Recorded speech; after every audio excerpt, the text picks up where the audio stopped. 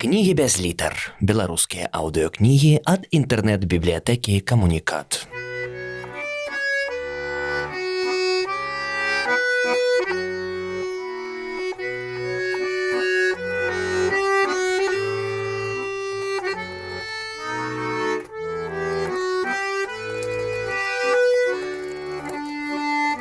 Уладзімір Сцяпан, «Адна капейка». Гэтае апавяданне і ўсю кніжку я прысвячаю Алене Марковіч, якая і натхняла і прымушала складаць словы ў сказы.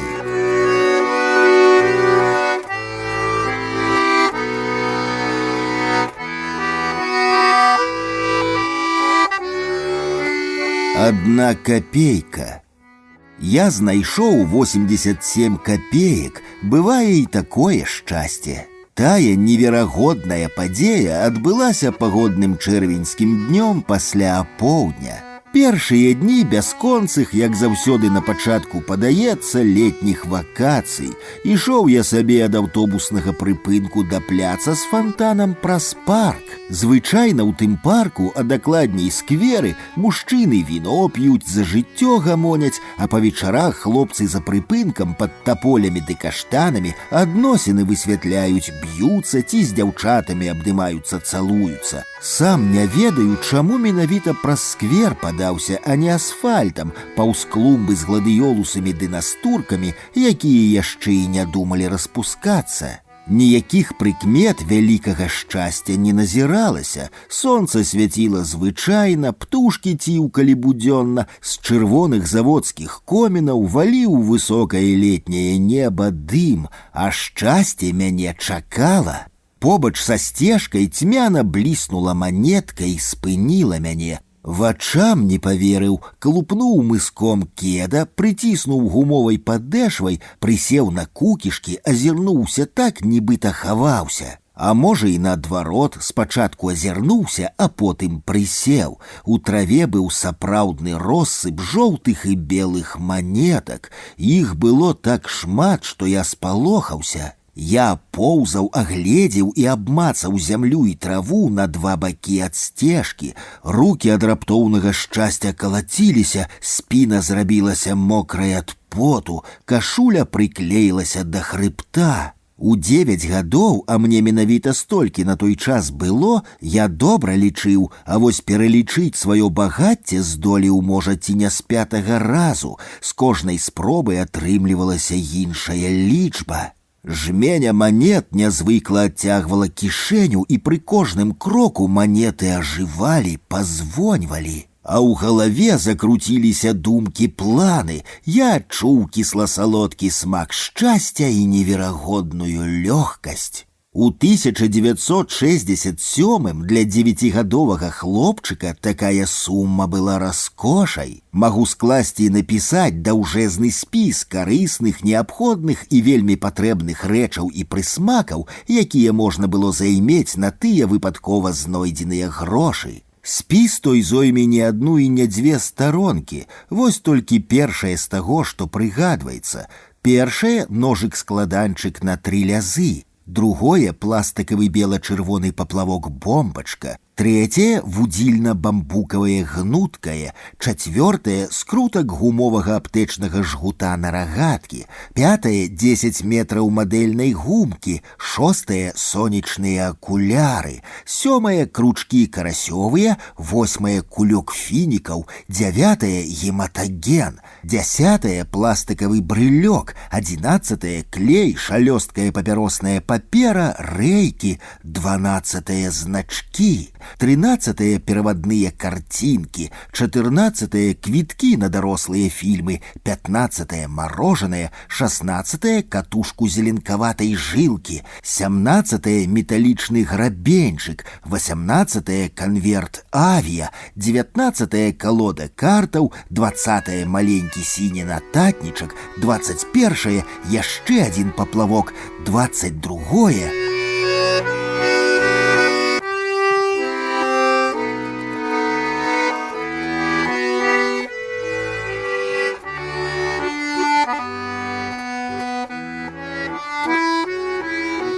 Я не знаходзіў сабе месца, мяне раздзімала ад шчасця, гонару і радасці, пачаўся рэйд па крамах. Калі выходзіў з гаспадарчай, то і ўбачыў барыска. Ён еў белы хлеб, стаяў пры ганку, там, дзе жанчыны вазкі з малечай, а мужчыны ровары ды мапеды пакідаюць. Міргаў пачырванелымі вочкамі і выядаў з лусты, як з кавуна сакоўную сярэдзіну, мякіш. Колькі ж было гадоў гэтаму маленькаму чалавечку? Магло быць і 30, а магло і 50. Ён шамкаў праваленым бяззубым ротам і усміхаўся, абсалютна задаволены жыццём. Ростам барысок быў з мяне, не больш, на спіне, а дакладней за ёй, памерам з 2 боханы хлеба ўздымаўся горб. Калі я быў зусім малы, мама барыском палохала, прыгаворвала, што калі не буду слухацца, не кіну пярэчыць, аддасць мяне старцу барыску, а ён схавае мяне ў вялікі мех, які заўжды пры ім, і зацягне далёка-далёка, адкуль я ніколі не выберуся. А таму старца барыска я не любіў і нават колькі разоў кідаў яго каменнем. А за што яго любіць? Гарбаты, брудны, бяззубы, апрануты ў рыззё, на нагах вялізныя сохлыя чаравікі з адным матуском, а яшчэ і мех каля ног, лаплены-пералаплены. Правай рукой прыціснуў кішэнь з грашамі, а барысок паглядзеў мне ў вочы і зашамкаў яшчэ хутчэй, быццам я ягоны хлеб наважыўся адняць, а скарынку схаваў за пазуху пад крысо доўгага, як паліто пінжака. Адышоўся ад старца крокаў на 10 і спыніўся. Барысок корпаўся ў мяху і глядзеў на мяне. «Барысок усё маёт, за кожную капеечку выканую жаданне. Дай, чуеш, малы, дай барыску, а то...» Мармытаў, прыгаворваў, як падалося, на ўсю вуліцу старац. Я спалохаўся, знерухомеў, разгубіўся, адкуль ён ведае пра грошы. Жанчыны, дзяўчаты і нават сквапныя суседкі-бабулькі заўжды падавалі барыску, быццам абавязаныя былі. Хто 10 капеек дасць, хто 5, хто паўбохана хлеба, цукерку, пару аладак ці яблык. Усё, што трапляла ў старцавы рукі, імгненна знікала ў мяху. Дзіўна, але і міліцыя барыска не чапала, дазваляла хадзіць па пасёлку, швэндацца па пад'ездах, зазіраць у кватэры, вымантачваць ды выпрошваць. Дзеці ж старца не любілі, пабойваліся, а таму, як маглі, псавалі яму жыццё. Бегалі за ім, дражніліся, крыўдзілі і нават білі. Барысок ад злосных падлеткаў уцякаў, смешна так уцякаў, перавальваўся з нагі на нагу, галаву ўгінаў, прыкрываў твар рукой і бег. Пацэліць каменем ці агрызкам у вялікі горб лічылася справай гонару. Дзе жыве барысок, казалі за шашой, за шклозаводам, за старымі могілкамі. Дакладна ж таго ніхто не ведаў, ды і ведаць ці хацеў. «На, бяры! Салодзенькая!» На далоні старца ляжала цукерка, я вагаўся, а барысок усміхаўся. Узяў нарэшце я тую цукерку залаты ключык. «Дай барыску капеечак, а ён твае жаданні выканае. Дай!» Канючыў старац і глядзеў у мае вочы. «За кожную капеечку па адным жаданні!» Моя рука опусцілася ў кішэнь, пальцы выграблі манеты, і яны з металічным шоргатам перасыпаліся, перацяклі ў глыбокую барыскову далонь. Я разгублена міргаў і быў гатовы расплакацца. «Ідзі цяперака, малы, ідзі, барысок усё маёт, хутка ўбачыш». Прыспешыў ён голасам і заціснуў карэлыя пальцы. Я не паспеў нават позіркам развітацца са сваім скарбам, выпадкова знойдзеным і так хутка страчаным. Парэпаны асфальт, трава, смецце. Я не падымаў галавы. Думкі блыталіся, як у хворага пры высокай тэмпературы. Калі вярнуўся да гаспадарчай крамы, барыска там не было, як вадой разліўся. Рукі калаціліся, як у злодзея, пальцы намацалі ў цемры кішэні манетку. То была 1 капейка. Як яна схавалася там, як зашылася. Вядома ж, і яна магла ператварыцца ў карабок запалак або ў шклянку звычайнай газіроўкі. Я злосна шпурнуў капейку ў кусты і заплакаў. Калі спустошаны, але трохі супакоены блуканнем па вуліцах прыцягнуўся дадому, то яшчэ ў пад'ездзе напружыўся, сэрца закалацілася. Не паверыў вачам. У калідоры стаяў навюткі чорны ровар. Раму агортвала правошчаная рудая папера, пруткі колаў пералівіста зіхцелі. Я накрыў далонню бліскучую бляшаначку званка, дакрануўся да пляскатага рычажка, і ён азваўся, ажыў. Удыхнуў востры пах машыннага алею, і той пах падаўся смачнейшым за водар смажанай бульбы, ярчэйшым за водар сунічнага варэння. Я паверыў барыску.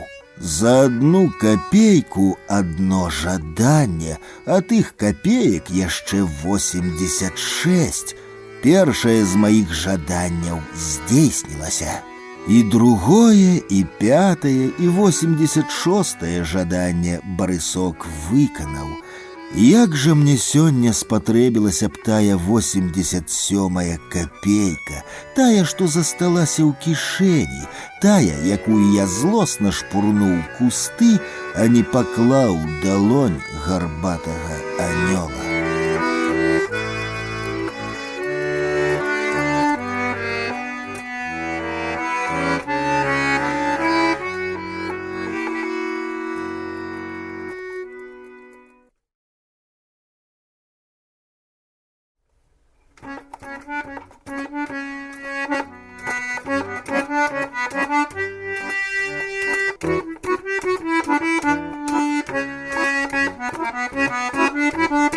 Букет, медаль, шапка.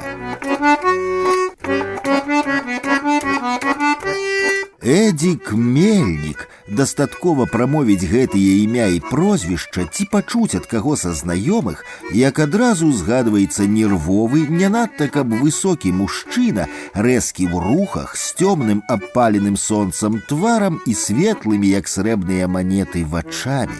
Не і яшчэ раз не. Эдик не вар'ят і не ідыёт, у якога знесла дах, і ніхто з насельнікаў пасёлка не пераканае мяне ў тым, што Мельнік хворы на галаву. Трагедыі не адбылося, ён не кінуўся пад цягнік ці з даху галавой на асфальт, не атруціўся, не застрэліўся і не задавіўся ў прыбіральні на ржавай трубе. Вечар, холодны ветер, снег, дождж. Вось такі пачатак красавіка. Эдик прыйшоў у вецярок, а зрэшты, куды яшчэ падацца такім надвор'ем? Зайшоў, агледзеўся, зняў шапку, абабіў з яе снег і ваду, а потым і павітаўся, парукаўся. Зразумела, што і яго ўсе ведалі, і ён ведаў. Знайшоў вольнае месца, паклаў на крэсла шапку і рушыў да прылаўка па піва. Піва, гарэлка, тытунёвы дым, гамана. Мужчын тым вечарам набілася ў шкляны павільён пад завязку. Каму прыйшла ў галаву думка пажартаваць, не ведаю. Адно дакладна, што потым усе адмаўляліся і перакладалі віну адзін на другога, але гэта будзе потым. А тады Эдикаву шапку, якая вартавала месца для гаспадара, схавалі. Вітька Курмас, які сядзеў на шапцы, твар зрабіў адпаведны. Не ведаю, не бачыў, ты чаго да мяне чапляцца пачаў? Я тут сяджу, піва смакчу, і да тваёй вушанкі замызганай няма мне аніякай справы. Эдик паставіў цяжкія куфлі на мокры стол, спахмурнеў, збялеў, вочы крывёй наліліся, пальцы ў кулакі сціснуліся.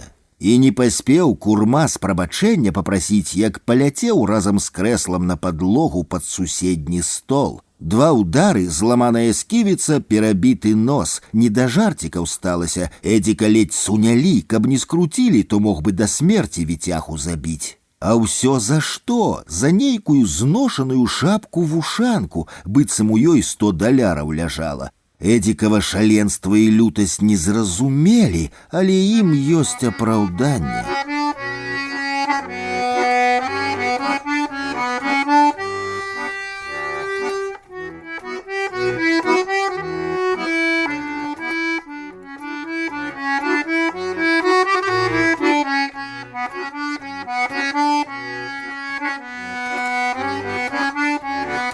Гэта ён, Эдик Мельнік, годзе ў 85-м расказаў мне пра афганскага хлопчыка і арла.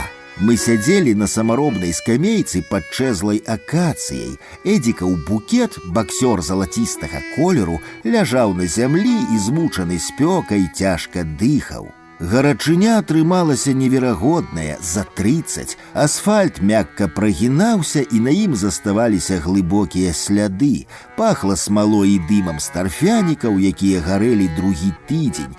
Можа, гарачыня, а можа, горкі дым нагналі на Эдика сум і зрабілі гаваркім. Да таго дня я ні разу не чуў, каб Мельнік згадываў войска і вайну ў Афганістане, хоць здавалася б, а пра што яшчэ гаварыць, калі чарку другую кульнеш. Ён сядзеў басанож і глядзеў у чырвань цаглянай сцяны, і ціха так, як толькі сабе самому, ляпіў слова да слова, сказ да сказа, без супынку, нават цыгарету не запальваў, а толькі ў пальцах круціў.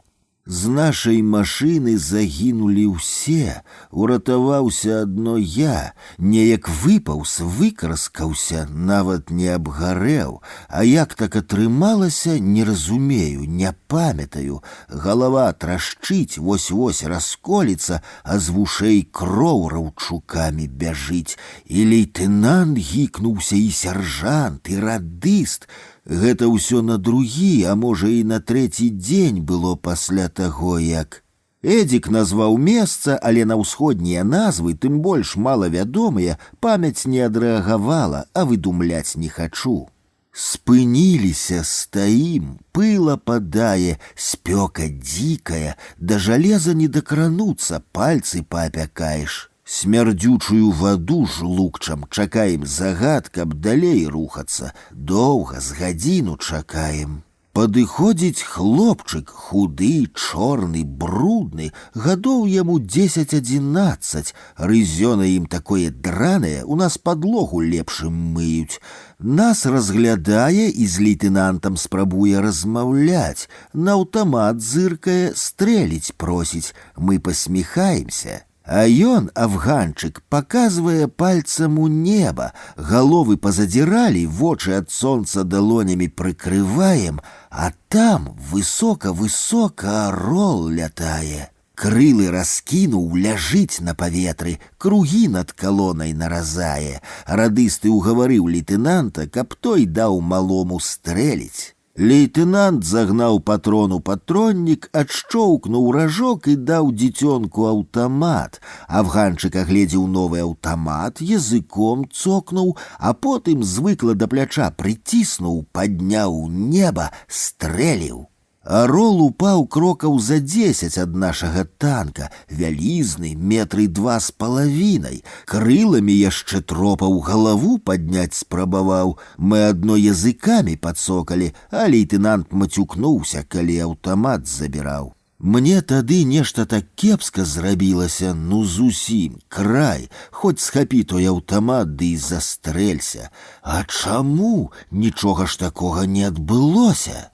Эдик плюнуў на гарачы асфальт, пагладзіў сабаку, таргануў ласкава за ашыйнік і прапанаваў мне выпіць.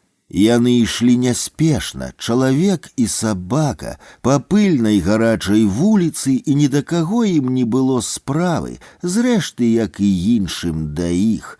Чалавек і сабака, дзве постаці, дзве душы.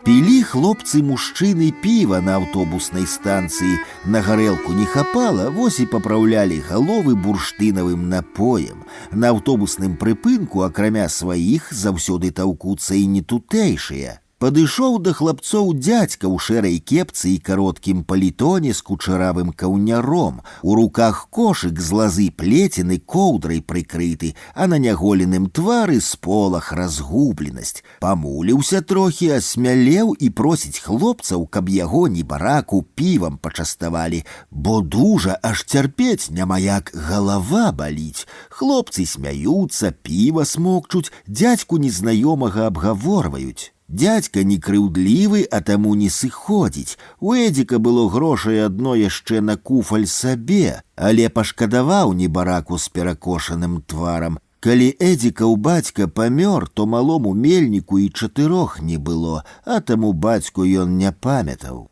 Хлопцы з Эдзікавай шчодрасці кпіць пачалі, а ён цыкнуў-рыкнуў на іх і пазамаўкалі разумнікі. Дядька той піва выпіў, рот рукавом выцер і да Эдзіка. Адвёў за бочку ў руды колер пафарбаваную, коўдру над кашом прыўзняў, а там 5 шчанюкоў варушацца, маленькія, бясхвостыя і несляпыя, варушацца, тузаюцца, адзін на аднаго лезуць, павіскваюць. Вось так усяго за куфаль піва атрымаў Эдзік Мельнік сябра, вернага, надзейнага, маўклівага, пажадай лепшага не знойдзеш. Скрываногага, няўклюднага і адначасова спрытнага шчанюка, з якім Эдзік еў ці не з адной талеркі і які спаў на Эдзікавай падушцы, праз год вырас прыгожы і дужы сабака колеру залатога, рыхтык піва. Гаспадар нядоўга думаў і яшчэ ў першы дзень назваў шчанюка Букетам. Па пасёлку яны заўсёды хадзілі парай, іх так і звалі Эдзік з Букетам ці наадварот. Амаль 10 гадоў яны былі часткай гарадскога краявіду, нават калі гаспадар быў на моцным падпітку, яго ніхто не чапаў, бо побач заўсёды знаходзіўся Букет з маленькімі налітымі крывёй вочкамі. Эдзік гаварыў з сабакам як з чалавекам, прычым старэйшым і разумнейшым, звяртаўся да Букета паважліва, не крычаў і не крыўдзіў, хоць часам і было за што. Аднойчы 23 лютага Эдзік з Букетам здзівілі ўвесь гарадскі пасёлак. На моцным ашыйніку Букета забрынькалі медалі. Пачалі прыглядацца, цікавіцца, што гэта там пазвоньвае, паблісквае.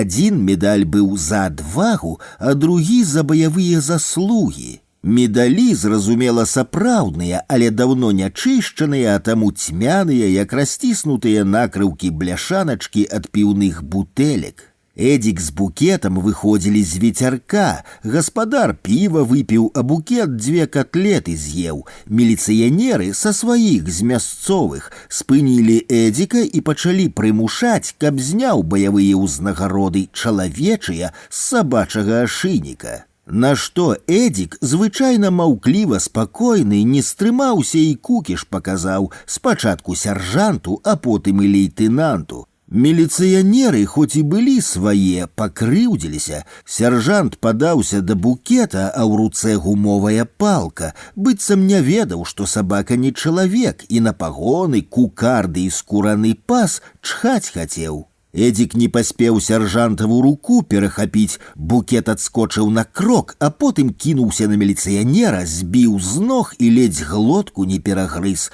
але Эдзік здолеў адцягнуць. Не ты мне медалі даваў, не табе і забіраць, мае бляшаначкі, каму хачу, таму даю. Сказаў, як адрэзаў Мельнік. Сяржант цяжка дыхаў, выціраў з твару сабачую сліну. Лейтэнант маўчаў, як спаралізаваны, а ўсе, хто гарэлку ды піва пілі, павыбеглі з вецярка і смяяліся з ахоўнікаў парадку. «Усё правільна, адна за адвагу, а другая за баявыя заслугі!» Выкрыкваў Вітька Курмас, сведка трагікамічнай сцэны. Букет бег побач з гаспадаром і пазвоніваў медалямі.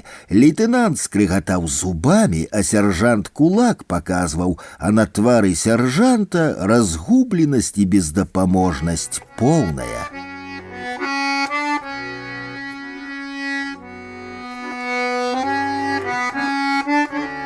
Позднім вечарам па цемры Эдзік завітаў да Міколы Каршукова.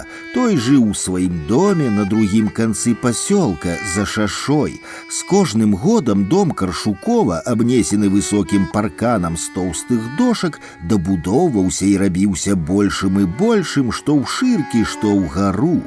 Эдзік доўга грукаў у брамку, пакуль гаспадар перапытываў з ганка, хто прыйшоў і што трэба. Каршукова лічылі мужчынам самастаятельным, хоць і клікалі, зразумела, за вочы куркулём недарэзаным. Госць прыйшоў не з пустымі рукамі, меў пры сабе 2 пляшкі гарэлкі. Звычайна Эдзік не круціў, а казаў адразу, што яму трэба і па якой нагодзе завітаў.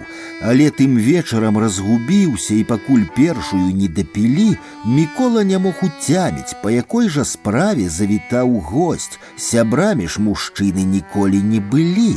Калі пілі другую пляшку, толькі тады і паразумеліся. Эдзік здолеў сфармуляваць сваю дзіўную просьбу. Ён расказаў, што яго букет, якога Мікола 100 разоў бачыў, захварэў і хутка здохне. На карку і пад правай пярэдняй лапай расце лішай, з кожным днём большае. Букет перастаў есці і нават піць не жадае. Расказаў, што па якіх толькі дактарах-ветэрынарах не вазіў, якімі лекамі не спрабаваў ратаваць, усё дарэмна. А таму ён, Мікола, мусіць букета усыпіць, скуру злупіць, а потым пашыць з яе для яго Эдзіка зімовую шапку, якую ён будзе насіць.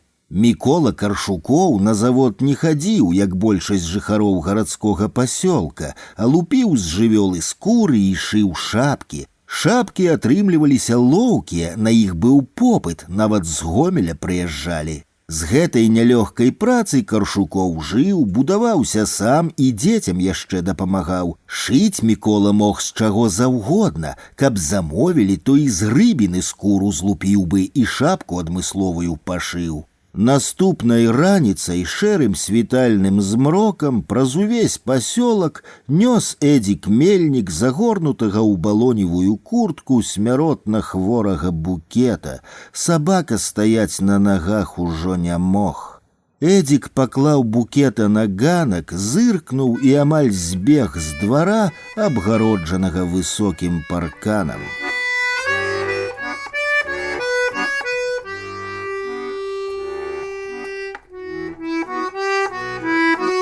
Тыдзень Эдзік з кватэры не выходзіў, піў страшна і як толькі сам не памёр. А калі адчыніў дзверы, пазнаць яго было цяжка.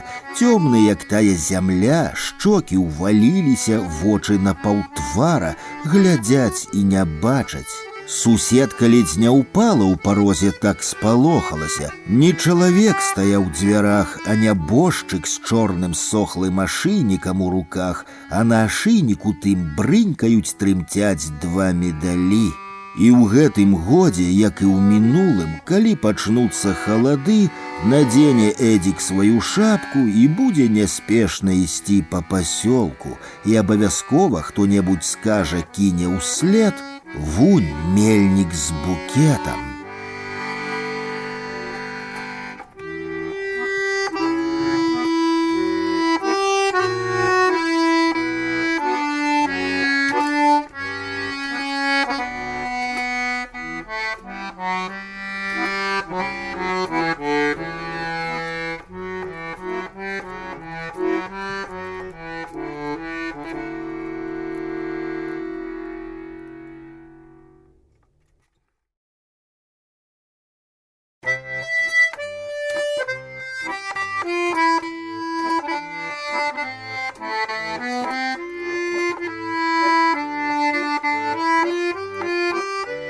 Донна Мія.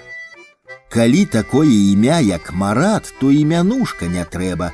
Бармена завуць Марат. Ён звыкла ціскануў кнопку, лямпачкі на магнітафоне заміргалі, касета шчоўкнула і пачала круціцца.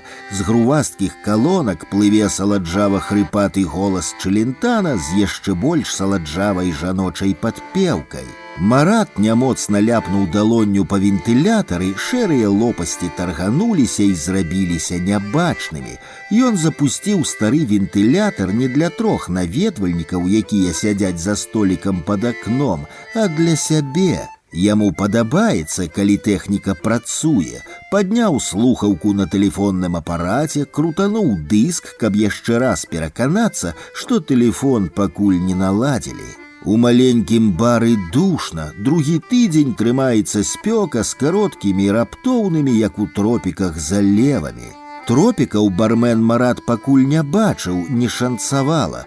2 акны на залітую сонцам плошчу гарадскога пасёлка хоць і былі расчыненыя, але гэта не вельмі ратавала. Так, скразняк крыху прыносіў палёгку, а з ёй хвалі бензінавага смуроду, калі па плошчы праязджаюць бартавыя машыны альбо праносяцца падлеткі на траскучых матацыклетках. «Нацягне зноў», сказаў, як адрэзаў немалады мастак-афарміцель, які засяроджана вывучаў рознакаляровыя плямы на руках. «Даўно не было», каб не маўчаць, прамовіў клубны электрык. «А я парасон не ўзяла, тыдзень насіла, а сёння не ўзяла», падтрымала размову Галя, гандлярка пральнай ды іншай хіміяй на базары. Пасля апоўдня на базары, дзе стаяў яе чырвоны злінялы намёт, ні пакупнікоў, ні гандляроў, нікога. Вось яна і сядзіць у бары, забівае час. Галя глынула з высокага куфля цёплага піва. «Як піць даць нагоніць, як ты думаеш, Марат?» «А мне што? Да машыны 10 крокаў, а да дома 10 хвілін», адказаў бармен і зірнуў на свой ярка-чырвоны форт, які стаяў пад вокнамі і радаваў вока святочным выглядам, карамельнай слізкасцю. У тутэйшых новая машына Марата выклікала адно зайздрасць. «І мяне, можа, падвязеш, а то ж змокну, ты ж, кажуць, падвозіш?» «Хто кажа?» — насцярожваецца бармен. «Людзі, добра папросіш, то і падвязе», жартуе электрык і глядзіць на мастака.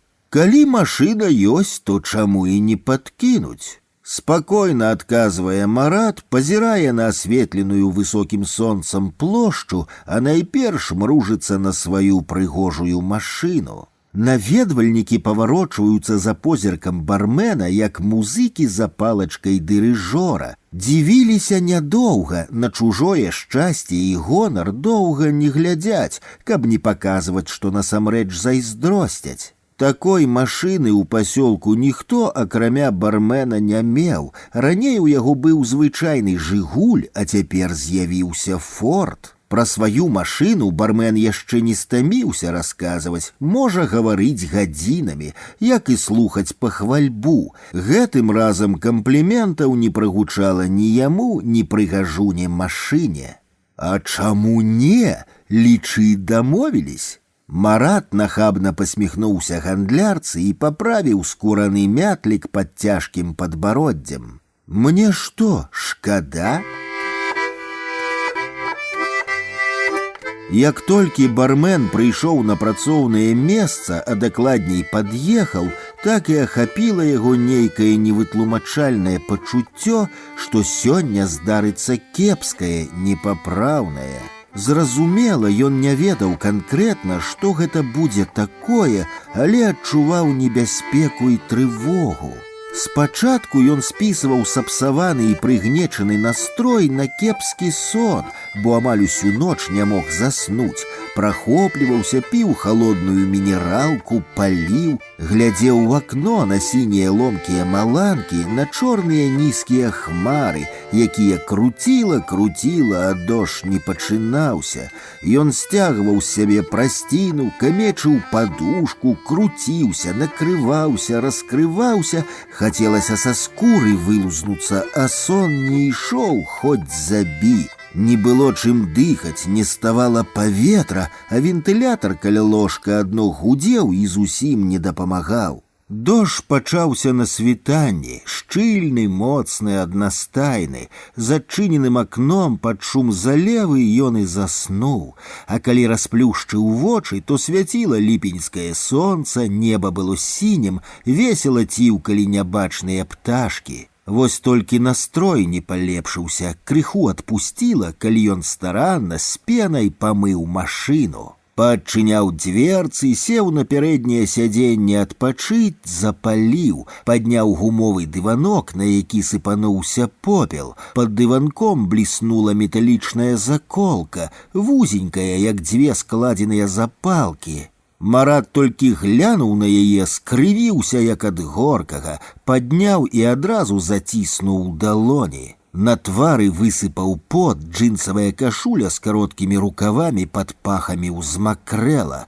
Ён не стаў лаяцца, сцяўся і не выціснуў з сябе ні гуку, затрымаў дыханне. Ён выкінуў заколку ў глыбокую калюгу побач з гаражамі, сухой анучай выцер плямкі кропелькі на шкле, уключыў дворнікі. Яны нервова торгаліся, а ён не глядзеў на іх. Прыгадваць падзеі, якія адбыліся тыдзень таму, не хацелася.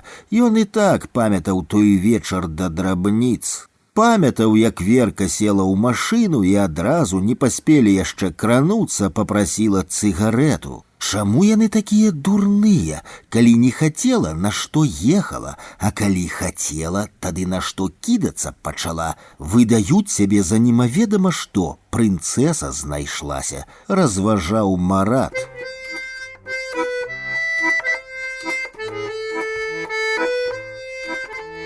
Наведвальнікаў у бары пакуль мала. Вентылятар працуе, перамешвае гарачае паветра і тытунёвы дым, бо ўсе паляць. Бармен разумее, што сённяшні будні дзень для гандлю няўдалы. Можа, толькі пад вечар, калі людзі папрыходзяць з працы, калі крыху адпачнуць, тады, можа, і выйдуць на вуліцу, каб ахалануцца, і хто-ніхто зазірне ў бар. На паліцы стракацяць яркімі налепкамі нешматлікія бутэлькі з дарагімі напоямі. Гэтыя бутэлькі – неабходны рэквізіт бутафорыя, да іх рукі не дацягваюцца. Справа да іх можа даходзіць раз на год, калі вяртаюцца з заробкаў мясцовыя шабашнікі. Тады крык, гамана, весялосць, а грошы ляцяць, як лісце з дрэваў. Тады, за якіх пару тыдняў выпіваецца больш, чым за год. Шабашнікі пачнуць вяртацца да сем'яў напрыканцы верасня ў кастрычніку, каб потым па вясне і рвануць на заробкі. Пакуль усё ідзе добра, звычайна. Бармен дадаў гуку, паглядзеў на Галю. Наступная песня Марату падабалася. Нешта там пра Донну Мія заспяваў Чэлентана. Ягоны хрыпаваты і саладжавы голас паляцеў з чорных калонак. Бармен абапёрся на стойку і пальцамі пачаў адбіваць такт.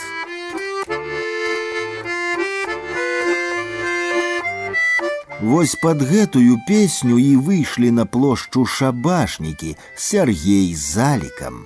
Сяргей апрануты ў чорныя скураныя штаны і джинсавую кашулю. На Аліку джинсы і скураны чорны пінжак. На нагах у абаіх красоўкі, у зубах незапаленыя цыгарэты. Бармен убачыў сваіх былых аднакласнікаў, калі яны толькі выйшлі з вуліцы на ярка асветлены круг плошчы. Маратава сэрца сціснулася. Алік з Сяргеем ішлі няспешна, быццам па даху, перасеклі плошчу, накіраваліся да бара, наблізіліся, абышлі, агледзелі чырвоны форт. Бармен хацеў выскачыць за стойкі, хацеў крыкнуць, але не зрабіў ні першага, ні другога. Тэлефон з раніцы не працаваў. Усе, а ў бары сядзела двое мужчын і адна жанчына, павярнуліся да вокнаў. Бармен сціскаў чорную слухаўку, як гантэлю. Чэлентана спяваў не толькі для наведвальнікаў бара. На плошчы таксама было добра чуваць. Алік з Сяргеем пераглянуліся. У руцэ Сяргея з'явіўся цяжкі малаток, у Аліка доўгая фомка, зробленая з тоўстага прута рыфленай арматуры. Бармен купіў машыну 2 тыдні таму, яна была як новая. Пасыпалася бакавое шкло. Адскочылі люстэркі, правая яшчэ пабоўталася на разнакаляровых дроціках, а потым упала. Яшчэ пара моцных удараў, і машына аслепла, а скепкі фар зазіхцелі на пыльным асфальце, захрубасцелі пад нагамі шабашнікаў. Раскрышанае ветравое шкло ўвалілася ў салон, а дарваны пярэдні бампер з грукатам адляцеў пад бардзюр. Наведвальнікі стаялі перад вокнамі, сачылі за кожным ударам, за кожным рухам. Галя хітала фарбаванай галавой, па-бабску прыціскала да грудзей рукі, мармытала: «Кончаць, кончаць, як піць даць кончаць». Бармен з-за стойкі не выйшаў. Ён адчуваў сваю віну перад аднакласнікамі. Верка, якую ён пакатаў тыдзень таму на чырвоным фордзе, была Аліку жонкай, а Сергею сястрой. Песня пра Донну Мія не паспела скончыцца, а машына зрабілася інвалідам. Алік з Сергеем запалілі і пайшлі прэч ад знявечанага чырвонага жалеза.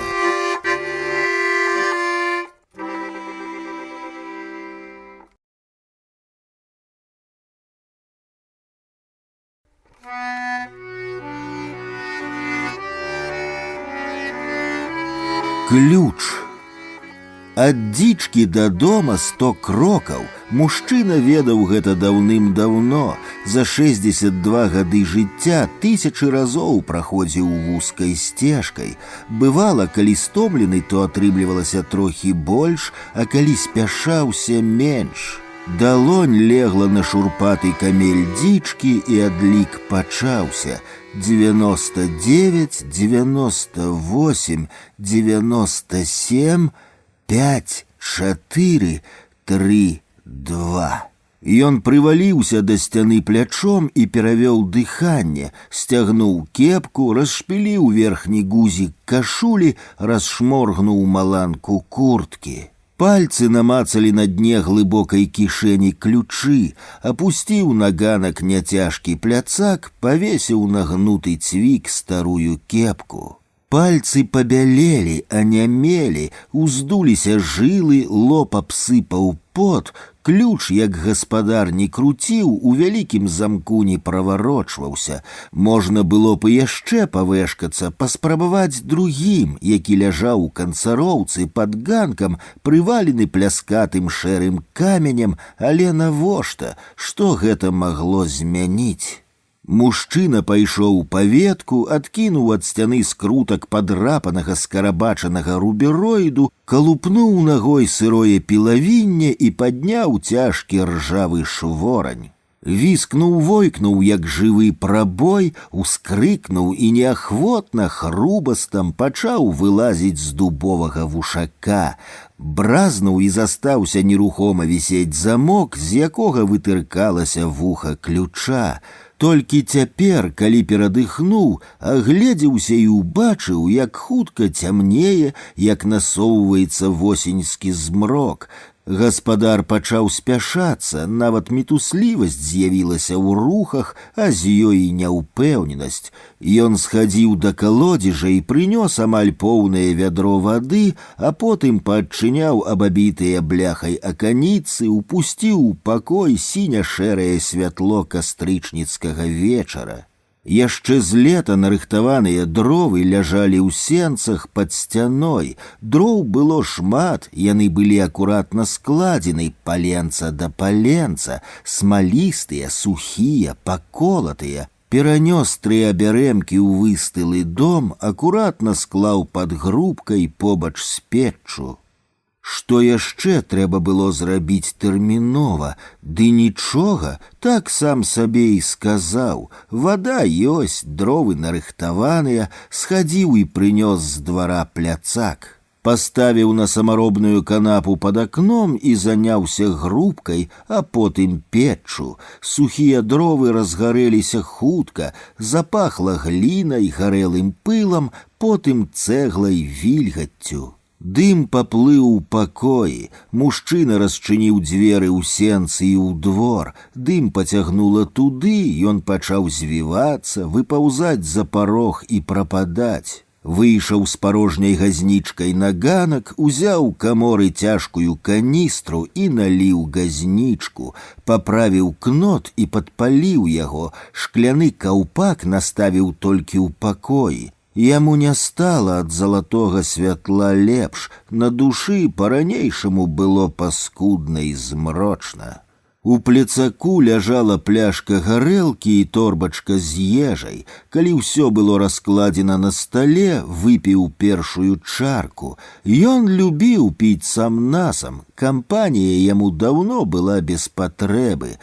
Піць дактары забаранілі катэгарычна, але тут, дома, у бацькоўскай хаце, дактароў не было і нагадаць пра забарону ніхто не мог.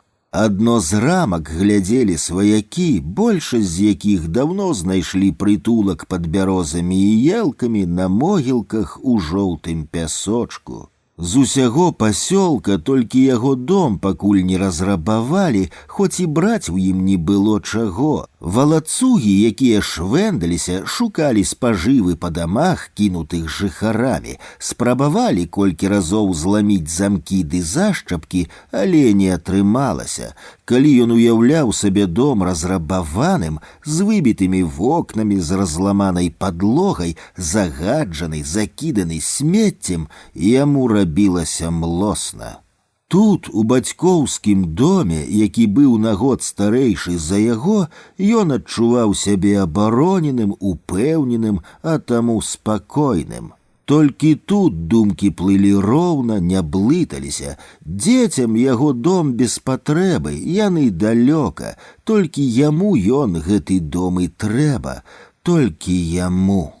А калі яго не стане, то і дома не будзе. У гэтым гаспадар быў абсалютна ўпэўнены. А таму, каб не перажываць і не думаць пакутліва, прыняў рашэнне, пра якое не сказаў нават жонцы, што яна магла зрабіць, чым дапамагчы, ды і хто можа яго зразумець. На ўсе пытанні быў адзін адказ, яму вядомы і, на яго думку, правільны. Дзеля адказу ён прыехаў з гарадской кватэры ў выселеную, кінутую жыхарамі вёску, прыехаў паставіць кропку у бацькоўскі дом.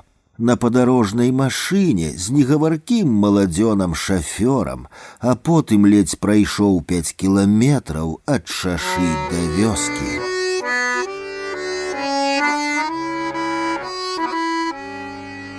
Паставіў на пліту маленькі чыгунок з вадой, падклаў у печы грубку дроў і выпіў яшчэ чарку.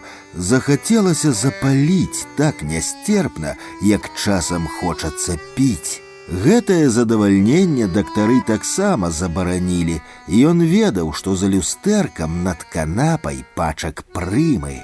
Цыгареты былі мяккія, вільготныя, пахлі цвіллю. Ён расклаў іх на пліце, а сам сеў побач з цёплай грубкай. Дым першай зацяжкі падаўся неверагодна смачным, аж галава закруцілася, а рукі зрабіліся ватнымі. Як мала мне трэба, падумаў ён разгублена. Ну зусім мала, каб цыгареты былі сухімі, гарэлка моцнай, а дом сваім. А ці мала гэта? Пра здароўе думаць не хацелася, боль адпусціў, не турбаваў да пары да часу, але ж ён вернецца, хутка вернецца, і тады зусім іншыя думкі пачнуць біцца ў галаве, і тады зноўку паўстануць пытанні, на якія няма адказаў, уцямных адказаў, ясных, як дзённае святло. Аперацыя.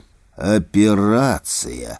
Калі ён чуў гэтае слова раней, то яно не вельмі і хвалявала, але ж тое было раней і не яго тычылася. Цяперака ўсё перакулілася, і слова аперацыя нагадвала вялізны аскепак шкла, якая дзюбай, а дакладней джалам сваім нацэлілася на яго істоту. Аперацыя смерць, але і без яе смерць, можа толькі яшчэ хутчэйшая. У яго застаўся тыдзень, 7 дзён, а потым як атрымаецца. Атрымаецца кепска, у гэтым ён быў упэўнены, як і ў тым, што дом без гаспадара, без яго абрабуюць, знявечаць, разбураць, расцягнуць. Трэцяя чарка і другая цыгарета, якая не падаецца такой смачнай, як першая. Ён неахвотна з'еў скрылік сала, варанае яйка, аблупіў жоўты мяккі яблык, укусіў і адклаў. Вада ў маленькім чыгунку забулькацела, але гатаваць гарбату расхацелася, а чыгунок з пліты зняў. З газнічкай у руцэ мужчына хадзіў па доме, аглядаў пакоі, у змрочнай каморы таргануў каністру з газай, вадкасць важна плёхнулася ўсярэдзіне, і ў сенцах адразу запахла газай, а можа, гэта толькі падалося. Выйшаў за браму, стаў каля плота і агледзеўся, бо спадзяваўся хоць дзе-небудзь убачыць дым, знак, што там людзі ці чалавек. Ніхто гэтай цёмнай і хмарнай кастрычніцкай ноччу прыйсці да яго не мог. Не было каму. Цішыня стаяла аднастайная, як лёд, з усіх бакоў на яго і на дом насоўвалася цемра, сціскала свае халодныя бязгучныя абдымкі.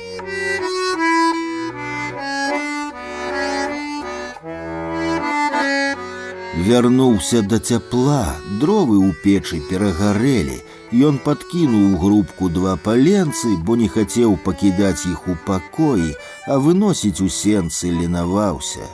Ён ляжаў на нагрэтай печы, рукі трымаў пад галавой, а па шчаках беглі слёзы.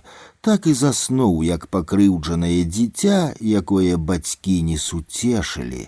У доме спалася добра, бо кожны гук і пах былі зразумелыя і знаёмыя.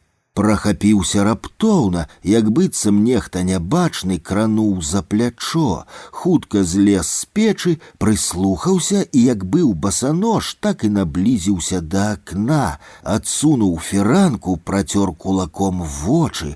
Пад яблыняй стаяў белы конь, белы на першым белым снезе. Сэрца закалацілася, мужчына правёў далонню па запацелай шыбцы, выява не сцёрлася, а зрабілася больш акрэсленай. Адкуль ён узяўся, дзе яго гаспадар, чый ён такі прыгожы? Белы конь стаяў пад яблыняй, хітаў шэрай грывай і пазіраў на дом. Мужчына хутка ўздзеў боты, накінуў на плечы куртку і выйшаў у двор. Белы конь глядзеў на чалавека, а чалавек на яго. Доўга глядзелі, быццам былі знаёмыя.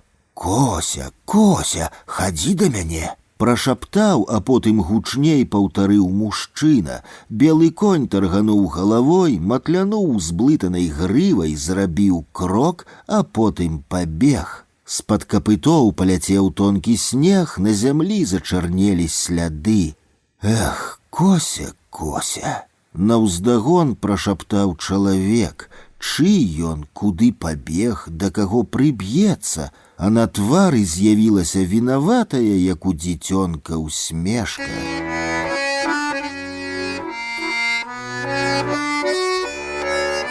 Яшчэ з гадзіну мужчына таптаўся вакол дома, дапіў гарэлку. На ганак выйшаў рашучы, апрануты, з плецаком у руцэ, а каніцы не зачыняў, прабою ў вушак не забіваў. Вынес з каморы ў сенцы цяжкую каністру, выцягнуў корак і паморшчыўся, так рэзка запахла газай. Пах гэты прымусіў спыніцца.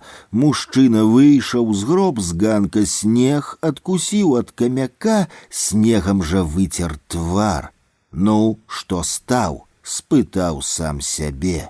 Газа лілася на масніцы, на лаву, на сцены, на дзверы, чорным ручаём зацякла пад дровы. Калі ж яна скончыцца, калі? Каністра бомкнула аб парог паветкі, адкацілася пад сцяну. Мужчына выцягнуў з кішэні рудую перасушаную цыгарету. З яе пасыпаўся тытунь, чыркнуў запалкай і стомлена зацягнуўся. Глядзеў на агеньчык і вагаўся.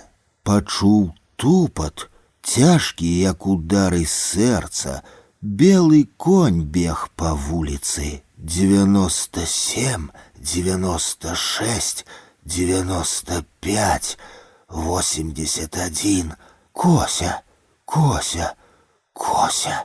Шаптаў мужчына на аперацыйным стале. Ён не расказаў ні сыну, ні жонцы пра тое, як насіў з калодзежа ваду, як шараваў падлогу, як адмываў, змываў са сцен газу, як пляскатым каменем забіваў прабой, як ішоў да шашы і баяўся азірнуцца. Ён расказаў толькі пра белага коня з чорнымі капытамі.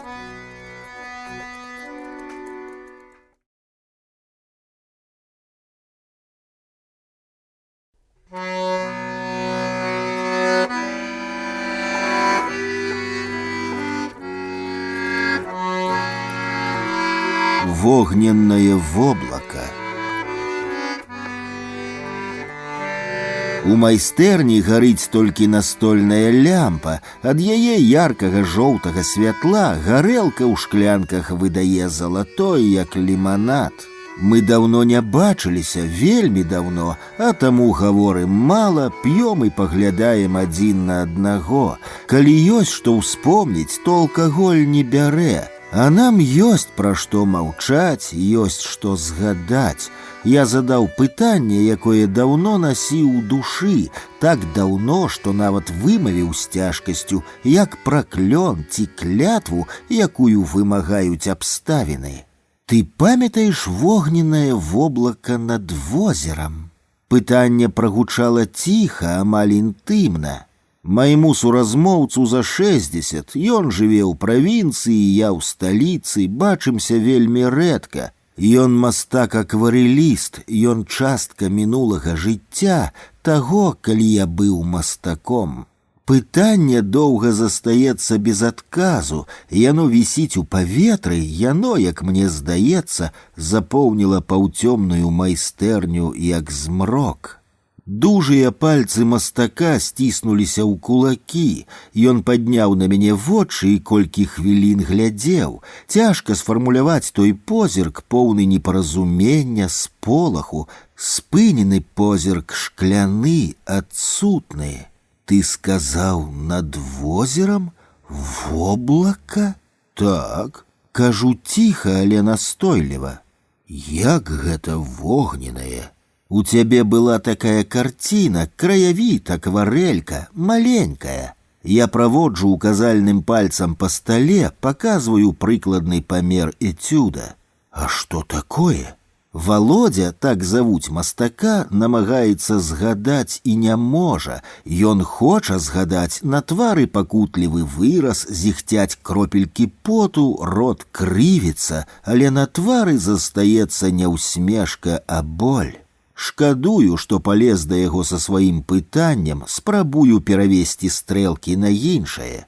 Не думай, хопіць, праехалі. Не збівай, не замінай. Воблака, вогненное над возерам. Раскажы лепш пра... Пачакай. Мастак цяжка дыхае, яго дужыя пальцы сціскаюць кант стала. Ён хапаецца за стол, як за крохкі лёд, які абломліваецца, трушчыцца, ў кроў рэжа рукі.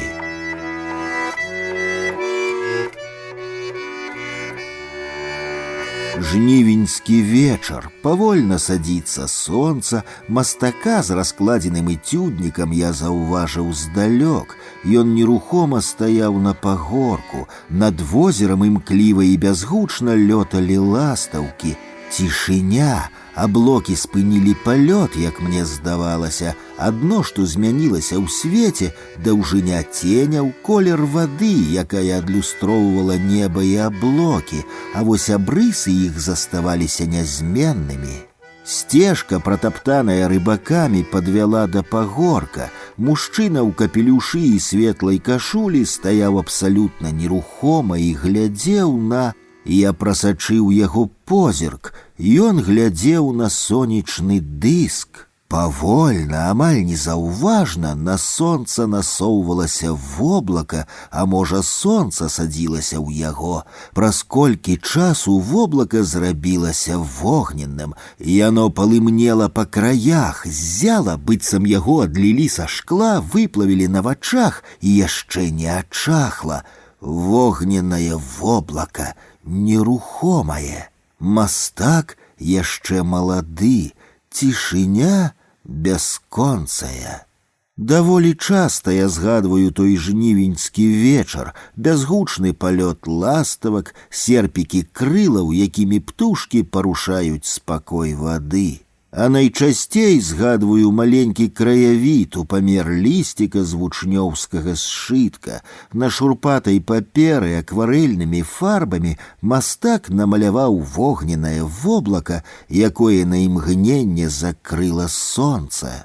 Зямлі на малюнку было зусім мала, вузенькі цёмны пасак. Маленькі, як радок напрыканцы тэксту, галоўным на краявідзе было неба, а на небе невытлумачальнага колеру галоўным стала воблака.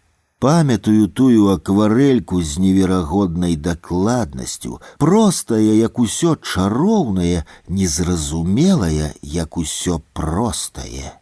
Заўсёды ёсць факт, рэч, слова, учынак, якія змяняюць лёс. Тая акварэлька скаланула маю свядомасць, душу, расплюшчыла вочы, вузкія кітайскія вочкі, прымусіла па-іншаму глядзець на свет. Воблака сплыло, а потым расстала.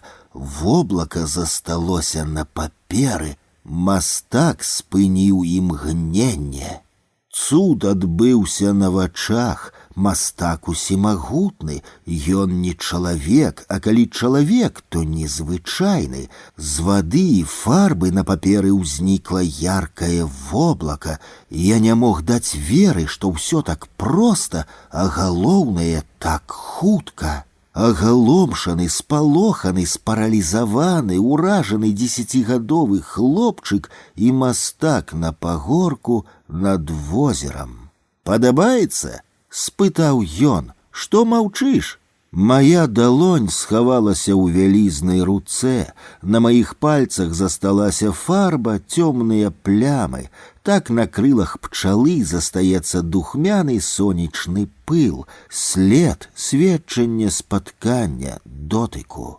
Мы разам рушылі да гарадка. Нашыя доўгія цені ішлі наперадзе, маўклівыя цёмныя цені. Я не азіраўся. Не памятаю, як вячэраў, як заснуў. На наступны дзень раніцай я паведаміў бацькам, што вырашыў стаць мастаком. Не лётчыкам, як стрыечны брат, не доктарам, не вадалазам, не электрыкам, настаўнікам ці інжынерам, а менавіта мастаком.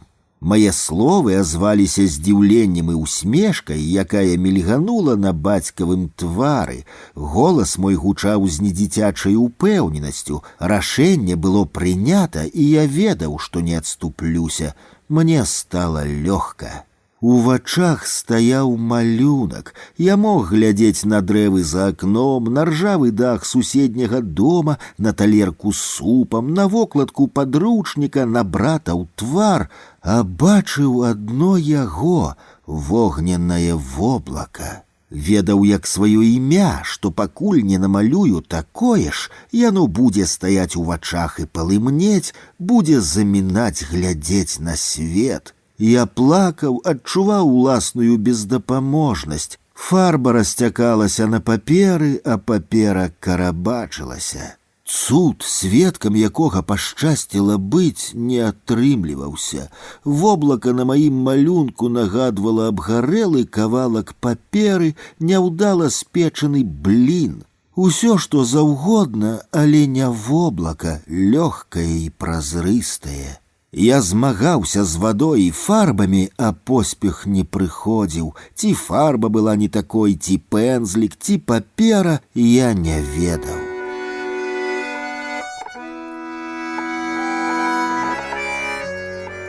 Падфарбаваная святлом гарэлка пералілася з бутэлькі ў шклянкі.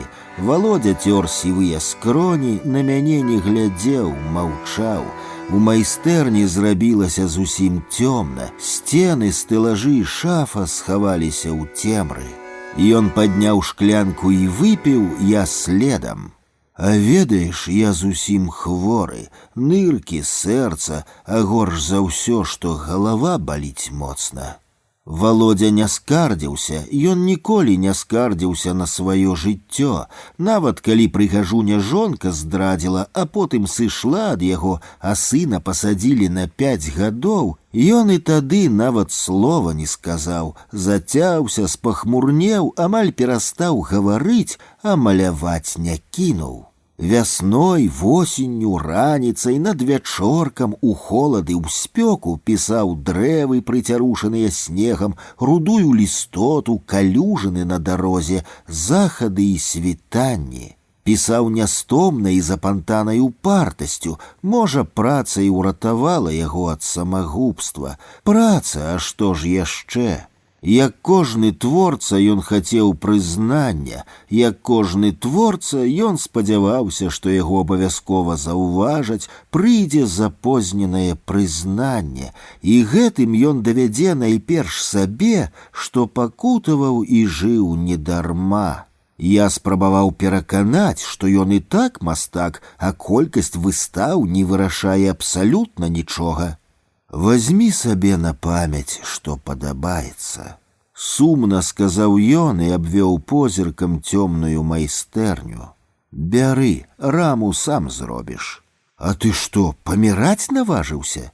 Расцягнуць усё, каму яно трэба? Нікому. Смецце, брудная папера. Ён падняўся, клацнуў выключальнікам. Доўгія лямпы пад столлю загулі, заміхцелі, белае святло напоўніла майстэрню. Володя пачаў хапаць са стэлажа, выцягваць з шафы стосы акварэляў і кідаць на падлогу. Акварэлі разляталіся, рассыпаліся, як улёткі. Сотні, тысячы не злічыць. Вогненнае воблака, ты кажаш, над возерам, неба, а на ім яно? Шукай, калі знойдзеш, але ты яго не знойдзеш. Чаму? Няма? Ты некаму аддаў? Згарэла тое воблака. Са смехам раптам крыкнуў мастак і цяжка сеў на старую канапу. Як гэта згарэла? У агні. Папера добра гарыць. Я ляжаў у шпіталі, калі яна спаліла ўсё, што тут было. Усё, уяўляеш, да апошняй паперчыны. Крыўдна, а яшчэ кажуць, што рукапісы не гараць. Гараць, яшчэ як гараць, яркім полымем. Адкуль ты ведаеш, што гэта яна? Ну а хто, па-твойму? А даўно ты яе бачыў? Даўно. А з кім ты цяпер жывеш? Прыбіўся да адной жанчыны, як кот бадзяга. Яна мяне глядзіць, корміць, а маё мастацтва ёй да плешкі, і гэта добра. Маўчаць лягчэй, чым гаварыць, а таму маўчу, і мастак маўчыць. Трымаем шклянкі з гарэлкай і не п'ём. Вогненнае воблака стаіць у вачах, не сплывае, не расстае, не знікае.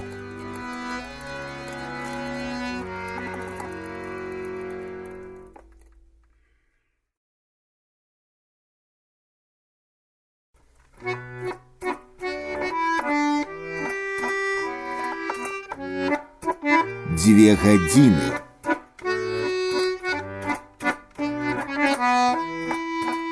Шурка выйшаў з кватэры з перакошаным тварам. Тут жа на лесвічнай пляцоўцы садануў кулаком з усяе моцы ў сцяну, счакаў колькі, пахукаў на разбіты кулак, абгарнуў яго насоўкай, схаваў рукі ў кішэні і пайшоў. Ён не спаў 49 гадзін, ні хвіліны. Думка ў галаве была толькі адна: калі ж усё скончыцца? Рука балела так, што боль аддаваўся ў шыю пад вуха. Пастаяў колькі ў бязлюдным двары і падаўся да аўтобуснай станцыі. Тамака тапталіся знаёмыя, але па іх выглядзе Шурка зразумеў, што яны сёння галяк, як зрэшты і звычайна, нават гаманіць з імі не стаў. Шурку неабходна выпіць, і не праз гадзіну ці дзве, а менавіта цяпер. Ён збочыў за сквер і рушыў да гастранома, але і там, на пыльным, запляваным недапалкамі пятаку, знаёмых, тых, у каго можна пазычыць на пляшку гарэлкі, не было. Нервы пачалі здаваць, а Шурка заводзіцца. Ён не быў алкаголікам, не быў нават п'яніцам, як большасць знаёмых і аднагодкаў. Ён мог і тыдзень, і месяц не піць. Мог, але сёння, цяпер яму трэба было выпіць. Шурку 26, ён невысокі, дужы, учэпісты, хуткі ў рухах. Пад лазняй трапіўся Кірым, сядзеў на лаве з чырвонатварымі дзядзькамі і цягнуў піва з рыльца. Павіталіся, Кірым быў вінен Шурку грошы. Схавацца не паспеў, Шурка заўважыў яго першым. «Ну?» – сказаў Шурка ціха.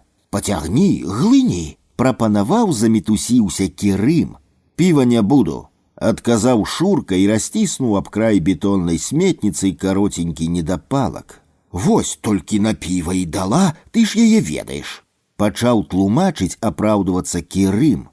«А мне справа, каму яна дала. Ты браў, вярні, я што за табой бегаць павінен? Я ж абавязкова, з задавальненнем, толькі няма. А мне ты атрымаў учора? Атрымаў.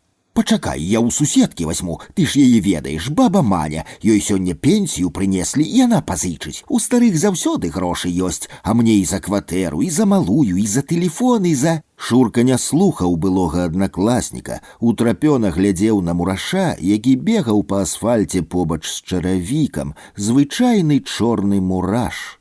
Кірым заміргаў падслепаватымі вачамі і падняўся, парожнюю пляшку пакінуў пад лаўкай, яе тут жа ўзяў чырванатвары дзядзька і схаваў у торбу, з якой тырчэў мокры абтрапаны венік. «Што там выглядаеш?» «Нічога, пайшлі». Кірым наступіў на чорнага мураша, Шурку перасмыкнула, кулакі сціснуліся. З Кастрычніцкай праз увесь пасёлак прыйшлі на Першамайскую. Усю дарогу Кірым трындзеў і трындзеў, не спыніўся ні на хвіліну. Шурка ж не сказаў ні слова. Ён сеў на лаву каля пад'езда і запаліў. У пачку заставалася адна цыгарэта. Кірыма не было паўгадзіны. Шурка не вытрымаў, падняўся на чацвёрты, злосна штурхануў дзверы Кірымавай кватэры, а потым націснуў гузік званка. Ціскаў і ціскаў. Выйшла суседка ў стракатым фланелевым халаце з доўгай мухабойкай у руцэ. «Няма іх, што ты звоніш?» «Як няма? А дзе?» «З'ехалі да яе сваякоў на Хрэзьбіны. Мне Кірым грошы вінен», — сказаў Шурка як сабе і паглядзеў на старую. «Ён і мне вінен, паскуда», — адказала старая, узмахнула мухабойкай і рэзка ляпнула па сцяне. Чорная муха упала. «І не звані, няма іх, кажу табе, з'ехалі», — прабурчэла Кірымава суседка, і яе маршчыністы твар выцягнуўся. Муха варушылася на цэментавай падлозе, старая расціснула яе абцасам стаптанага пантофля.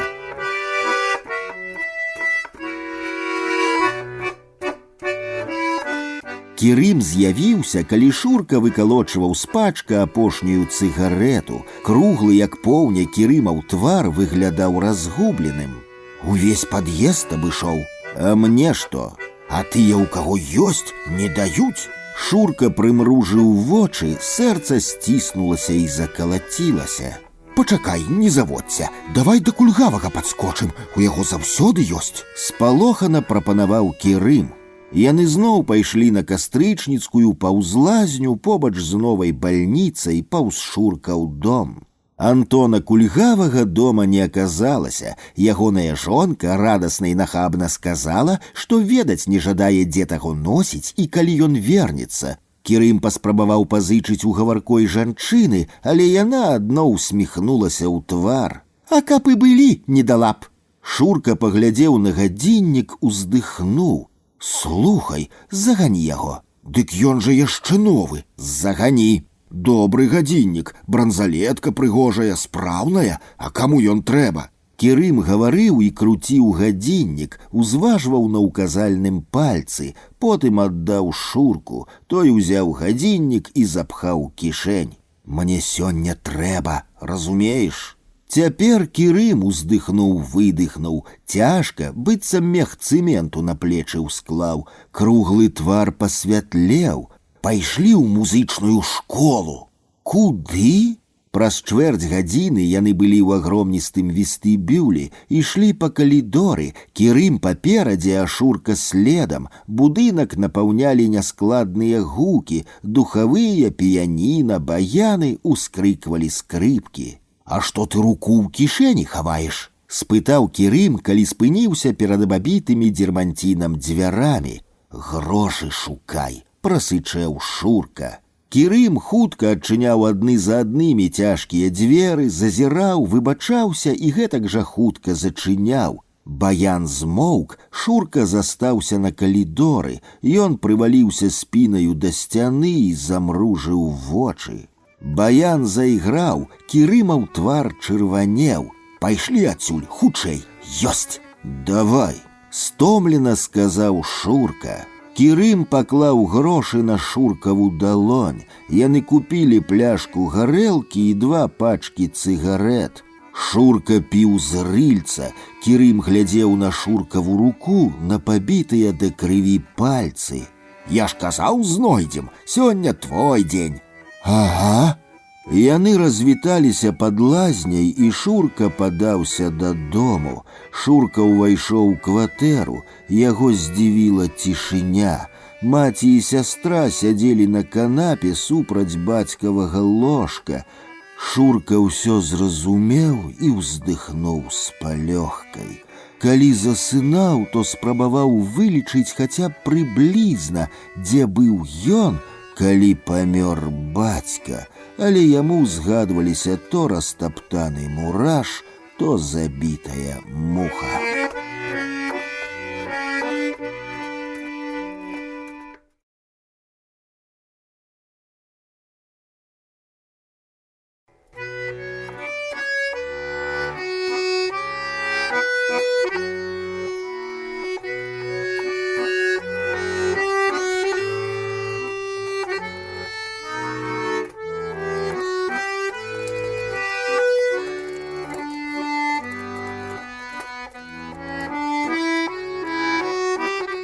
Мятлік белы, ястраб шэры.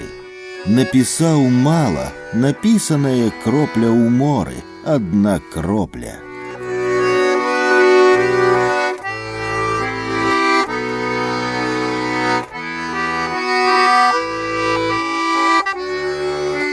Самы звычайны белы мятлік вылецеў з-пад ног і запырхаў над густой травой. У белакрылага мятліка кароткі век, зусім кароткі, адкуль яму ведаць пра Атлантыду, над якой ён лётае. І ястраб шэры, які то стрыг паветра крыламі, то плыў павольна-павольна, пра маю Атлантыду не ведаў. Ён паляваў на мышэй і дробных пташак, вышукваў сваімі зоркімі вочкамі ахвяру, а потым падаў. І тады, калі была Атлантыда, мятлік белы пырхаў, ястраб шэры плыў у паветры. Вясковы выган, зялёны мурог, дробныя бела-ружовыя кветачкі канюшыны, па якіх поўзаюць марудныя пчолкі і вялікія чмялі.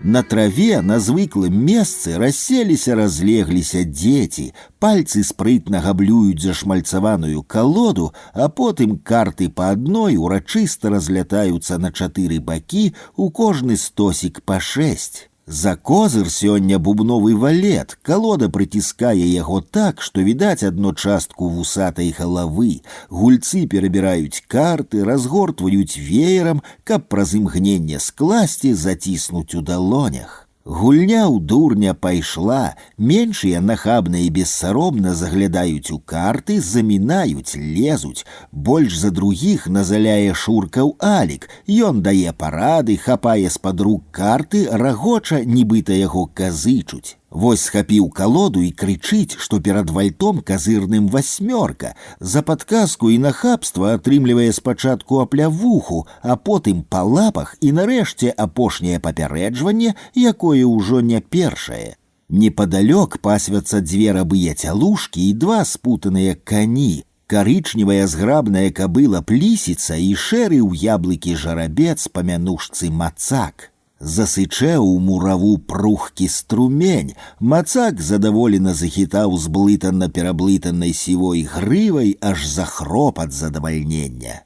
«Глядзіце, глядзіце, які ў Мацака струк!» Падхопліваецца на ногі 9гадовы Шуркаў Алік. Ад захаплення аж рот адкрываецца, блішчаць шырокія, як у труса зубы. А Мацак працягвае спраўляць сваю патрэбу, на дзяцей нават і не косіць бліскучым чорна-бэзавым вокам.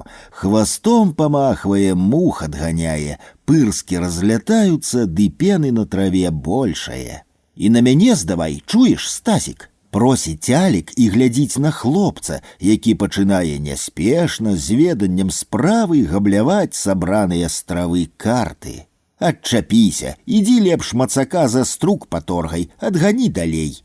Жартам праз плячо прапануе Лявонаў Стасік і працягвае мне калоду, каб я зрэзаў. Зашмальцаваныя карты пырхаюць над травой, ляцяць на 4 бакі.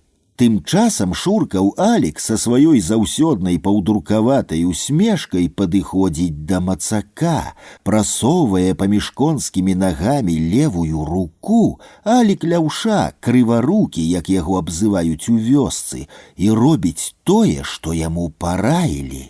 Не паспеў Стасік засвяціць козыр, спутаны Мацак стрыгануў вушамі, захроп, заржаў і ударыў заднімі нагамі. Алік ляціць крокаў 10, а потым коціцца па траве і нерухома ляжыць з падкурчанай пад грудзі нагой.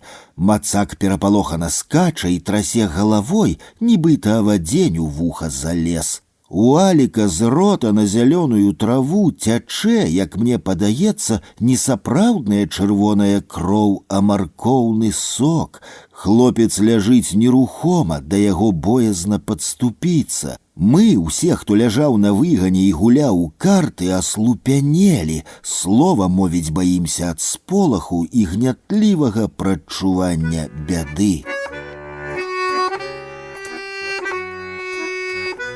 Не напісаў пра змрочных міліцыянераў, якія наляцелі знянацку і пачалі абшукваць хату і двор дзядзькі Кандрата. Перапаролі ў хаце і двары ўсё, што можна, параскідалі, а вось зброю, пра якую нехта падказаў, так і не знайшлі, хоць і пабілі старэйшых сыноў Юрку з Алегам.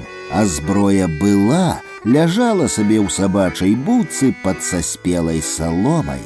Тых злосных ахоўнікаў правапарадку перапужаліся ці не кожны з жыхароў вёскі. Не спалохаўся толькі ён, белы мятлік, апусціўся на Алікаву шчаку, склаў крылцы і стаў цярпліва сядзець, аж пакуль Алік не застагнаў, не захрыпеў, не пачаў давіцца крывёй і выбітымі зубамі. Белы мятлік паляцеў над выганам, закружляў, запырхаў над галовамі перапалоханай дзятвы, а потым знік, як і не было яго тут, под бясхмарным небам. «А твоя аднавокая баба табе не родная», — сказаў, як плюнуў Лявонаў Стасік і пабег, як мог хутка, агародам да свайго двара. Пачуў і не мог даць веры, уцягнуў галаву ў плечы і застаўся стаяць пад яблыняй. Тое, што ў маёй бабы няма вока, праўда, хто ж спрачацца стане, гэта я і сам ведаю, а вось што баба мне не родная, мана. Як жа гэта так? Баба, якая заўсёды плача, калі мяне прывозяць у вёску, і гэтак жа плача, калі мяне забіраюць ад яе, мне чужая? Стасіка паб'ю, нават не спалохаюся яго старэйшых братоў, Толіка, Шуркі, Косціка. Стаю под вялізнай старой яблыняй і чую галасы, бачу сябе і тым хлапчуком, босым неабазнаным і сённяшнім. Цяпер я ведаю праўду, а вось мой бацька так і пайшоў з жыцця упэўнены, што ўсё было менавіта так, як ён расказаў мне, а яму яго бацька, мой дзед. Сярод ночы ў 33-м годзе забрахаў сабака ў двары, пагрукалі ў шыбку, і яна прахапілася, думала, можа, хто з сыноў вярнуўся, і паляцела з печы. Пабілася дужа, і галаву, і плячо, і рэбры, відаць, паламіла. Злегла, а праз колькі дзён і памерла. Я яе нават і не памятаю, малы яшчэ зусім быў. Мне 3, а твайму дзядзьку і года тады не было. Гучыць, чуецца нетаропкі, амаль не ўсхваляваны бацькаў голас. Як было насамрэч, расказала дзедава дачка, 90-гадовая цётка Адарка. Зразумела, у такім узросце памыліцца і пераблытаць не цяжка, але старыя звычайна блытаюць і забываюцца на дзень сённяшні ўчарашні, а вось тое, што было 70 гадоў таму, памятаюць дакладна. Увесну пад вечар прыйшлі да нашага двара 3 мужчынаў, старшыня, міліцыянер і адзін незнаёмы, апрануты па-гарадскому. Бацька згледзеў і паспеў схавацца на агародзе, залез у стог за хатай. Гэтыя, што прыйшлі, загадалі, каб мама аддала ім золата, якое, як яны казалі, у бацькі ёсць. Пачалі шукаць, а калі не знайшлі, пачалі маму біць, каб сама паказала, дзе схованка. Білі доўга, і нагамі, і рукамі, і палкай, і наганам жалезным. Бацька хаваўся, чуў, як крыкам крычыць жонка, плачам заходзяцца дзеці. Тата загадаў, папрасіў мяне, сваю адзіную дачку, нікому пра тое, што было, не казаць, бо калі яго забяруць, уся сям'я прападзе. Яна паслухмяна маўчала аж 70 гадоў, а калі б памерла, то і знесла б з сабой таямніцу смерці маёй роднай па крыві бабулі. А Лявонаву Стасіку я на другі дзень за абразу разаб'ю глыжом дурную галаву, выскачу з-за плота, перайму, калі ён карову пагоніць. Стасік спалохана ўцякаць кінецца, я следам, а калі зразумею, што не даганю, шпурну глыжом у спіну, а патраплю ў патыліцу. Старэйшыя браты нават і не заступяцца за малога. І толькі моя няродная аднавокая баба, якая не ведала прычыны маёй злосці ды пахмурнага настрою, насварыцца на мяне і паабяцае расказаць бацькам, але так і не раскажа, відаць, забудзецца. Бачу яе, ідзе ад поля з вялізнай посцілкай травы за спінай. Цёмная хустка на вочы, ражкі абвязаны вакол шыі, у руцэ граблі, а другая сціскае вузел посцілкі на грудях. Доўгі цень яе цямнее на колкім золаце і ржэўніку. Яна рыхтык адна з тых, каго маляваў знакаміты Франсуа Міле на сваіх змрочных і тужлівых палотнах. Не напісаў пра свайго бацьку, які ў чаканні чарговага уколу морфію курчыўся ад нястерпнага болю і, каб хоць на момант, на міг супакоіцца, пачынаў прамаўляць, як ратавальную малітву, імёны, прозвішчы, мянушкі ўсіх тых, каго ведаў куды лепш за мяне. Ён пачынаў з таго краю вёскі, ад могілак, і перабіраў, пераходзіў ад хаты да хаты, згадваў даўно памерлых і тых, хто яшчэ жыў, і пра кожнага была не адна гісторыя, імёны, прозвішчы, Потап, Ганна, Аксіння, Арына, Дзяніс, Ядзя, Косцік, Алёша, Глаша. А шэры ястраб кружляў над полем, а белы мятлік пырхаў над маёй няроднай бабай, гукаў, а яна не чула, не спынялася, праходзіла побач, праплывала.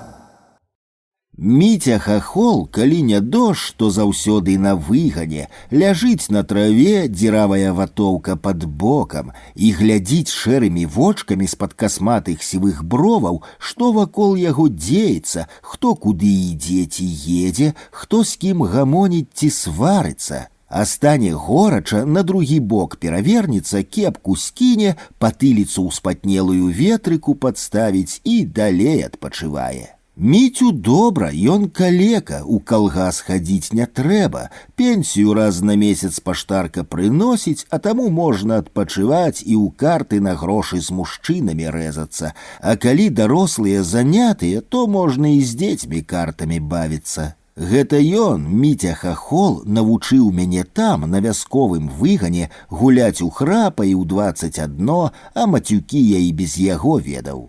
Надакучыць на белы свет дзівіцца, абрыдне глядзець, слухаць, ён кепку на вочы насуне і засне, ляжыць, не варушыцца, як нежывы. Дзеці істоты помслівыя, і тое, што Міця хахол нямоглы калека, не толькі не спыняе, а наадварот дадае імпэту. Задавальненне ціхенька падкрасціся, падпаўсці да небаракі непачутым і незаўважаным, схапіць самаробныя мыліцу і кавеньку, а потым збегчы. Без іх калека бездапаможны, паўзе, крычыць, лаецца праваленым бяззубым ротам, б'е паветра, праклёны пасылае, ляпае кулаком па зямлі, скубе траву, а зрабіць нічога не можа. Ён злуецца непадробна, па-сапраўднаму, але не плача.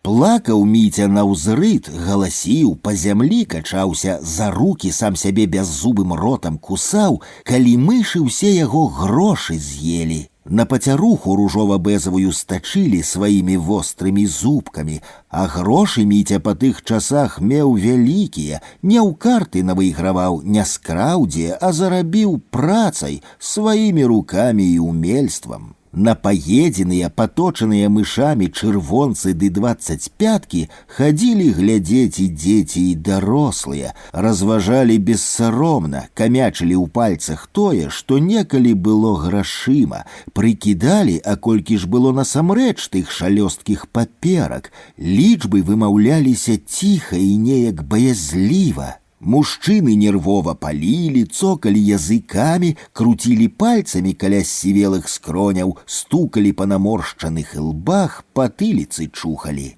Лепш бы ты прапіў іх, хахол дурны, а то мышэй накарміў. Ды хоць бы скраў хто грошы, і то лепей, чалавеку якому радасць была б. Хто ж гэта хавае грошы папяровыя загорнутымі ў цэрату? Няўжо канцароўку не мог знайсці ці слоік які? Адно слова хахол сквапны, вось запхай іх зараз сабе ў задніцу. Больш за іншых абураўся Алікаў бацька, Шурка Міхалевіч, які на той час быў за конюха, а грошы, як высветлілася, Міця хаваў не дзе-небудзь далёка глыбока, а ў калгаснай канюшні, за якой прыглядаў па начах, бо яго маленькі дамок стаяў ад яе ці не ў 20 кроках, амаль насупраць. Нашто Міця збіраў тыя грошы, я не ведаю. Ні жонкі, ні дзяцей, ні сваякоў, ні сабакі, ні ката ў яго не было. А былі ў Міці хахла толькі дзве вялізныя, як куфэркі свінні, якія прыносілі па 2 разы на год парасят, і не па 5-6, як у іншых, а па 10-12, на зайздрасць вяскоўцам. Вось з прададзеных кабанчыкаў свінак Міця і займеў тыя нешчаслівыя грошы. Людзей сабралася вакол маленькага дамка на адзін пакойчык, як на пахаванне. Маладзейшыя радасці не хавалі, смяяліся з Міцевага няшчасця, а старыя адмоўчваліся, разумелі, што кожны, нават самы разумны ды абачлівы, і той можа памыліцца. А гаспадар не вытрымаў, запоўз за парог, цырату брудную пагрызеную дзіравую, у якую тыя грошы былі загорнутыя, знёс і зачыніўся, каб ніхто з вяскоўцаў яго гора не бачыў. Пасля таго няшчасця калека хварэў доўга аж да самай зімы. Свіней гадаваць кінуў, нават сабе парсючка не трымаў і агарод вялікі не сеяў. Адно, што не кінуў гуляць у карты, хоць і бачыць пачаў кепска, блыталіся дамы з каралямі, а віне з трэфамі. Не напісаў пра лесніка дзядзьку Алёшу, бацьку майго вясковага прыяцеля Володькі. Аднойчы па вясне Алёша вярнуўся з ваенкамата на добрым падпітку, зняў цяжкі ад медалёў і ордэнаў пінжак, павесіў на плот, а сам сеў на бярвёны пад сцяной хаты і заплакаў. Не залупайся, кажа мне, разведчыку, стань, дзе сказалі, і стой, тут табе не там, не вайна, і чакай сваёй чаргі. Мармытаў пакрыўджаны ляснік і скрыгатаў зубамі, быццам шкло еў.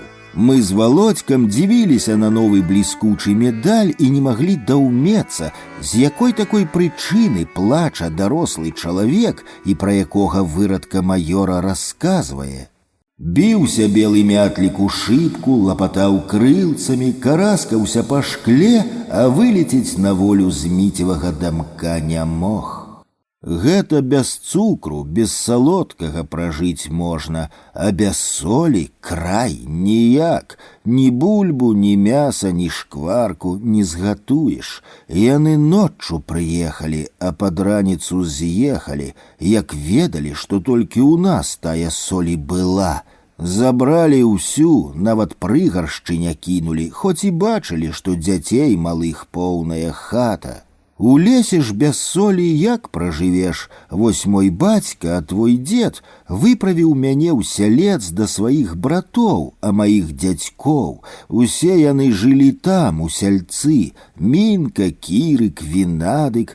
А твой дзед Владзімір з'ехаў на пасёлак, хату паставіў. Тут зямля была, а там у сяльцы не было. Зноў чую бацькаў голас, нетаропкі, разважлівы, бясколерны. 13-гадовы падлетак ідзе лясной дарогай. Ён вяртаецца дамоў з сяльца. За спінай цяжкаватая палатняная торбачка, але свая ножка плячо не муляе. У торбачцы шэрая буйная соль, якой падзяліліся дзядзькі. Вечар хутка цямнее, ён ведае гэтую дарогу, як і ўсе іншыя, якія вядуць дадому. Ён ведае свой лес і упэўнены, што ні ўзімку, калі ўсё зацярушана снегам, ні цяпер, летам, не заплутае, але спяшаецца, дома чакаюць. Колькі драбінак солі, заціснутых у далоні, паступова пачынаюць раставаць. На начной дарозе соль, якую ён злізвае з рукі, падаецца смачнейшай за цукар. Адно кепска, што пасля солі, якой ён налізаўся, пачынае смажыць, піць хочацца нясцерпна, яшчэ больш, чым хацелася лізаць соль. А яшчэ камары назаляюць, лезуць за каўнер, кусаюць. Амаль бязгучна хрумснула галінка ляшчыны з шырокімі мяккімі лістамі. Цяпер ён адмахваецца ад нябачных, але чутных крывасмокаў, якіх большае і большае, чым цямнейшым робіцца лес, чым бліжэйшай становіцца заўсёды мокрая лагчына. Там у лагчыне цячэ вада, адтуль да вёскі зусім недалёка, менш за палову дарогі. Ён рушыў подбегам, хвастала па твары лісце, а кусты сваімі учэпістымі галінкамі спрабавалі збіць кепку, і атрымалася такі. Шэрая кепка, крыху великаватая, зляцела ў цемру і знікла. Ён яшчэ прабег па інерцыі колькі крокаў, пакуль спыніўся. Цяжкае разгубленае дыханне, раптоўны сполах, што не знойдзе. Прысеў і пачаў абмацваць мяккую вільготную траву, пад якой набрынялая вадой зямля. Адна справа знайсці згубленае ўдзень, калі кожную казюрку відаць, іншая ў цемры, але пашчасціла, босая нага сама стала на цупкі брылёк і засталося толькі нахіліцца, узрадвана падняць, што не давялося поўзаць па траве, паляпаць кепкай па калені і бегчы далей. У лагчыне, дзе пад нагамі плёхалася вада, спыніўся, рассунуў, развёў траву, асцярожна апусціў кепку і цярпліва чакаў, пакуль яна напоўніцца вадой. Трымаў над галавой і прагна піў цёплую балотную ваду. Адціснуў кепку, надзеў і пачаў выбірацца на пагорак. Палатняная торбачка, калі спатыкнуўся і упаў, разадралася, соль рассыпалася на дарогу, у траву, пад ногі. Ноч, цемра, хлопчык поўзае на каленцах, зграбае, выбірае з травы, з зямлі непаслухмянымі пальцамі, якія калоцяцца, тое, што можна сабраць, выдраць, выклупаць і асцярожна складае на разасланую кашулю. Як і прасіў бацька, ён прынёс соль, каб ніхто не ведаў і не бачыў перад самым світаннем, калі вёска яшчэ спала. Тая соль будзе чорная для сной зямлі з травой і каменьчыкамі, з сасновымі голкамі, з пяском, які храбусціць на зубах. Без салодкага пражыць можна, а без солі зусім ніяк. Скажа бацька і прысядзе на траву побач з лясной дарогай, а я стану глядзець сабе пад ногі на рудую плешыну сярод зялёнай травы, на тое месца, дзе летам 43-го бацька спатыкнуўся і рассыпаў соль.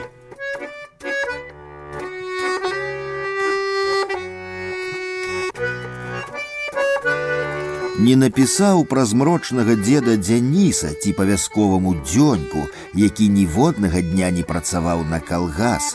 У дзвярах яго хаты была дзірка ад кулі, мой худы мізенец лёгка праходзіў праз яе. Адзін сын стрэліў другога, старэйшы быў партызанам, а малодшы служыў у паліцыі. Каторы страляў не ведаю, а выдумляць не стану.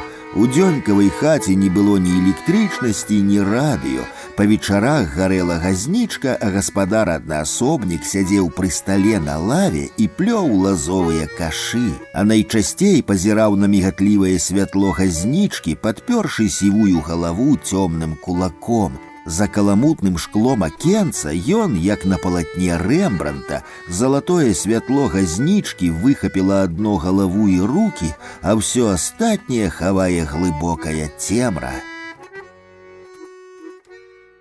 А дзе ты быў, мятлік белы, а ты, ястраб шэры, спыніўся вецер і аблокі спыніліся, застылі, як на карціне.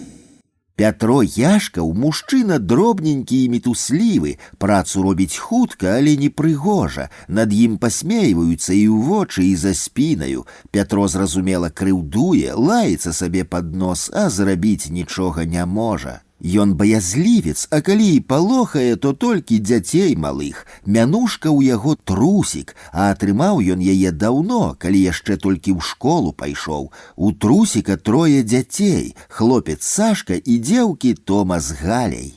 Ты ім перадай сваім сябрукам, што калі не кінуць да маёй дачкі хадзіць ды грушу трэсці, пазабіваю вырадкаў. Пырскае слінай і ледзь не наскоквае на мяне малога дзядзька Пятро. Адыходжу да плота, спіна натыркаецца на жэрдку, мой павольны рух спыняецца. І яшчэ, каб ты ведаў. Правая рука хаваецца ў кішэні шырокіх порткаў, дзядзька пераходзіць на шэпт. Толькі табе і скажу, у мяне наган ёсць. Пятро злосна глядзіць мне ў вочы. І 5 патронаў, усіх вас тут байструкоў, як аднаго і пакладу. З агарода чуецца смех, Галя збірае ў кошык салодкія даўкія грушы, якія абселі восы, а калі бацька ідзе ў двор, то яна частуе мяне. Можа, за іншае мянушку далі, якая на ўсё жыццё прыляпілася, не ведаю, але расказваюць менавіта пра той выпадак. Ідуць праз вёску немцы, нікога не чапаюць, смяюцца, гергечуць па-свойму, сытыя і вясёлыя, задаволеныя. Як прыйшлі, так і сышлі б, але давялося ім затрымацца. А ўсё чаму? Пятро Яшкаў, калі пачуў, як матацыклеткі вуркочуць, а немцы гергечуць, спалохаўся і пабег ад вуліцы агародамі да старога сада, які яшчэ арандатар Рабзон пасадзіў. Там, у колкіх кустах маліны, пад вялікімі елкамі, была ў яго схованка, а ў той схованцы стрэльба з адным адзіным патронам. Вось тая стрэльба і бабахнула ў неба. Кінуў яе малы, яшчэ больш напалохаўся, пабег ад сваёй схованкі, як той заяц, толькі галава светлая замільгала. Мотоциклеткі затрашчалі, развярнуліся і на пярэймы памчалі, злавілі стралка, прывезлі ў вёску. Малы Пятро паспеў і па-вялікаму, і па-малому зрабіць, пакуль у люльцы ехаў. Прыбегла яго матка са сваёй сястрой і сталі разам галасіць, прасіць немцаў, каб малога адпусцілі. Немцы, якія наважыліся злачынцу партызана пакараць, высекчы пасам па спіне і срацы, згадзіліся. Легла тады на зямлю Пятрова матка, а два немцы сталі па баках і адлупцавалі яе так, што жанчына тыдзень сесці не магла, ледзь ногі перастаўляла. Гэта ён, Пятро Яшкаў, памянушцы трусік, прыносіў нам з жонкай свежае малако і салодкія даўкія грушы, калі ў вёсцы і людзей ужо амаль не было.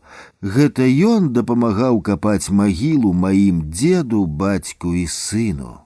Ён і ў 70 з нечым заставаўся мітуслівым, як і тады, калі мне было, як зараз маёй дачцэ 9. Не напісаў пра бацьку сваіх стрыечных братоў, дзядзьку Міколу, някепскага цырульніка-самавука, які лоўка падстрыгаў з дапамогай бліскучай механічнай машынкі старых і малых, жывых і нябожчыкаў. Не згадаў, як ён вяртаўся на добрым падпітку з базару, ці, як казалі, кірмашу, дзе выгадна збыў тузін парасят. І на лясной дарозе згубіў усе грошы, на раніцу спахапіўся, падумаў, што жонка выцягнула, а ён не заўважыў. А калі цётка Адарка пачала непадробна плакаць, галасіць, яму стала не па сабе, схапіў ровар і паехаў у лес. Грошы, загорнутыя ў старую пакамечаную газету, чакалі яго на дарозе. Газета нікому не прыдалася, а жонцы, якую пакрыўдзіў першай, ён наступным вечарам купіць квяцістую хустку. Пырхаў мятлік белы, гулі пчолы, ціўкалі птушкі, трымцелі над полем жаўрукі, кружляў у бясхмарным небе ястраб шэры, але майго дзеда гэта не цікавіла. Радыёпрыёмнік вісіць на белай сцяне пад люстэркам над самаробнай драўлянай канапай. Побач з прыёмнікам на цвічку старыя нямецкія нажніцы. Колькі не спрабую прачытаць паўстёрты надпіс, не атрымліваецца. Дзед слухае радыё, навіны там розныя і надвор'е, па колькі разоў на дні, і газеты мой дзед чытае гомельскую праўду і будакашалёўскі авангард, і не таму, што выпісвае, а таму, што падабаецца ведаць пра розныя падзеі. Газеты і спазніцца могуць, а вось радыё, калі, канешне, вецер драты не парве, працуе ад рання да паўночы. Ты, Володька, сёння нікуды не адыходзь ад хаты, баба дзе? Дзед кажа ціха і ўстрывожана, на ганак выйшаў без шапкі. Я паказваю рукой з яблыкам на прачыненыя вароты хлява, адкуль чуецца задаволенае рохканне і бразгае парожняе вядро. Калі я забег у хату папіць вады, дзед аддзіраў шпалеру на столі каля печы, а потым лічыў грошы. Як мне падалося, разнакаляровых паперак шмат. А праз гадзіну мы з бабай кацілі палявой дарогай вазок, а дзед ішоў з неверагодна засяроджаным выглядам і пазіраў сабе пад ногі. Парожні вазок каціць лёгка і нават прыемна. Ён сам бяжыць па ўтаптанай палявой дарозе, да суседняй вёскі, дзе крама ад пагорка зусім блізка. З гары я пабег, а вазок заскакаў следам. Вяртаемся, вазок напакаваны так, што колы вязнуць у мяккай зямлі, а мы ўтрох ледзь яго цягнем. У вазку прыкрытыя клятчастай посцілкай мяхі, мяшэчкі, торбачкі, скрыні і скрыначкі, соль, цукар, мука, крупы, цвікі, запала кажно цэлая скрыня, алей у гранёных брудных бутэльках. Спыніліся адпачыць. Мне здаецца, што я змарыўся больш, чым дзед з бабай. Хукаю на чырвоныя далоні, выціраю ўспатнелы лоб, паляпваю па мяхах і мяшэчках і не магу даўмецца, а навошта мы ледзь не паўкрамы вясковай на свой вазок перацягнулі. Як толькі укоцімся ў двор, дзед зачыніць браму і пойдзе ў хату, скіне кепку, пакладзе побач, сядзе на канапу, прыцісне вуха да радыё і стане насцярожана слухаць навіны. А я пабягу праз выган да стрыечных братоў, каб паведаміць, што хутка, можа нават заўтра, пачнецца вялікая вайна. За колькі дзён крамы ў суседніх вёсках пазачыняюцца, бо не стане чым гандляваць. А праз 2 тыдні цётка Адарка атрымае ліст ад свайго сына Міколы аж з той самай далёкай Чэхаславакіі, пра якую гаварыла радыё. Ці не палова радкоў будзе зафарбаванай на чорнае, а канверт без маркі з трохкутным штэмпелем прыйдзе незаклееным. Запалак, купленых летом 68-га, калі мне было 10, хапіла гадоў на 5, не менш. Не напісаў пра Лявона, нашага суседа, і пра тое, як ён пабіўся з маім дзедам, а дакладней пабіў дзеда, які быў ці не на 40 гадоў старэйшым. Сварка, а потым бойка адбылася за адну баразну, якую Лявон адхапіў ад агульнае мяжы. Потым, праз колькі гадоў, сусед прастудзіцца на меліярацыйных канавах, якія ўладкуецца даглядаць. У хаце будуць гудзець мухі, і дзядзька Лявон паспрабуе прыўзняцца з бруднага ложка, стане хапацца за рушнік, навязаны да білаў. Пачне перахопліваць яго, падцягвацца па ім на руках, бо ногі на той час перастануць слухацца. Ён падасць мне руку, а я зраблю выгляд, што не заўважыў. Спытаю пра аднаго з сыноў і сыду. Такі ж самы вышываны рушнік, толькі чысты, павяжуць яму на дубовы крыж. Ястраб шэры імкліва падаў долу, як слізгацеў, па нябачнай чалавечым вокам на 5-й між небам і зямлёй ніцы. Мятлік белы нагадываў кветку шыпшыны, з якой бавіцца ветер, і ён то складаў пялёсткі крылцаў, то зноў раскрываў.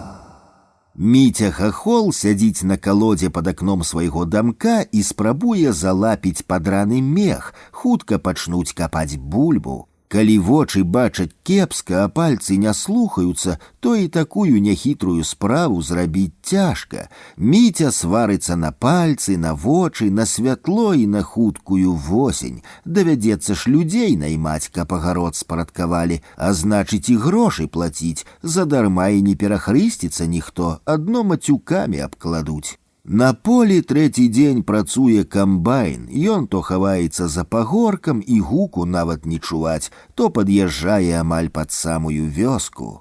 Кандратаў Іван вяртаецца з грыбоў, ідзе ад леса па скошаным полі. Івану гадоў 13, ён заўзяты карцёжнік. Але хваляванне і імпэтнасць, з якімі ён бярэ ў рукі карты, яго асноўныя ворагі, і таму ён звычайна застаецца ў пройгрышы.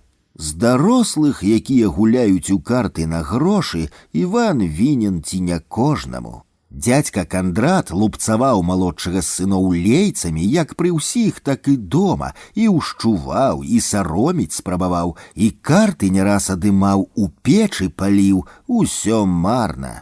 Вучыўся Іван абы як, школу прагульваў, праседжваў заняткі ў кустах на паўдарозе, перакідаў у пальцах карты, а потым вяртаўся да хаты са змрочным і злосным тварам. «Што, Мітя, сядзіш мяхі лапіш?» Хлопец спыняецца, ставіць на зямлю плецены кошык, прыкрыты пінжаком. «А ты це не бачыш, у школу восенню пойдзеш, це, можа, прагналі?» «А куды я падзенуся, Мітя, можа, згуляем?» Прапануе Іван і спрытна габлюе хрубасткую калоду. «Яно це можна, толькі ты мне 2 рублі 30 копеек вінен». Зыркае на Івана Мітя Хахол. «Я гляджу, нават не ў галаве табе гэта».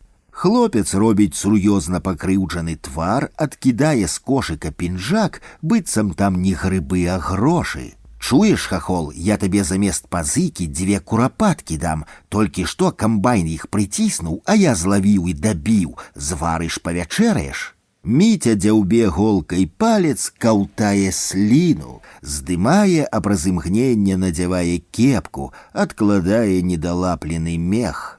«Це добра, Іван, давай сваіх курапатак, а ў карты заўтра прыходзь гуляць. Сёння цёмна, не бачна ні халеры». Хлопец задаволена падхоплівае кошык, ідзе да сваёй хаты і пасміхаецца. Калека скубе курапатку, шэрыя пёркі лётаюць у паветры. На пліце карэлы чыгунок, пад ім зырка гараць, патрэскваюць сухія дровы. Вада пачынае булькацець, а Міця спяшацца. Тётка Софея пераняла карову і гоніць яе паўз калгасную канюшню. Жанчыны больш цікаўныя, чым мужчыны. Софея прыпыніцца, павітаецца і закрычыць на калеку так, як на карову, што ў шкоду ўбілася, як толькі ад таго крыку абшчыпаныя курапаткі не паляцелі. Ці ты зусім здурнеў, не бачыш? Па ёй жа чарвякі поўзаюць, і смярдзіць яна падлай, а дурны ж ты хахол як ёсць, наскрозь твае курапаткі гнілыя. Іван, малодшы сын Кандрата, на наступны дзень атрымае крыўдную мянушку курапатка, якая прылепіцца на ўсё жыццё, а ў карты Міця хахол з Іванам больш ніколі гуляць не сядзе. Не напісаў пра ленінградскага ўнука дзеда Яшкі Барыса, які прывёз у чамадане цяжкі шэра-чорны нямецкі аўтамат. І пра бойку 18гадовага хлопца з лесніком Алёшам, які перакуліў у балота воз сена, накошанага і высушанага ў лесе дзедам Яшкам. Ні Барыс, ні Алёша нікога не баяліся, а таму і саступіць адзін аднаму не жадалі, кожны меў сваю праўду. Барыс заступіўся за свайго пакрыўджанага дзеда, а ляснік за парадак, які не ён прыдумаў, але па якім вяскоўцы мусілі жыць. Яны біліся люта, як да смерці. Ляснік перамог, але потым больш ніколі не перакульваў вазы з сенам і рабіў выгляд, што не бачыць мужчын з косамі, а жанчын з граблямі на лясных дарогах. Мятлік белы паляцеў і растаў там пад аблокамі, а ястраб шэры апусціўся ніжэй. Бацьку Аліка дзеці паважаюць, дзядзька Шурка конюх, а без коня ні дроў з лесу не прывязеш, ні сена з пожні, ні ўзараць, ні паскарадзіць соткі, ні пасеяць бульбу, ні выкапаць. Без коня і хворага ў бальніцу не завязеш і нябожчыка на блізкія могілкі. Шурка пабіў сваю жонку так моцна, што яна нават карову колькі дзён даіць не выходзіла. Ляжала за печчу і ціхенька стагнала, і твар і рукі былі чорныя ад сінякоў і кровападцёкаў, вочы пазаплывалі, амаль не відаць. Нехта падказаў, што жанчына з брыгадзірам каля леса ў люпіне ляжаць, адпачываюць. Шурка на коня і туды. Шуркаў Алік ідзе полем да лугінскага лесу, яго твар з бэзавым рубцом шнарам пад зламаным, а таму крываватым носам, змрочны, злосны і рашучы. У адной кішэні ляжыць нож, а другую адцягвае бутэлька з коркам. Алік, калі што надумае, абавязкова зробіць. Ні бутэлькі, ні нажа не відаць, яны пад выпушчанай кашуляй. З бутэлькай па маліны не ходзяць, а ён кіруецца да зарасцяў малінніка. Выразае з ляшчыны дубец з рагулькай на канцы, а потым рассоўвае высокую крапіву і знікае ў гушчары. Маліннік, сунутыя бульдозерамі меліяратараў з поля і балота кусты, паваленыя дрэвы, груды, праз якія без патрэбы прадзірацца не будзеш. Тут на гнілых карчах жывуць змеі, а таму ў маліны ходзяць на дзялянкі, а не на груды. Ён зловіць гадзюку з дапамогай прухкага дубца, не самую вялікую, але і не малую, спрытную, як чорная маланка. Сцісне пальцамі, як абцэнгамі змяіную шыю пад самай галавой і трымае, пакуль яна круціцца, звіваецца, трымае, аж пакуль яна не выпрастаецца, бездапаможная і ціхая. Асцярожна апусціць хвост змяі ў бутэльку, а потым пачне запіхваць і ўсю яе. Старанна закаркуе, схавае бутэльку ў кішэню і з палёгкай уздыхне. Злоўленая змяя сціснецца, скруціцца ў тугі клубок, ні галавы, ні хваста, толькі аднастайныя чорна-шэрыя плямкі і бялёсы, як цыратавы жывот. Алік будзе калаціць бутэльку, ляпаць па ёй далонню, дзынькаць ножыкам, каб толькі змяя паказала сваю галаву. Бач ты, якая падла, галаву сваю хадзючую падняць не хоча. Кажа Алік з нядобрай усмешкай і перакульвае бутэльку дагары донцам. Ты, відаць, задушыў яе, мусіць, хрыбетнік пераламіў. З агідай і не без зайздрасці разважаю ў адказ. З бутэлькай у кішэні Алік пойдзе да свайго роднага дзядзькі Івана, бацькавага малодшага брата. Там у паўцёмных сенцах выкалаціць гадзюку ў дзядзька ў гумовы бот. Брудная пара будзе стаяць пры дзвярах пад сцяной. Пляменніка яшчэ і да стала запросяць, каб папалуднаваў, але хлопец адмовіцца, адно вады вып'е поўны карэц. Іван выйдзе з-за стала, гляне на гадзіннік, а потым возьмецца за боты ў паўцёмных сенцах. Гадзюка выпаўзе, пляснецца, саўецца пругкай пятлёй на нефарбаваных масніцах, ускіне галаву, а вось укусіць не паспее. Лязоры длёўкі рассячэ яе надвая, коўскі хвост стане круціцца, а мужчына будзе апантана працягваць біць, аж пакуль перапалоханая жонка не перахопіць рыдлёўку. Праз год Іван з'едзе з вёскі і хату сваю разбярэ і звязе. Старэйшы брат Шурка Міхалевічаў таксама з'едзе, але хату разбіраць не будзе, а прадасць суседу. Пятро Яшка, упамянуўшцы трусік, набудзе новае жытло і са сваёй маленькай, як паветка, пяройдзе ў вялікую хату. Не напісаў пра сунічны водар, менавіта суніцамі пах на пачатку лета наш лес, хаты, неба, аблокі, дзяўчаты. Шчаслівымі былі тыя сем'і, у каго дзяўчаты, а не сыны. Памятаю і яшчэ недаспелыя, самыя-самыя першыя, яшчэ ружовыя і як заскарузлыя ягады, сабраныя на прыпёку, сонечных месцах. Першыя ягады не самыя салодкія, не самыя буйныя, але самыя дарагія. За шклянку тых суніц гомельскія габрэі аддавалі на базары па 60 копеек, а калі пастаяць на шашы з узнятай рукой, чырвонай ад ягаднага соку, то шклянку ягад можна было прадаць і за цэлы рубель. Лясы вакол вёскі звычайна ціхія, на пачатку лета запаўняліся высокімі дзявочымі галасамі. Ніхто не мог зраўняцца спрытам з цёткай Тацянай, Пятровай жонкай, і іх дзеўкамі Галяй і Тамарай. З сонцам яны ішлі ў лес, а поўдні вярталіся, з поўным, як вока, вядром ярка-чырвоных суніц, а праз 2 гадзіны зноў выпраўляліся да лесу, і гэтак штодня амаль месяц. Сабе ж ягад на варэнне ніколі не хапала. Ідзе дождж, я стаю ў сенцах і слухаю, як тысячы празрыстых кропель б'юць у жалезны дах дзедавай хаты. Дзверы адчынены ў двор, на ганку вялікія бляшаныя начоўкі, у якія цурчыць, збягае, як па нітках, дажджавая вада. Начоўкі напаўняюцца залацістай цёплай вадой, яна пачынае пералівацца праз краі, і тут раптоўны дождж канчаецца. З даху яшчэ абрываюцца бліскучыя кроплі і парушаюць спакой, разбіваюць кавалак нябеснай сінечы, якая адлюстроўвалася ў вадзе, і неба пачынае пералівацца на мокры ганак.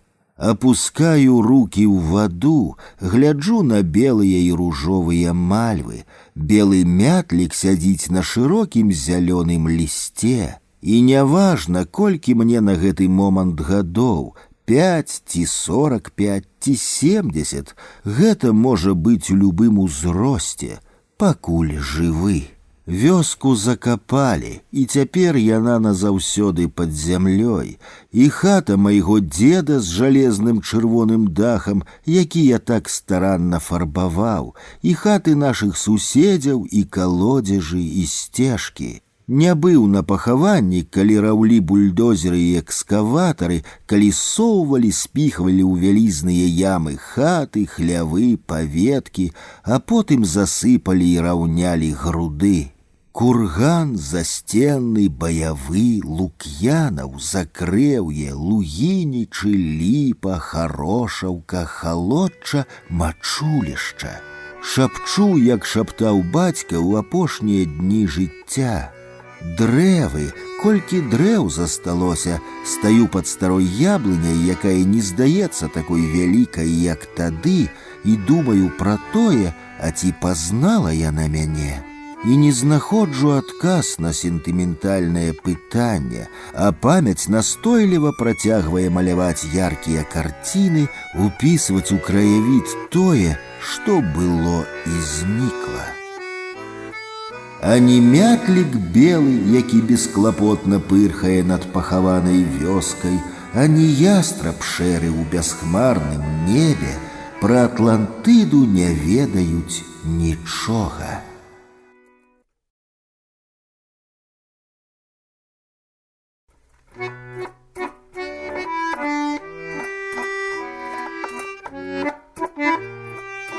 Каханне. Гісторыя першая. Чорная кава.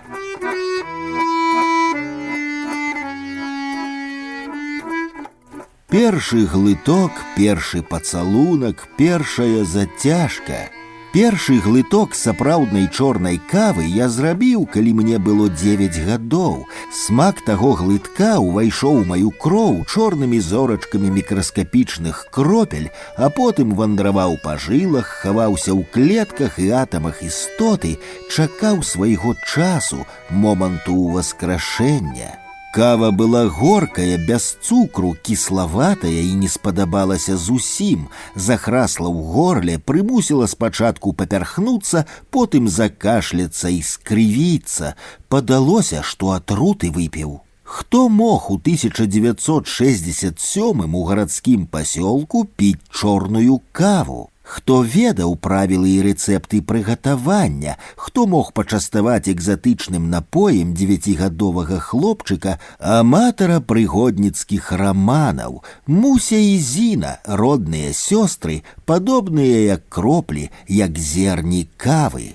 Зіна старэйшая, настаўніца геаграфіі, а Муся вучылася на фельчара. Яны ці не адзіныя ў пасёлку пілі чорную каву, а Зіна пры гэтым яшчэ і папяросы паліла. Сёстры жылі ў маленькім абшаляваным дамку на вуліцы Узбярэжная. Дзіўна, ні ракі, ні возера, ні мора побач з вуліцай не існавала. За агародамі калгаснае поле, а за імі балота, парослае алешнікам і асакой. Побач з дамком сёстраў Івановскіх раслі 2 вялізныя таполі з дуплістымі камлямі і парэпанай, як разбіты шэры асфальт карой. Дрэвы былі таўшчэзныя, такія, што ўтрох не абхопіш. На пачатку чэрвеня з таполя ўляцеў пух. Сцежкі, ганак, жалезны дах выглядалі як узімку, абсыпаныя першым мяккім снегам. Пух быў паўсюль, нават на паверхні кавы плавалі, уздрыгвалі парушынкі.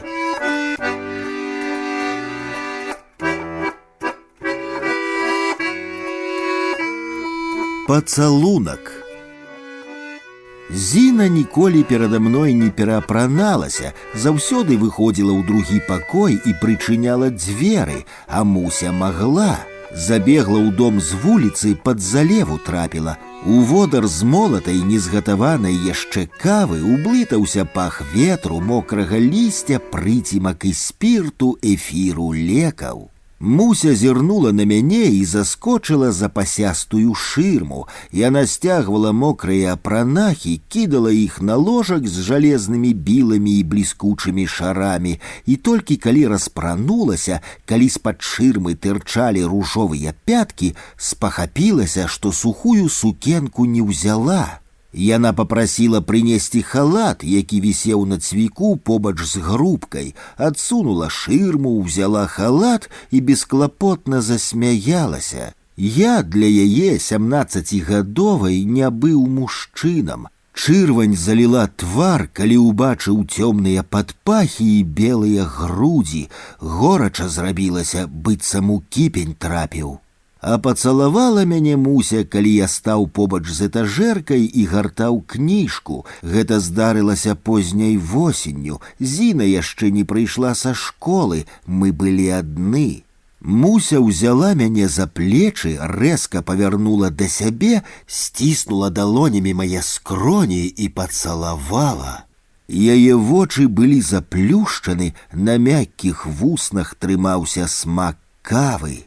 Адштурхнула разгубленага і спалоханага і сказала, што мне час ісці дадому класціся спаць.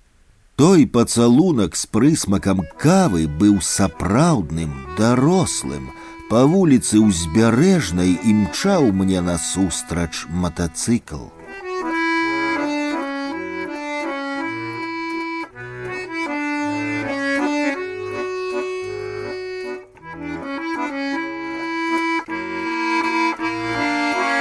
Млынок.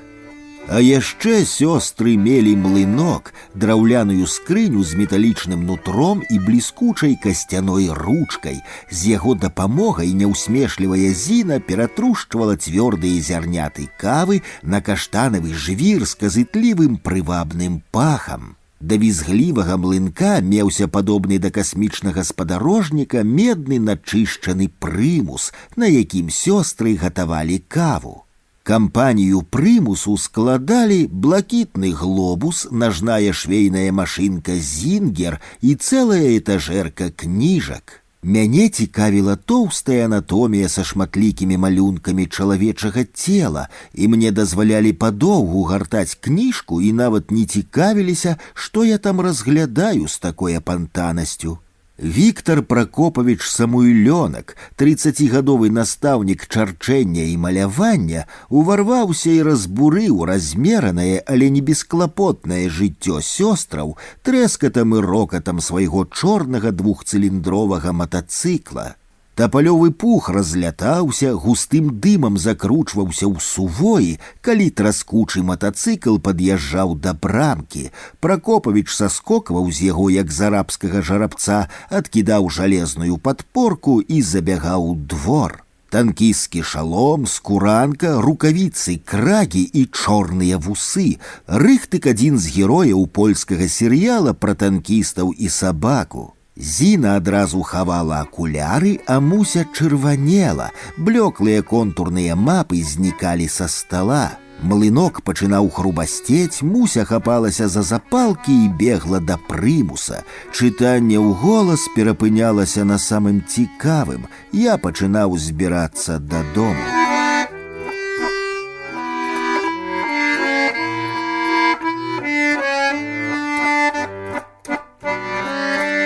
Дамскі ровар. Аднаго разу Віктор Пракопавіч прывёз на багажніку матацыкла дамскі ровар.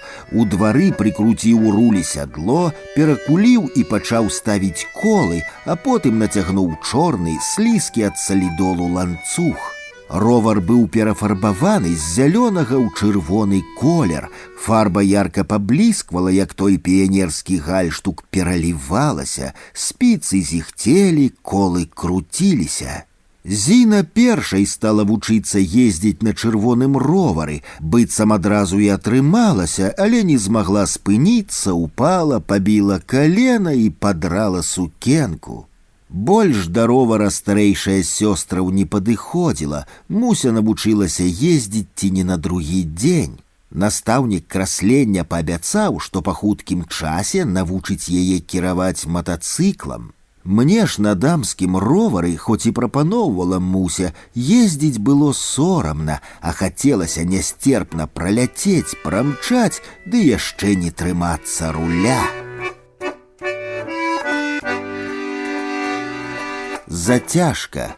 Цыгарэта гарыць доўга, аж пакуль фільтр не зробіцца чорным, а сама яна не ператворыцца ў срэбрана-папяловага чарвячка, які рассыпаецца ад дотыку пальца.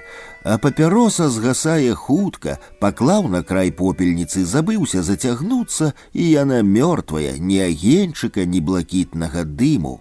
Зіна за адзін раз папяросу не выпальвала, нават калі нервавалася. Яна падоўгу круціла яе ў пальцах, выкалочвала з гільзы крошкі рудога тытуню, а потым плішчыла яе ў двух месцах. На папяросе заўсёды заставаўся след чырвонай памады, акуратны, як знарок намаляваны. Папяроса настаўніцы геаграфіі пасавала, рабіла яе загадкавай, нетутэйшай. Акрамя Зіны ў пасёлку не бачыў ніводнай жанчыны з папяросай. Паліла яна толькі дома. У школе ніхто з дзяцей пра яе таямніцу не ведаў. Я нават крыху ганарыўся сваёй набліжанасцю да строгай настаўніцы. Схапіў папяросу, калі Зіна выйшла на ганак да паштаркі, паднёс да рота, заціснуў зубамі і зацягнуўся, набраў поўны рот дыму, кашаль з вачэй слёзы. Настаўніца смяялася, яна была разумная, здагадалася. Бацькам Зінаіда Максімаўна не скажа, ведаў напэўна. Тая зацяжка, першая ў жыцці, на доўгія гады засталася нашай з ёй таямніцай.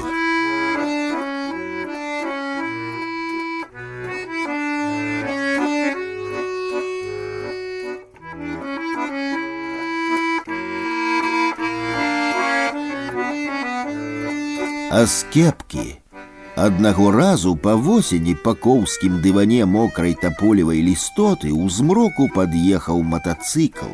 Настаўнік чарчэння Віктар Пракопавіч Самуйлёнак увайшоў у дом з Мусяй, якую забраў на аўтобусным прыпынку.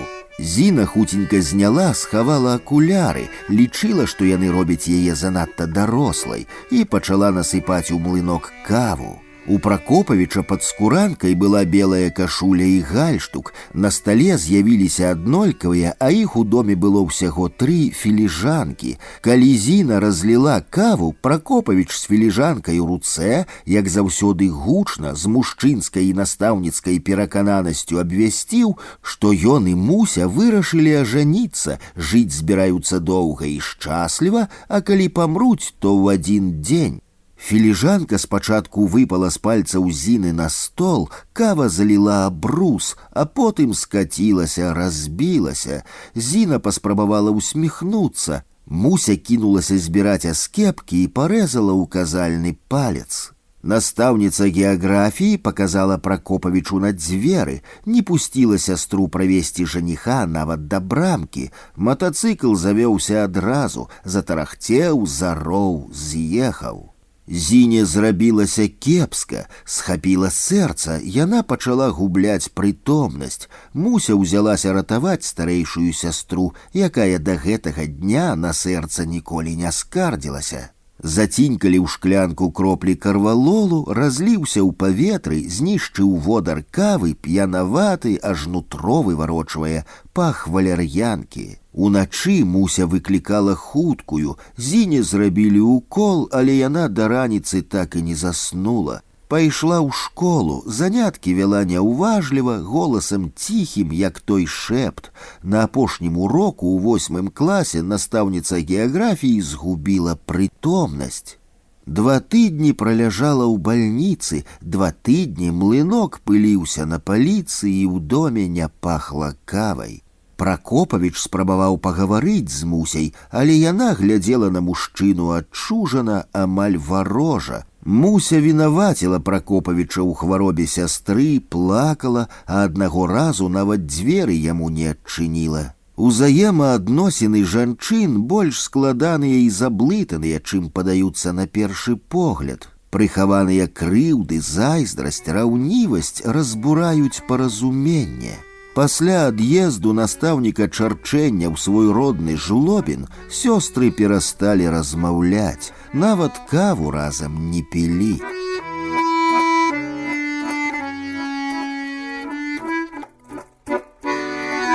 Кацяня. Па восені снегу яшчэ не было, да сёстраў прыбіўся кот, худы як лінейка, з тонкім у палец хвастом і падраным вухам. Доўга хадзіў вакол дома і каўкаў, а потым лёг на дыванок перад дзвярамі на ганку, паклаў галаву на лапы і стаў маўкліва чакаць. Самы звычайны шэры кот Бадзяга. Муся пусціла ў дом, завяла для яго 2 місачкі пад ежу і ваду. Коцік спачатку спалохаўся, не паверыў свайму шчасцю, схаваўся, а потым асмялеў і пачаў выходзіць з-пад ложка да місачак. Палахліва азіраўся, а потым браўся есці малако. Ён цокаў языком, і пакой запаўняўся вясёлым гукам, быццам хутка-хутка працуе швейная машынка. Муся, стомленая маўчаннем, гаварыла з ім як з чалавекам, як з сябрам.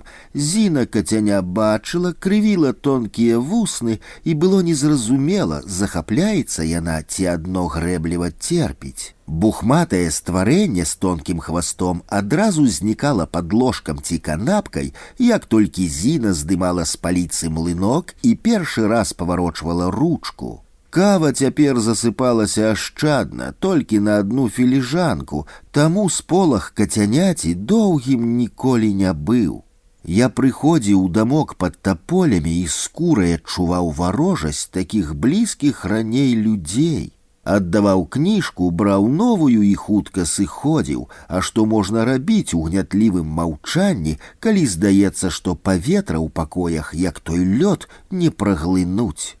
Сёстры не сварыліся, саступалі адна адной дарогу і пры гэтым не пасміхаліся нават. Шэры каток, гэта маленькая істота, адчуў, што ў доме нешта не так, і здох, сышоў іншы свет бязгучна, нават не каўкнуў. Муся не вытрымала, расплакалася, зрабілася непрыгожай, старэйшай за сястру. Зіна раззлавалася, бліснула акулярамі, грымнула дзвярамі, вярнулася з рыдлёўкай і панесла здохлае кацяня з выпрастанымі лапамі і цвёрдым хвастом на агарод, дзе і закапала ў мёрзлую зямлю пад плотам. Малодшай, якая так і не паспела прыдумаць кату імя, засталося прыбраць 2 місачкі, адну з малаком, другую з вадой. Ні ў адной з сёстраў сямейнае жыццё не склалася, хоць замужам і адна і другая пабылі. Зіна амаль год, Муся 4 месяцы. Чырвоны дамскі ровар у Мусі скралі, калі яна пайшла ў аптэку па лекі для старэйшай сястры. Ровар для сёстраў Івановскіх быў апошняй матэрыяльнай субстанцыяй, якая звязвала дзень сённяшні з днём мінулым. Чырвоны ровар з'яўляўся доказам кахання, якое хоць і не спраўдзілася, але ж было. Тыдзень Муся пра ровар старэйшай сястры не казала, берагла яе хворае сэрца і нервы. Калі ж не стрымалася і паведаміла, то Зіна ні накаліва не здзівілася, паціснула плячамі і пайшла гатаваць каву.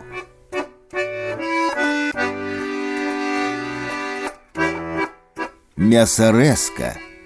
Зіны не было, бацькоўскі сход, яна класны кіраўнік, яе клас лепшы ў школе. У мяне па дзявочай доўгія валасы, тоўсты швэдар, я вучуся на мастака ў Мінску.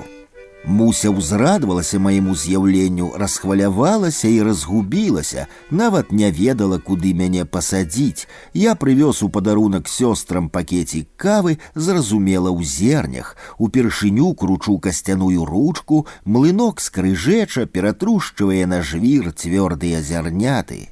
Прымуса не відаць, каву Муся гатуе на газавай пліце ў новай турцы, памешвае лыжачкай, дзівіцца, распытвае пра жыццё. Сподкі, філіжанкі і кава, такая ж чорная, як цемра за акном. Кніжак у доме амаль не дадалося, на шафе пад столлю глобус прыкрыты белай хусткай. Муся дарослая, паліць цыгарэту з фільтрам, п'е каву. Недапалак расціскаецца ў попельніцы, філіжанка перакульваецца на сподак. На стале пачынаюць з'яўляцца часткі мясарэзкі. У Зіны заўтра дзень нараджэння, я няспешна п'ю каву. Муся збірае мясарэзку і мацуе да кухоннага шкапка, прыносіць місу з кавалкамі парэзанага мяса, сала і цыбуляй. Яна размаўляе са мной і круціць мясарэзку. З дзірачак выпаўзаюць доўгія ружовыя чарвячкі фаршу і падаюць у місу. Адварочваюся, мне ад відовішча пераўтварэння крыху не па сабе. Адчуваецца, што Муся змірылася з абставінамі, скарылася і пра маладое, таемнае, высокае згадваць баіцца. Яна стала цяжкай, вочы не блішчаць, а рухі будзённыя, як у вязня з жыццёвым тэрмінам зняволення. Фарш паўзе і паўзе, ружова-белая гара расце, прыціскаецца. Нарэшце мясарэзка, разабраная на кавалкі, блішчыць шэрым металам на рушніку. Муся сядае да стала і падымае перакуленую філіжанку. Яна глядзіць у яе, як дзіця ў студню, а потым пачынае вывучаць цёмныя, як з торфу, плямы кантыненты на сподку. Малодшай сёстраў 28, старэйшай заўтра 35. У 1991 годзе Зінаіда Максімаўна Івановская перанесла інсульт. Яе спаралізавала, а праз 3 тыдні настаўніца геаграфіі памерла. Адкуль Віктор Прокопавіч Самуйлёнак дазнаўся пра смерць старэйшай сёстраў, мне невядома. Свет жа не такі вялікі, як здаецца ў дзяцінстве. На саракавіны белыя жыгулі былога настаўніка чарчэння стаялі на вуліцы Узбярэжная у цяньку пад таполямі. Відаць, пасля жалобнага стала і вырашылі былыя жаніх і нявеста пабрацца шлюбам і жыць разам. Прокопавіч паехаў, паляцеў, памчаў у Жлобін, каб як хутчэй адрамантаваць кватэру. Муся пачала збірацца, парадкаваць рэчы. Па вечарах падоўгу стракатала швейная машынка, быццам кацяня малако п'е. Мне не верыцца, але людзі казалі, што так і было. Муся і Прокопавіч, якім больш нічога не замінала шчасліва жыць, памерлі ў адзін дзень з розніцай у колькі гадзін.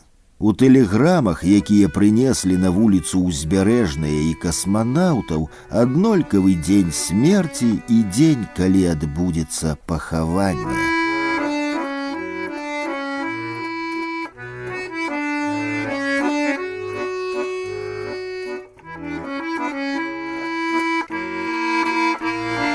Дзве таполі. Дзеці, а хто ж яшчэ мог такое прыдумаць і ўтварыць? Нацягалі дошак, рубероіду, папераў і расклалі ў дуплістых таполях вогнішча. Полымя зашугала, пачало нішчыць, выпальваць, выядаць сярэдзіны дрэвы. Чырвоныя, як піянерскія гальштукі, языкі агню пачалі лізаць шурпатую кару таполяў. А потым халодны і рэзкі паўночны вецер дарабіў справу, і дзве таполі адна за адной зламіліся, упалі на дарогу, перагарадзілі вуліцу Узбярэжную, ні прайсці, ні праехаць. Не было каму патушыць агонь, выратаваць дрэвы. Абшаляваны дамок пад жалезным дахам на той час нехта купіў, пранумараваў бярвёны і вывез, склаў лецішча. Абгарэлыя рэшткі камлёў спілавалі, і як не было дамка, таполяў, кавы, глобуса, млынка. Засталася гісторыя, якую пераказваюць і доўга не забудуць. Гісторыя пра сёстраў, адну добрую, другую настаўніцу геаграфіі, і пра мужчыну, з якім малодшая сястра памерла ў адзін дзень, а шчасліва не пражыла ніводнага.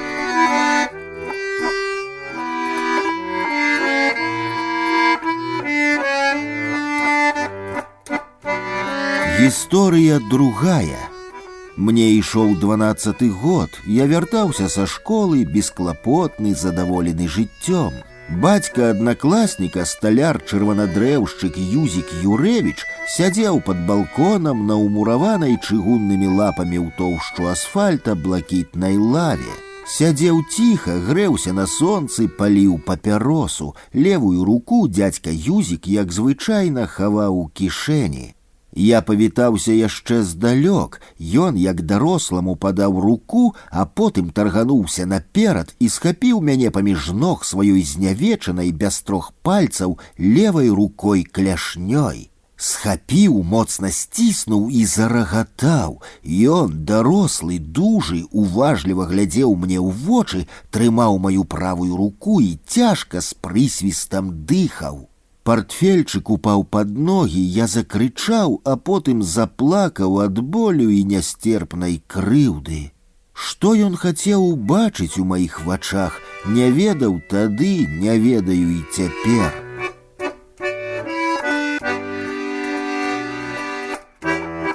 Мужчына і дзяўчына сутыкнуліся першы раз у новай трохпакаёўцы дырэктара завода.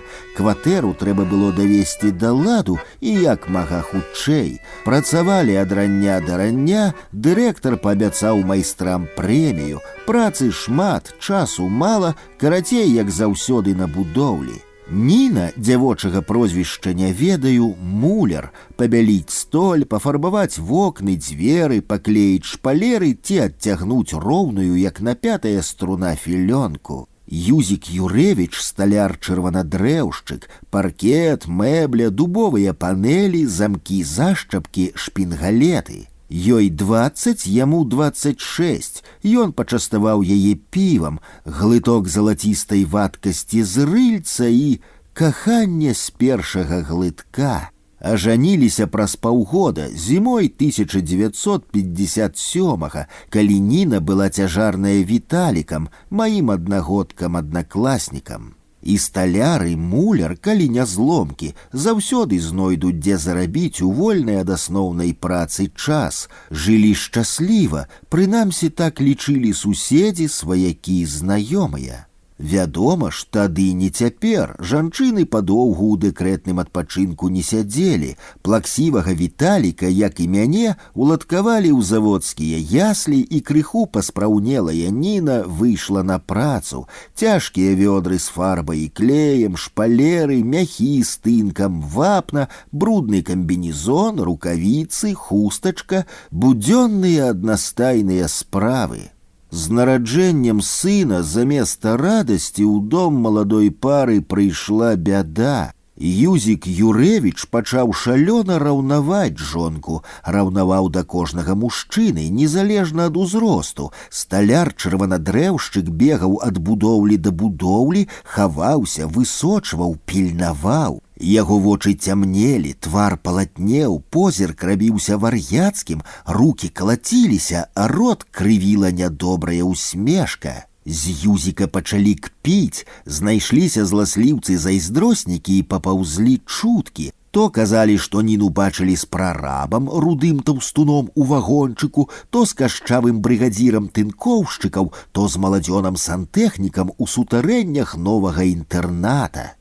По-рознаму людзі п'юць. Адзін вып'е і робіцца вясёлым, песні спявае, добрыя словы кажа. Другі пасля пляшкі віна паесць з апетытам і спаць кладзецца. Юзік мяняўся пасля першай чаркі, замаўкаў, а калі вымаўляў словы, то сіпеў, быццам змяя ў горле хаваецца. А пасля другой чаркі бег дадому і ўчыняў сварку бойку. Спрабавалі яго ўгаворваць і саромілі, і ўшчувалі, але ўсё марна. Як рэзаны плакаў Віталік, крычала, галасіла Ніна. Суседзі выклікалі міліцыю, і шалёнага Юзіка выцягвалі з кватэры і забіралі да рання. Вяртаўся ён ціхі, з пагаслымі вачамі, з вінаватай усмешкай. Кляўся, бажыўся, што піць кіне, што няхай рука адсохне, калі чарку з гарэлкай падыме і да рота паднясе. Ніна даравала мужу абразы, сваркі, карміла сняданкам, і яны разам выпраўляліся на працу. Ішлі па вуліцы і рабілі выгляд, што нічога не здарылася.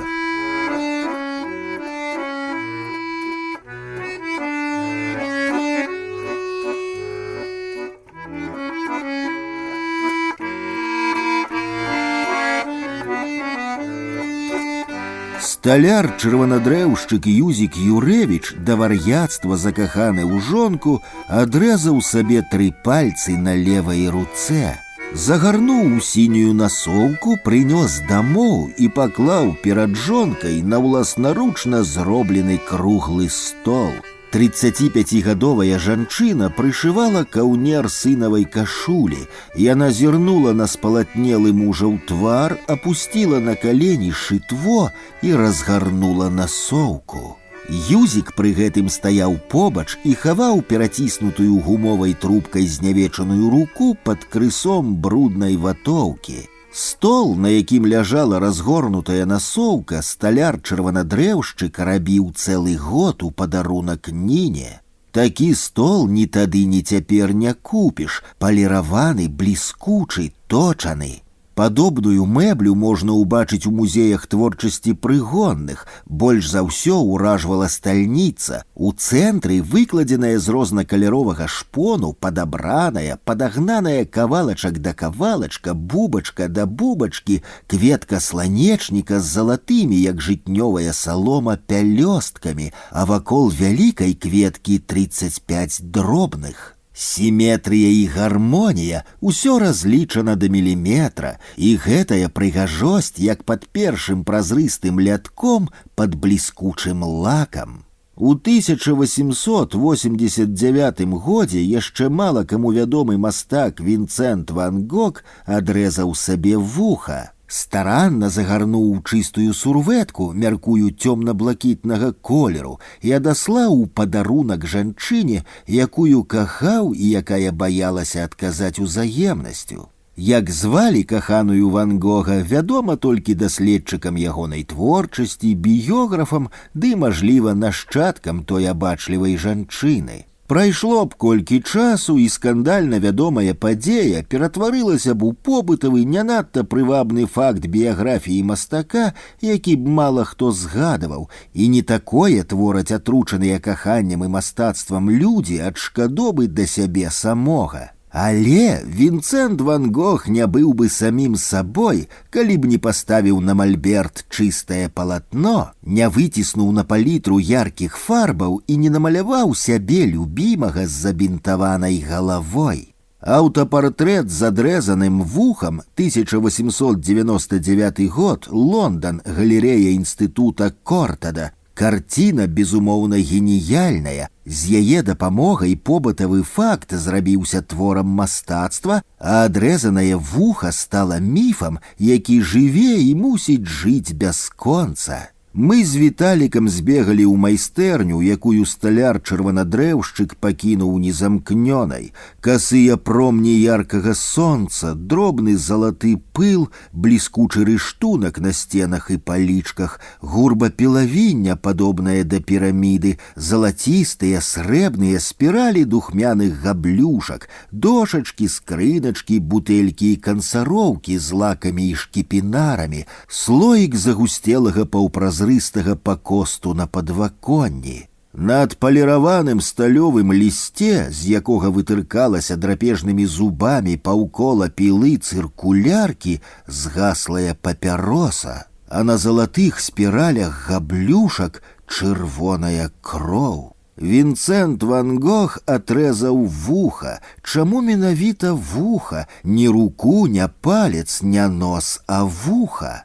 Ван Гога, за якім замацавалася ўстойлівая слава, прынята лічыць вар'ятам. Ну а як жа па-іншаму? Карціны не такія, як у астатніх, выдзяляюцца, уражваюць, зачароўваюць, захапляюць. Некалькі разоў мастак лячыўся ў клініцы для душэўна хворых у доктара Рэя, чый партрэт таксама намаляваў, дайшоў да поўнага самазнішчэння, жыццё скончыў самагубствам. Самасцвярджэнне праз самазнішчэнне, але ці настолькі ён быў вар'ятам, калі адсек брытвай вуха? Не. Вуха для мастака рэч другасная, адсутнасць яго не замінае выціскаць на палітру фарбы, не замінае трымаць пэндзлі, не замінае маляваць. Ван Гог не быў вар'ятам да такой ступені, як сцвярджаюць даследчыкі ягонай творчасці і біёграфы. Вар'яцтва мастака – міф, так неабходны мастацтвазнаўцам і галерэйшчыкам-аўкцыёншчыкам. На міфах трымаецца цікаўнасць і зарабляюцца вялікія грошы. Юзік Юрэвіч ляўша і пальцы адрэзаў на левай руцэ. Па шляху самаразбурэння, самазнішчэння ён пайшоў значна далей за Вінцэнта Ван Гога. Рука без пальцаў для сталяра-чырванадрэўшчыка сапсаваны інструмент, як нажоўка без зубоў. Ніна плакала горка і доўга, Віталік не плакаў зусім і маці не суцяшаў. Юзіка завезлі ў бальніцу, а адтуль у вар'ятню, аж за 40 кіламетраў ад дома. Сталяр згубіў пальцы, узамен атрымаў мянушку куцалапы і стаў чалавекам вядомым, амаль легендарным. Пра яго каханне да жонкі, пра бязмежную раўнівасць гаварылі і будуць гаварыць.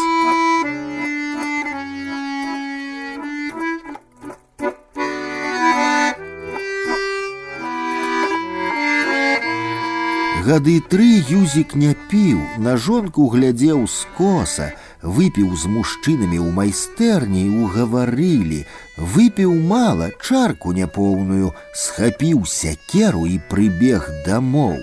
Віталік рабіў урокі за круглым сталом, Ніна ў суседнім доме клеіла шпалеры.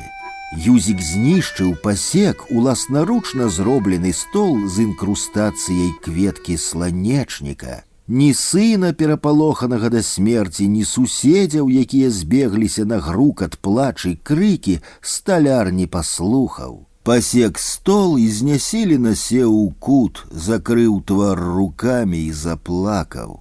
Калі мастак нішчыць лепшыя творы, гэта яно каханне, гэта самаразбурэнне і самазнішчэнне.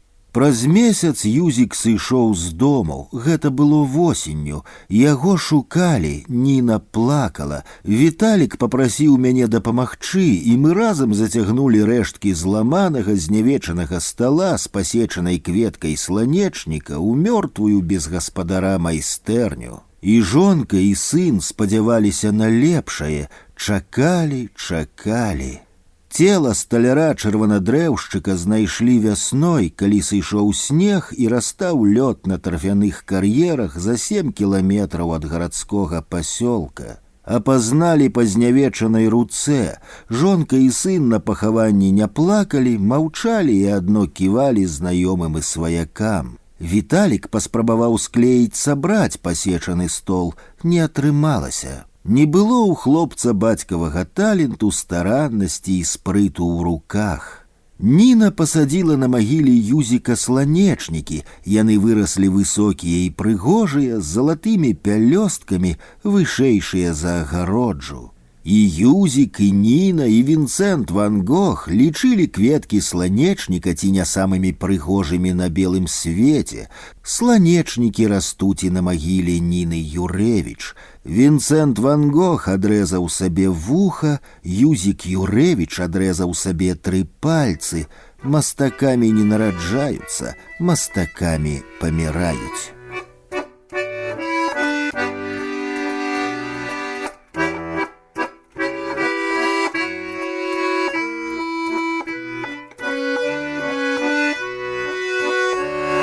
Гісторыя 3. Пачатак гэтай гісторыі я ведаю ад мамы, бо 3 гады яна з Тоняй жыла праз сцяну ў суседніх пакоях заводскага інтэрната і працавала ў адным цэху. Тоня Квяцінская прыехала на завод на пачатку 56-го года. З рэчаў пры ёй быў дыктавы чамадан, валізка з вясковай ежай, дакументы, пашпарт, даведка з сельсавета і насоўка, у якой захоўваліся пакамечаныя грошы. Калі ў завадскім аддзеле кадраў яна скінула вялікую шэрую хустку, прысутныя на імгненне аслупянелі, гамана сціхла. Мужчыны кінуліся прапаноўваць дзяўчыне табурэтку, а жанчыны здзіўлена заміргалі і пачалі папраўляць прычоскі. Начальнік аддзела кадраў у той жа дзень прапанаваў Тоні працаваць яго памочніцай. Ён падскокаваў і бегаў вакол Антаніны, паказваў грувасткі, як сцэна ў клубе, дубовы стол з друкарскай машынкай. Бесперапынна абцягваў караткаватыя рукавы, папраўляў гальштук, пагладжваў ордэнскія калодкі і нават кульгаць перастаў.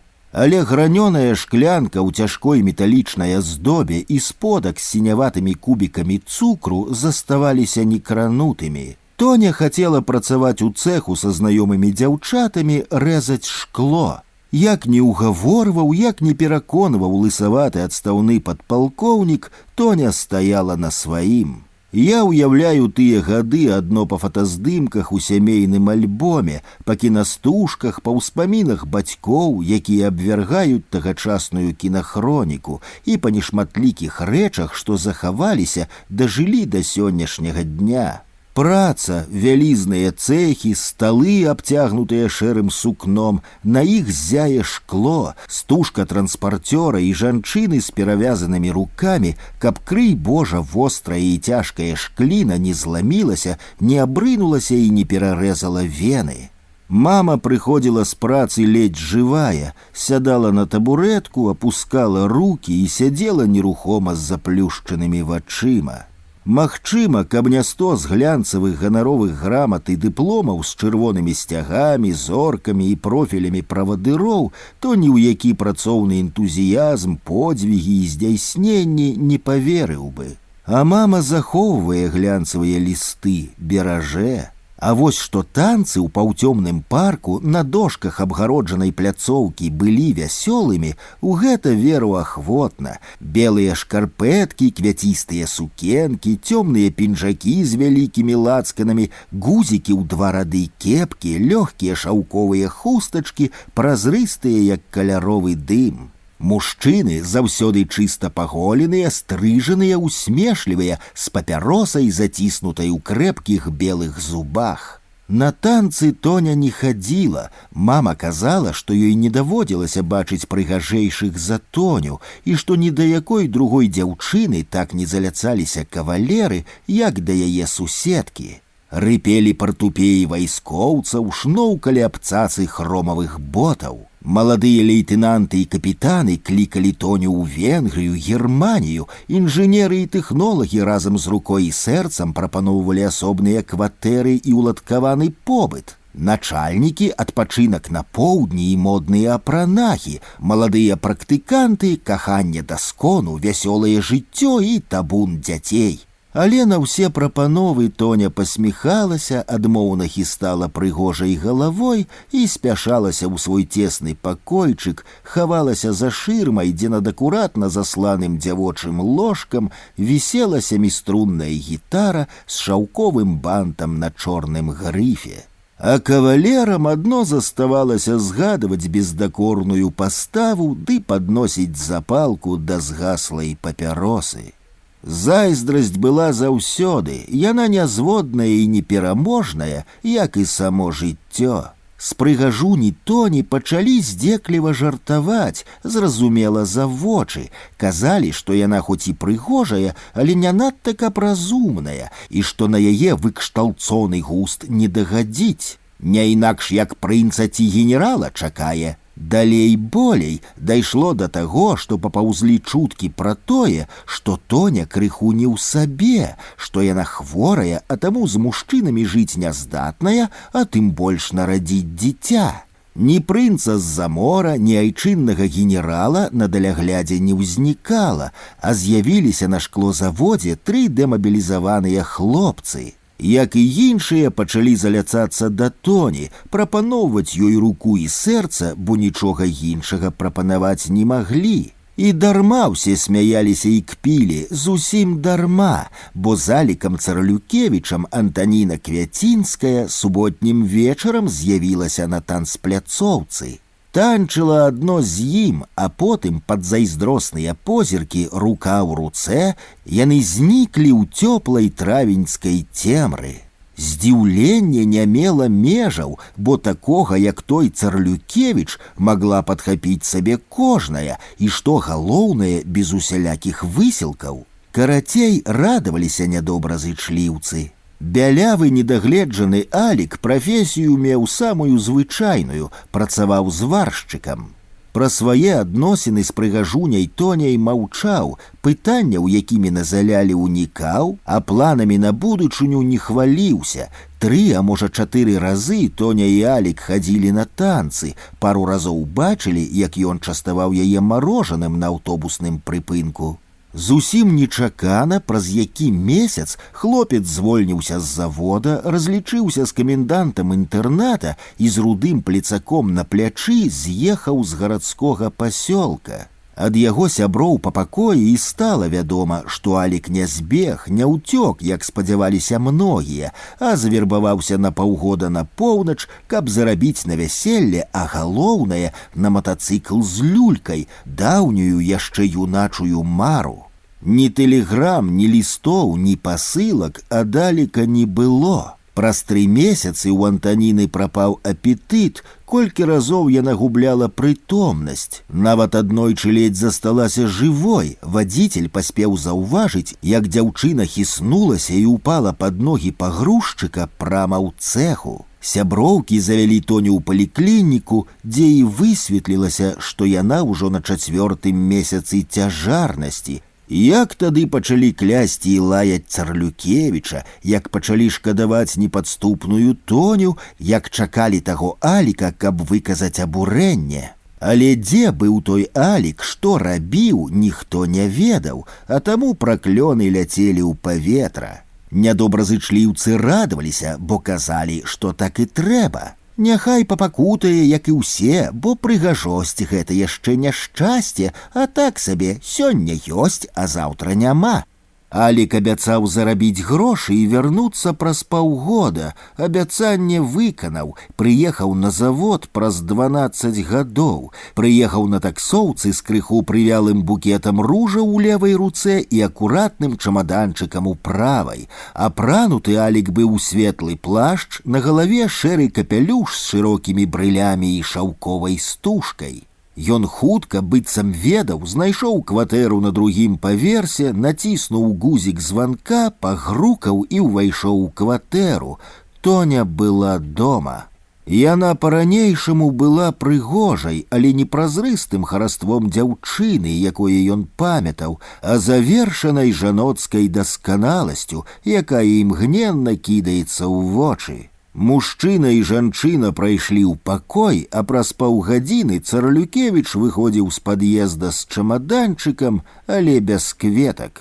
Разгублены і заклапочаны, з усмешкай, якую цяжка вытлумачыць, няцвёрдай хадой Алік падаўся праз пляц да рэстарана. У тыя гады рэстаран месціўся на 2-м паверсе, а першы займала сталоўка. Я добра памятаю светлую залу з карцінамі ў грувасткіх пазалочаных рамах, мармуровую падлогу, падобную да сальцісону, квадратныя калоны, расфарбаваныя пад жылісты ружовы мармур. Колькі столікаў займалі мужчынскія кампаніі, яны бавілі час за куфлямі піва. Алік сеў за вольны столік, адкрыў чамаданчык і выцягнуў нераспакаваны пачак хрубасткіх і слізкіх чырвонцаў. Падбегла паслужлівая афіцыянтка ў накрухмаленым карункавым каўпачку кароне, бездакорна бялюткім фартуху, павіталася і здзіўленая прыняла заказ. А замовіў мужчына на кожны заняты столік па 2 пляшкі гарэлкі, піва і лёгкую закуску.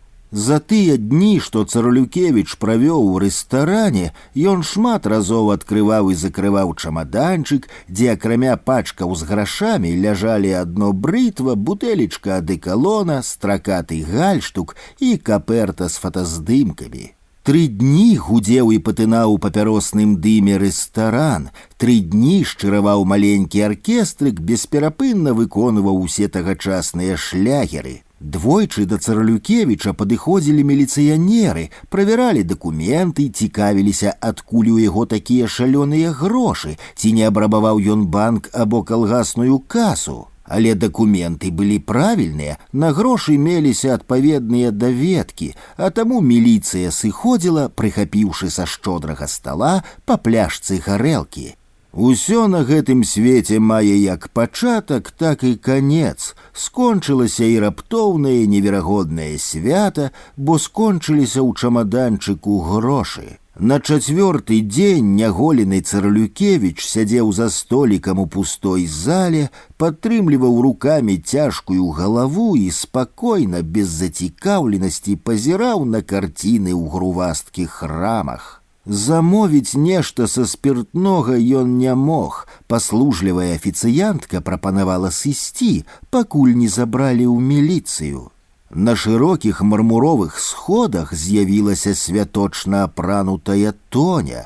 Яна шпарка прайшла да Аліка, прысела насупраць, сказала колькі слоў. Мужчына ў момант зрабіўся цвярозым, падхапіўся, узяў парожні, а таму амаль без важкі чамаданчык і падаўся следам за жанчынай. Ён прабыў яе да вечара, а потым, паголены і рашучы, выйшаў з пад'езда, сеў на аўтобус і з'ехаў на вакзал. Малы Алік казаў, ён быў сведкам размовы маці з Царлюкевічам, што дарослыя не сварыліся, а спакойна ўспаміналі клуб, танцпляцоўку, шэрую хустку і цесны пакойчык у інтэрнаце. І яшчэ Алік казаў, што мужчына ў светлым плашчы і капелюшы ягоны сапраўдны бацька. Ад малога даведаліся, што Тоня выправіла бацьку ў камандзіроўку на 3 месяцы, а потым, калі ён заробіць грошы і вернецца, бацькі ажэняцца і з'едуць. Куды паедуць, Алік не ведаў, але ўпарта даводзіў, што пачнецца новае жыццё, і пачнецца яно там, дзе бацькоў ніхто не ведае. Шчаслівы, а таму заклапочаны бялявы падлетак гойсаў па аднакласніках і знаёмых, радасна выхваляўся, што хутка бацька вернецца з вялікімі грашамі. Праўда, побач з радасцю таіўся ў шэрых хлапчуковых вачах ледзь заўважны сполах і лёгкі недавер раптоўнаму шчасцю. А зласліўцы-зайздроснікі ўсё перакручвалі. Яны сцвярджалі, што ў Царлюкевіча на поўначы ёсць жонка і ажно 3 дзяцей, а сюды ён вярнуўся, каб адкупіцца. Але дурніца Тоня тыя грошы не ўзяла, а самога Аліка прагнала, як блудлівага кабеля. Яшчэ даводзілі, што Царлюкевіч крымінальнік-злодзей і 10 гадоў сядзеў за кратамі, валіў лес, а потым збег з падробленымі дакументамі. І яшчэ на гэтым сыходзіліся многія. Грошы і немалыя трэба было ўзяць, а не пускаць дымам на гарэлку. Супакоіліся толькі пасля таго, як Антаніна Квяцінская звольнілася з працы, а працавала яна гадоў 8 сакратаркай галоўнага інжынера завода. Звольнілася і нікуды не ўладкоўваецца, відаць, і сапраўды вырашыла з'ехаць. Мінула 3 месяцы, потым яшчэ 3. А Аліка ні лістоў, ні тэлеграм, ні званкоў. Добрыя сяброўкі пачалі раіць звярнуцца ў міліцыю і абвясціць Альберта Максімавіча Царлюкевіча ў вышук. Угаворвалі ўпарта, не менш рашуча Тоня адмаўлялася. Галоўны інжынер з вялікім задавальненнем узяў жанчыну на былую працу і нават заробак павялічыў. Малыш Алік зацяўся, зрабіўся злосным, калі крыўдзілі, кідаўся ў бойку, але вучыўся добра. Казалі, што гэта менавіта з-за сына, які ні кропляй, ні рысай не падобны да бацькі, Царлюкевіч не вярнуўся да Тоні. А яшчэ з-за яе цяжкага характару, невыноснага нораву і упартасці ў дробязях. Гісторыя, якая пачалася да майго нараджэння, не скончылася і сёння. Антаніна Квяцінская жыве адна, яна на пенсіі. Ад былой ашаламляльнай прыгажосці мала што засталося. Можа, толькі ясны позірк шэрых вачэй ды лёгкая хада.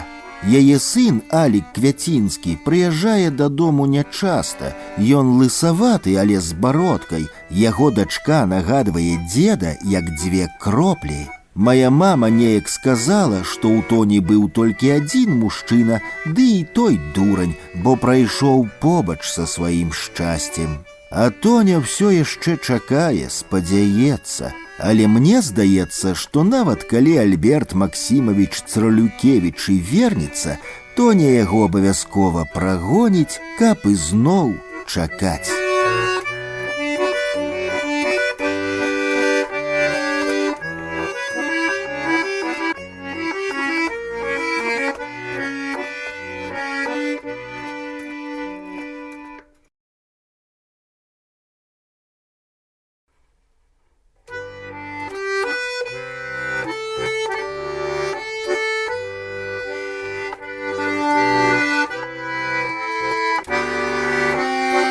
На вуліцы Школьнай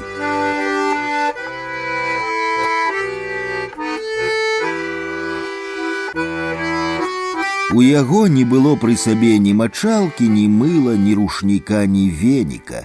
Ён прыйшоў у лазню, як толькі яна адчынілася з пустымі рукамі. Доўга разбэрсваў матускі карычневых чаравікаў на тоўстай рыфлёнай падэшве, сцягваў шкарпэткі, праз галаву скінуў чорны швэдар.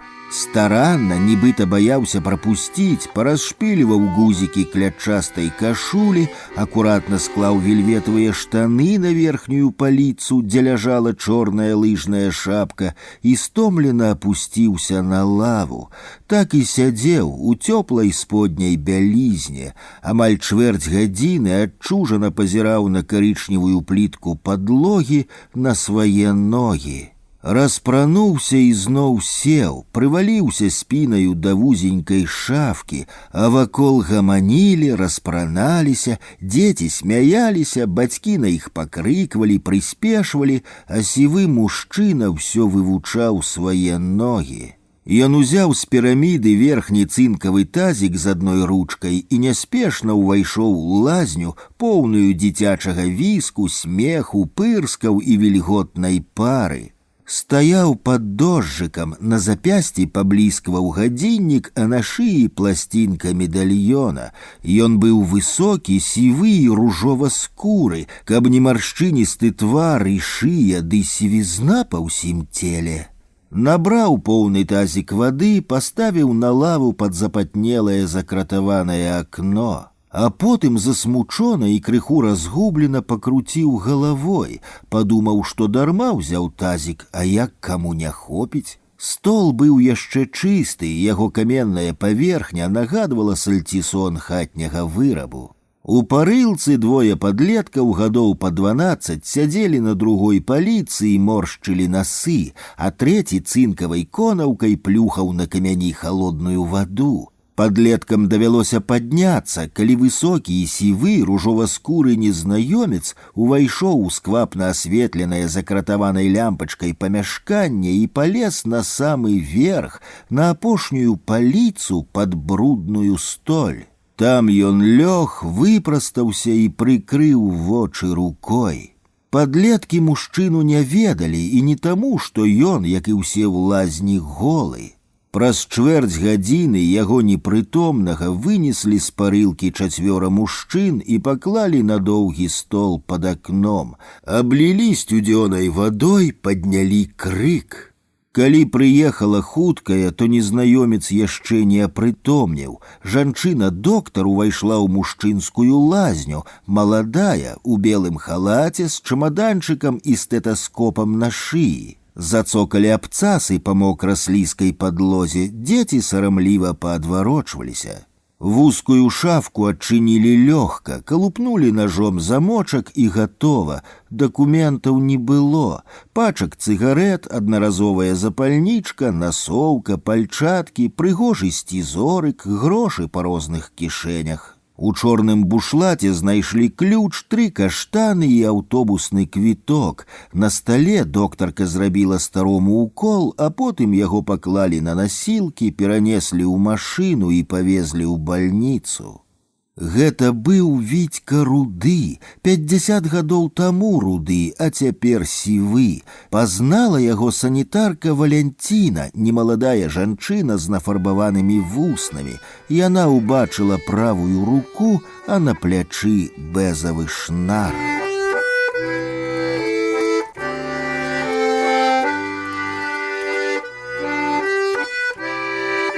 На вуліцы Школьнай школа, старая, трохпавярховая, даваенная, жоўтая, з высокім жалезным дахам, нумар школы 13, але гэта не істотна. Вуліца Школьная кароткая, раней яна была брукаваная, едзеш на ровары, зубы ляскаюць, калюжыны абмінаеш, ключы пад рамай у карычневай кабуры бразгаюць. Яна зусім кароткая, метраў 300, ад шашы да базара. Пры школе стадыён, а за парканам дзіцячы садок, але і гэта мала цікава. На вуліцы Школьнай усе дамы старыя, пабудавалі завод, а побач амаль насупраць за шашой дамы для начальства і рабочых. У ЭТРаўскім дырэктар жыў інжынеры, тэхнолагі, начальнікі розныя. У доме для рабочых на вуліцы Школьнай жыла сям'я Вітькі Кныша і ён сам. Гэта важна, гэта істотна. Вітька быў руды як падасінавік, а таму і на сваю мянушку не крыўдаваў. Цяпер яго там няма, і мяне цяпер там няма. А тады Вітька жыў на 3-м паверсе дома для рабочых якраз насупраць школы, у камуналцы, у пакоі на 18 метраў.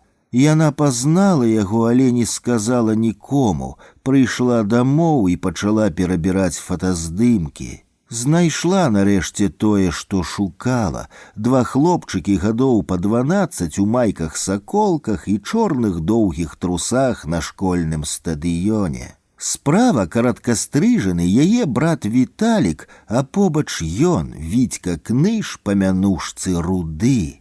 Праз 2 гады бацькі, а разам з імі Вітька, з'едуць з вуліцы Школьнай назаўсёды. Ён нават 8 не паспее скончыць.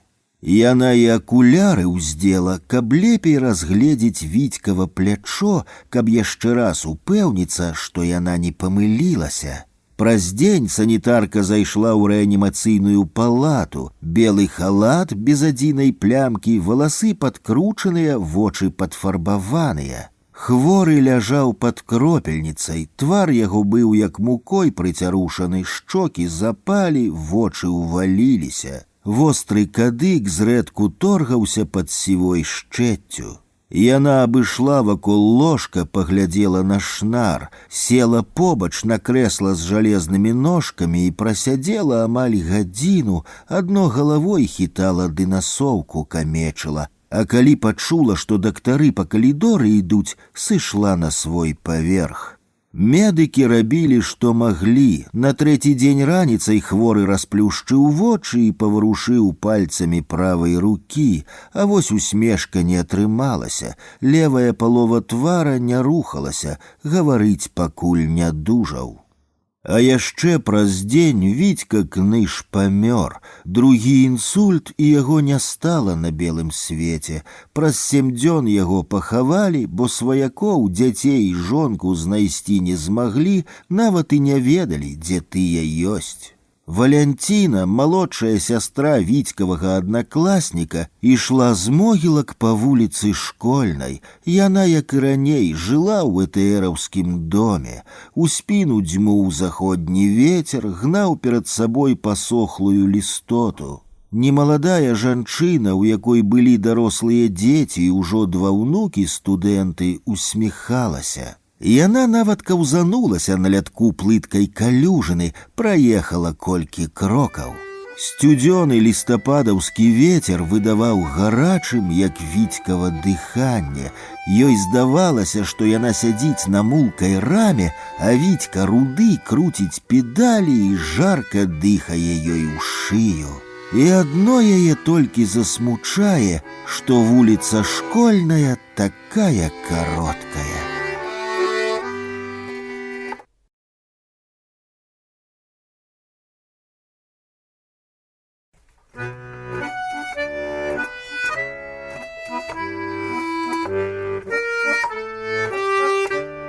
Паліто.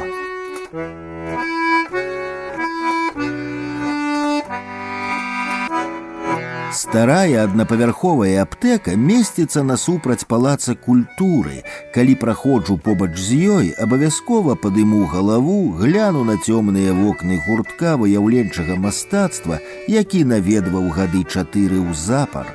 Хадзіў туды ледзь не штодня, заседжваўся да ночы, аж пакуль не праганялі. Гурток, які працаваў гадоў 20 і з'яўляўся гонарам гарадскога пасёлка, перастаў існаваць разам з кіраўніком. Не стала настаўніка, не стала і гуртка. Памяшканне з вялікімі вокнамі і паркетнай падлогай ёсць, сцены стаяць, і начынне засталося: мальберты, стэлажы, гіпсавыя скульптуры, самавары, прасы, васковыя муляжы, садавіны і гародніны, кавалкі рознай тканіны, тканіны, шкілет чалавека, зразумела, штучны, і белыя чарапы коня, каровы, авечкі, сабакі, самыя сапраўдныя. Колькі не спрабавалі аднавіць гурток, не атрымалася. Я стаяў у чарзе па таблеткі, разглядаў аптэчнае шкло, бутэлечкі рознапамерныя і думаў пра маленькія малюнкі выдатнага мастака Мітрохіна.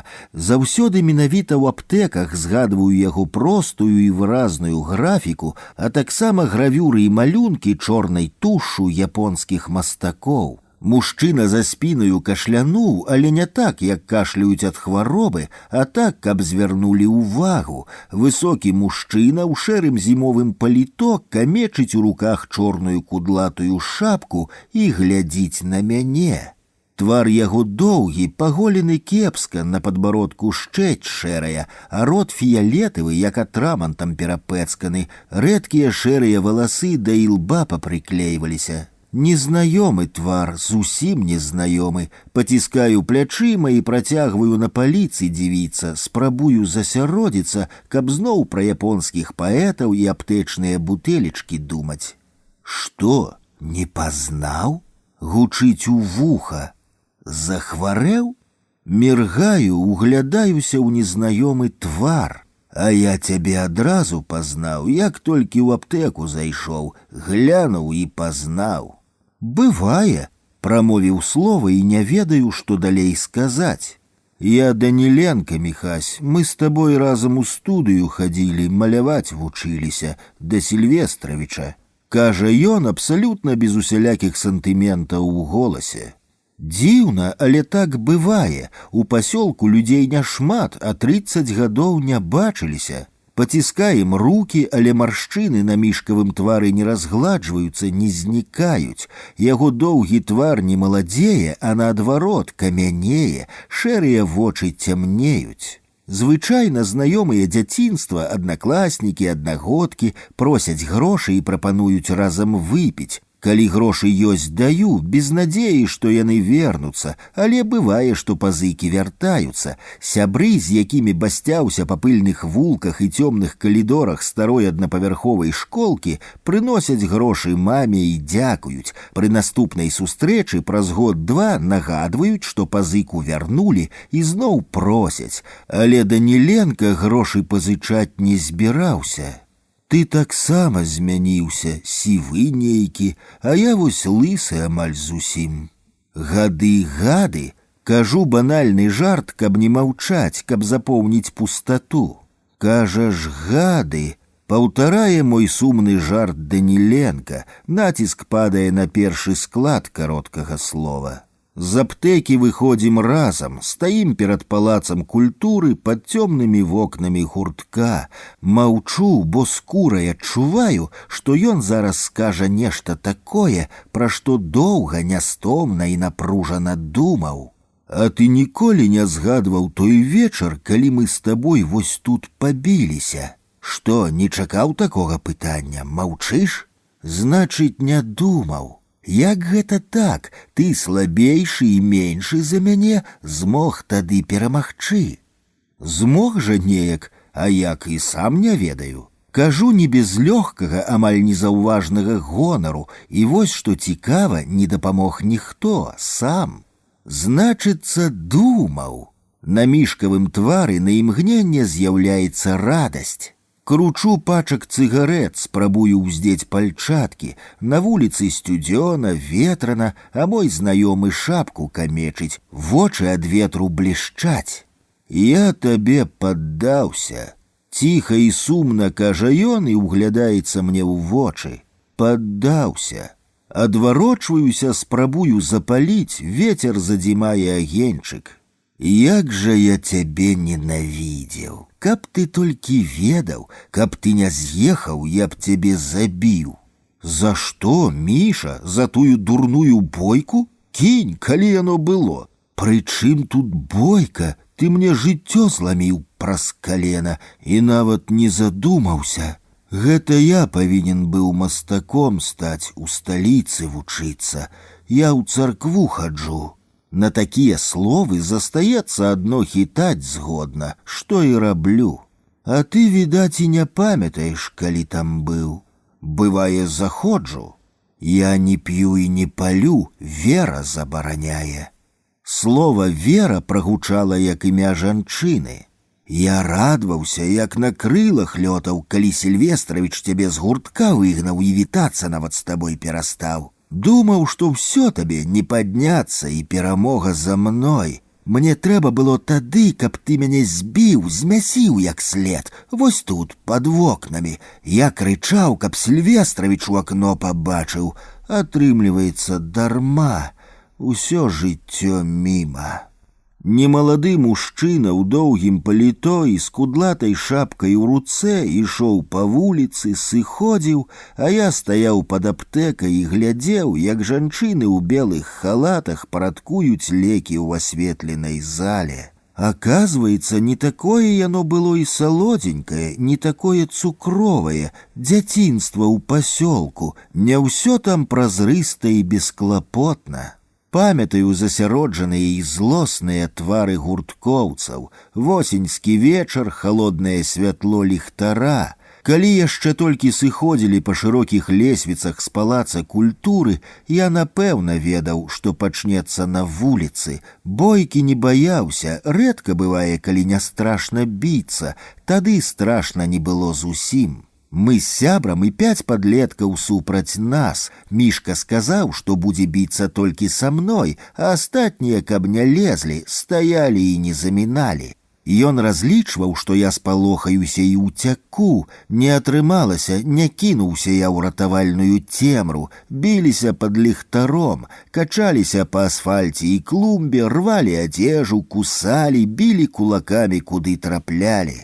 Я падняўся на ногі, а ён застаўся ляжаць акрываўленым тварам у асфальт. Я ганарыўся сабой, і мой сябар мяне падбадзёрваў. Дома мяне ванітавала, як прытручанага. Бацькі толькі на раніцу агледзелі, які іх сын. Мама абмацала галаву і грудзі. Да мяне прагучала кароткае «пасодзяць», а да бацькі злоснае «а ты што маўчыш?». Мішку завялі тым жа вечарам у бальніцу, наклалі колькі швоў, прамылі раны, перавязалі, а на раніцу знялі пабоі і склалі заяву ў міліцыю. З гуртка мяне выгналі на наступны дзень. Вінаватым я сябе не лічыў, бо сам на бойку не напрошваўся і першым не лез. Мішка Даніленка, стараста гуртка, выдае паперу, алоўкі, тушыць святло, замыкае пасля занятка ў студыю і здае пад роспіс у гардэроб вялікі самаробны ключ,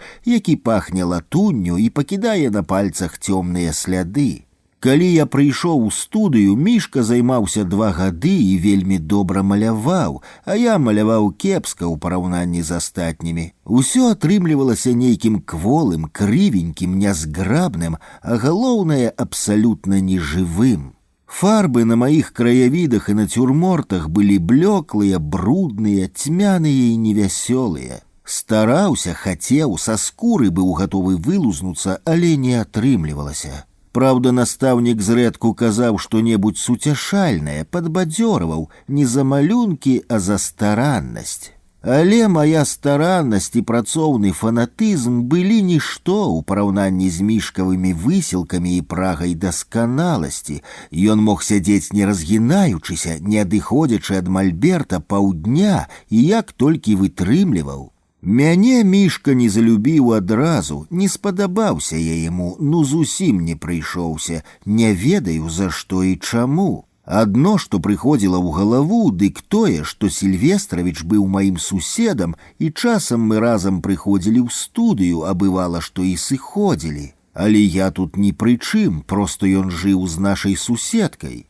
Як так атрымалася і пра што я думаў, калі маляваў Мішкава старое восеньскае паліто на старамодным выкручастым вешаку, не ведаю і растлумачыць не магу. Здаецца, ні пра што такое не думаў, глядзеў то на паліто шэрае, зношанае, абтрапанае, то на паперу і крэмзаў штрыхаваў. Паліто на малюнку нечакана для мяне самога атрымалася пазнавальным і жывым. І хлясцік з адарваным гузікам, і пакамечаны каўнер, і адтапыраныя кішэні — усё складалася адно да аднаго.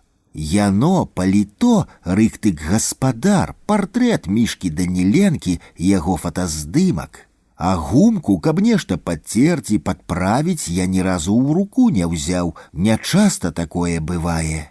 Заставалася зусім мала, каб скончыць, але Мішка палез па кішэнях, і ўсё імгненна змянілася, і рукавы не так вісяць, і каўнер не туды глядзіць. Зноў так паліто не павесіш, кожны разумее, паліто не табурэтка, не кубак з адколатай ручкай. Я нешта сказаў, не стрымаўся, нават не мог згадаць потым, што менавіта, якія словы вырваліся, зляцелі з языка, відаць, крыўдлівыя, але не надта, бо ён тады не адказаў.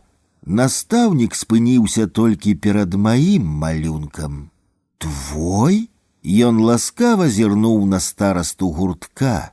«Гэта мой», — сказаў я ціха і адляпіўся ад сцяны. Настаўнік не пачуў, ён прысеў на кукішкі перад планшетам. Акакій Акакіевіч Башмачкін, не новы шынель, а той стары, зношаны, які вецер наскрозь прадзімае. Бач ты, аж мароз па скуры прабягае. Вось так і трэба маляваць, зайздрошчу, маладыя вы зусім.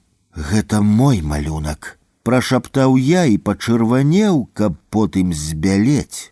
На твары настаўніка застыла непадробнае здзіўленне. Ён не знайшоў нічога лепшага, як пагладзіць мяне па галаве. Таго малюнка праз 2 дні не стане, на яго выпадкова выплехнецца густая алейная фарба, ярка-зялёная, як першая трава, і вінаватых не будзе. Потым, праз гады, у мастацкай вучэльні і мастацкім інстытуце будуць знікаць лепшыя малюнкі, будуць запісвацца паверху партрэты і нацюрморты, пэцкацца і рвацца палотны і аркушы, у выдавецтве будуць губляцца ілюстрацыі да кніжак. Гэта будзе працяг прыгодаў шыняля, таго самага, праз зношаную тканіну якога праглядае невыводная чалавечая зайздрасць.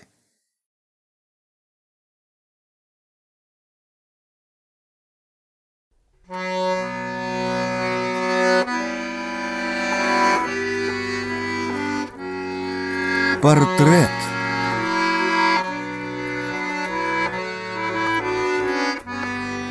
У суседкі па лесвічнай пляцоўцы цёткі Ніны на сцяне карціна. Не вышываныя крыжыкам каты ў кошыку ці кветкі ў пукатым вазоне, ружы там яркія, як полымя, ці гронкі бэзу, бэзавыя, як мачалка ў эмаліраваным тазіку. Не выдраная з часопіса, а потым прыклееная да кардона рэпрадукцыя.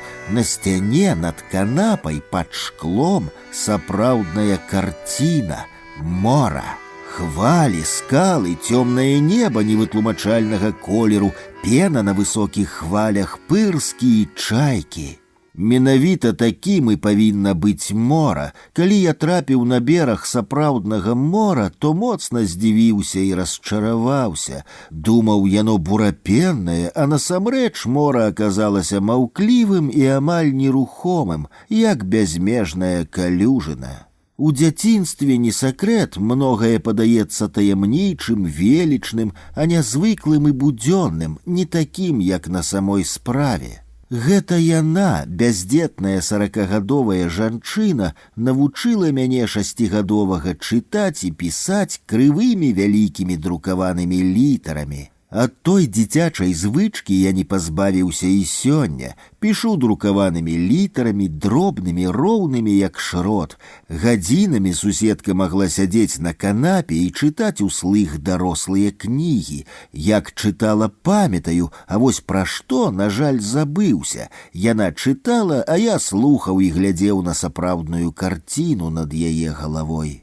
Праз кожныя паўгадзіны суседка перапытвала і удакладняла, ці ўсё мне малому зразумела. Казаў, што зразумела, упэўнены голас запаўняў невялікі пакой.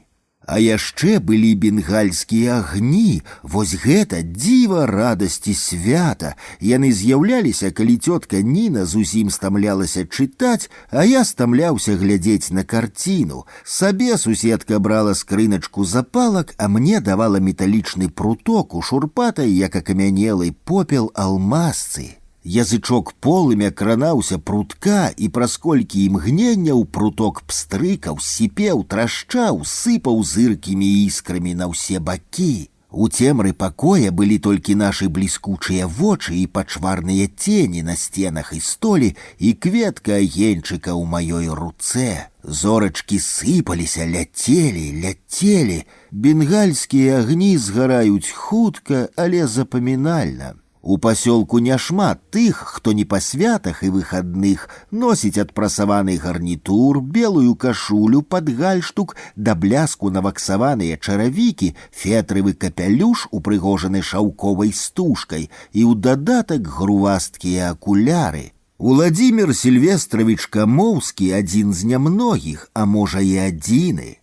Сільвестравіч мастак, адзіны і сапраўдны, усімі прызнаны, усімі паважаны, карацей, мастак і ўсё тут. Звяртаюцца да яго не інакш як па бацьку, павітацца Сільвестравічам за руку, гонар і дырэктару шклозавода і стаматолагу, да якога без блату не даступіцца, і начальніку міліцыі і бруднаму сантэхніку. У Сільвестравіча ёсць старэйшы брат, яны вельмі падобныя адзін да аднаго, падобныя як чорна-белая фотакартка з каляровай, калі быць больш дакладным, як расфарбаваны здымак з чорна-белым. Старэйшы Камоўскі – начальнік камунальнай службы пасёлка, яму падпарадкоўваюцца зваршчыкі, сантэхнікі, прыбіральшчыкі і прыбіральшчыцы, а таксама могілкі. Старэйшы з братоў чырванатвары, белазубы, дужы, акуляры не носіць, але глухаваты. Ён круглы год купаецца, незважаючы на надвор'е, і бегае вакол возера, размахвае рукамі, як крыламі. Спыніцца побач з рыбакамі і пачынае агітаваць за здаровы лад жыцця, а калі адбяжыць, рыбакі запаляць, пальцамі каля скроняў пакруцяць і кінуць услед што-небудзь крыўднае, абразлівае. Малодшы Сільвестравіч паліць, цыгарэта, заціснутая вялікімі указальным пальцамі, такая ж дэталь знешняга выгляду, як і грувасткія модныя акуляры. І запальнічка заўсёды побач паблісквае ў пальцах, калі гаспадар размаўляе або чытае газету, праглядае часопіс. Старэйшы брат прыйшоў у майстэрню, калі малодшы маляваў зімовы краявід з чырвонымі заводскімі комінамі, з якіх уздымаецца бэзавы дым. Ён прынёс водар вуліцы і радасны смех абсалютна здаровага і ўпэўненага ў сабе чалавека. Гучна, як усе глухаватыя, павітаўся, скрывіўся ад тытунёвага дыму, замахаў рукой, а потым выцягнуў з-за пазухі часопіс і паклаў побач з братам на край пісьмовага стала. Хоць і было тое даўно, а фразу памятаю, як толькі што пачуў. «Вось, пачытай, не пашкадаваў рубель, табе набыў. Тытунь – найкарацейшы шлях да анкалагічных хваробаў. Вучоныя і медыкі гэта з лічбамі і прыкладамі даводзяць, а ты цыгарету з пальцаў не выпускаеш», – сказаў, як прысуд абвясціў, і пайшоў. Сказаў, дык сказаў, быццам я без яго не ведаў. Разумнік, прамовіў мастак і расціснуў недапалак. Часопіс быў слізкі, чорна-чырвоная вокладка, а на ёй шэры, як штопар, струмень дыму, уваткнуты ў намаляваныя лёгкія. Сільвестравіч няспешна перагортваў старонкі і паглядаў на свой недароблены краявід. Чым менш на галаве валасоў, тым часцей у руках з'яўляецца грабеньчык. Уладзімір Сільвестравіч мужчына адукаваны, ветлівы, да жыцця ставіцца з разумнай цярплівасцю, але ён не ёсць персанаж цалкам станоўчы. Сільвестравіч мастак, але з жонкай не жыве, сышоў. Там засталіся два сыны, кватэра, бібліятэка і мінулае жыццё, магчыма, нават някепскае. Другога пабгаворвалі і асуджалі, цыкалі б услед, але ён не другія, ён сам па сабе, а таму плёткі да яго не ліпнуць, ды і прыслухоўвацца да іх ён не збіраецца. Калі хто і асуджаў яго, толькі старэйшы брат. Сільвестравіч перайшоў жыць да нашай суседкі. Раніцай, калі я спяшаюся ў школу, ён звычайна чысціць на лесвічнай пляцоўцы чаравікі, хоць яны і так бліскучыя, нібы толькі што з абутковай крамы. Спазніцца на працу, у адрозненне ад маіх бацькоў і суседзяў, ён не баіцца. Мастак у маштабе гарадскога пасёлка — гэта як касманаўт, а можа нават і лепей.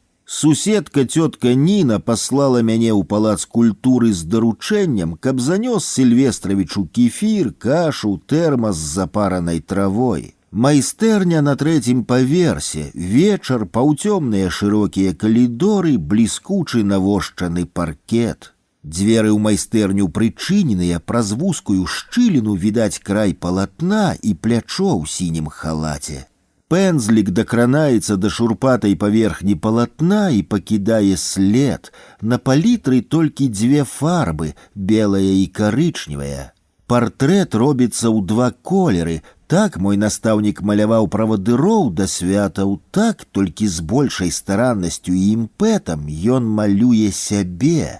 Гэта не аўтапартрэт, гэта партрэт для жалобнага шэсця, які панясуць перад труной, а труна будзе ехаць на машыне з адкінутымі бартамі.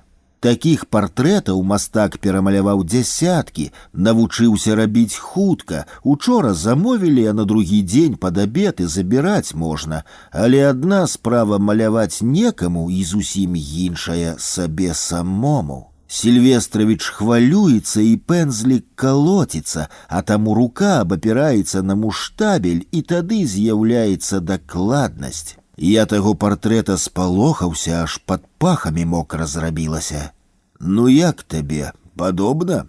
Ён не дачакаўся маіх слоў, ён спяшаўся, бо з бальніцы пусцілі адно на выхадныя. Выглядаў Сільвестравіч кепска, зжаўцеў і схуднеў неверагодна. Гадзіннік з рукі, як не са слізне, круціцца на белым запясці, а валасоў на галаве зусім мала, шэрыя нейкія, як павута. А на карычневым партрэце з валасамі поўны парадак і гальштук у белыя бубачкі, і пінжак строгі выхадны, а вось акуляраў звыклых няма. Фотокартка прыклеена ў куце палатна, яна таксама ў карычневых тонах. Сільвестравіч не паліць, на стале чыстая шкляная попельніца, а таму ў майстэрні пахне не тытунём, а лекамі і гуталінам, пахне звыклай, чужы. Ты не хвалюйся, можа, ўсё яшчэ і абыдзецца. Хірург ён добрый, самы лепшы. Памятаеш, я яго жонку маляваў і цешчу потым. Так што ён мне па жыцці вінен, будзе старацца, я ж яшчэ не стары, 50 з хвосцікам. А мой брат паўдурак прынёс у палату кніжку пра анкалагічныя захворванні, дадумаўся, кажа, што праўда лепш за таблеткі. Ён зняў партрэт з мальберта і занёс у суседні пакой, дзе таксама майстэрня, у якой працуюць памагатыя. Там праца кіпіць ад рання да вечара, фарбуюцца планшеты, выразаюцца трафарэты, абцягваюцца падрамнікі палатном. А ў яго пакоі пасля таго, як гаспадар захварэў, тужлівая цішыня. Прыбіральшчыца кожную раніцу прыходзіць, пыл выцірае, попельніцу чыстую па стале перасоўвае. Ад гэтага яшчэ больш сумна робіцца. На сценах 3 старыя гадзіннікі, усе 3 стаяць. Заводзіць умее толькі гаспадар, сам адрамантаваў, яго яны толькі і слухаюцца. Майстэрня за сцяной, у якой працаваў Вітька Казей, загарэлася. Кінуў хлопец недапалак у сметніцу, не патушыў як след, а сам пайшоў на другі паверх рукі і пензлі мыць. Сметніца, поўная паперы рэзанай, стаіць пад стэлажом, на якім карціны Сільвестравіча акуратна спакаваныя. Прыйшоў Вітька, дзверы расчыніў, а за імі полымя шугае, праз дым толькі акно бялее. Вітька да акна і кінуўся, адчыніў. Вось тут і пачалося па-сапраўднаму. Затрашчала, зашумела, загуло, як у печы. Скразняк завіхурыў агонь па ўсёй майстэрні. Шкіпінар, лакі, ацэтон, распускальнікі, кумач, папера, дыкта сухая, дошкі, рэйкі — усё загарэлася. Вітька рабіў, што мог, крычаў, на дапамогу клікаў, халатам сацінавым полымя збіваць спрабаваў, але дзе там? Знявечаныя абгарэлыя карціны, малюнкі, тысячы этюдаў, партрэты пажарнікі выкідвалі на вуліцу, выцягвалі ў калідор. Агонь, вада, пена знішчылі амаль усё. Старэйшы брат і расказаў малодшаму пра пажар у майстэрні. Адведаць прыйшоў хворага, соку слоік прынёс, мёду свежага. Праўда, лепш за таблеткі. Вітька казей у бальніцу да настаўніка ісці баяўся, а я пайшоў, суседка папрасіла. Ну што там, партрэт хоць цэлы? Пытанне прагучала ў падлогу. Партрэт згарэў, але я, каб суцешыць Сільвестравіча, зманіў. Сказаў, што партрэт якраз і цэлы, нават не абгарэў. Хоць гэта добра. Прамовіў ён. А Вітьку скажы, каб не хваляваўся, на праводку спішуць на кароткае замыканне. Я брата папрасіў, ён абяцаў зусім дамовіцца. Галоўнае, што партрэт застаўся. Той фотаздымак, з якога настаўнік маляваў свой апошні партрэт, мне прынесла наша былая суседка, цётка Ніна. Фотаздымак быў загорнуты ў белую шалёсткую паперу, правы верхні ражок запэцканы карычневай фарбай. Бенгальскія агні, зыркія іскры, жыццё праходзіць хутка і канчаецца смерцю. Жыццё кароткае, а мастацтва вечнае. Можа, яно і так, хочацца спадзявацца. Было яшчэ колькі абгарэлых па краях этюдаў, зялёнае поле, вузкая сцежка, сіне-белае неба і гэтак далей. Разумею, што гэта не мастацтва, як магчыма і тое, што пішу сам друкаванымі літарамі, дробнымі як шрот. Ёсць пэўная змушанасць і наканаванасць у паводзінах, ад іх не пазбавіцца, і таму даводзіцца рабіць тое, што робіш.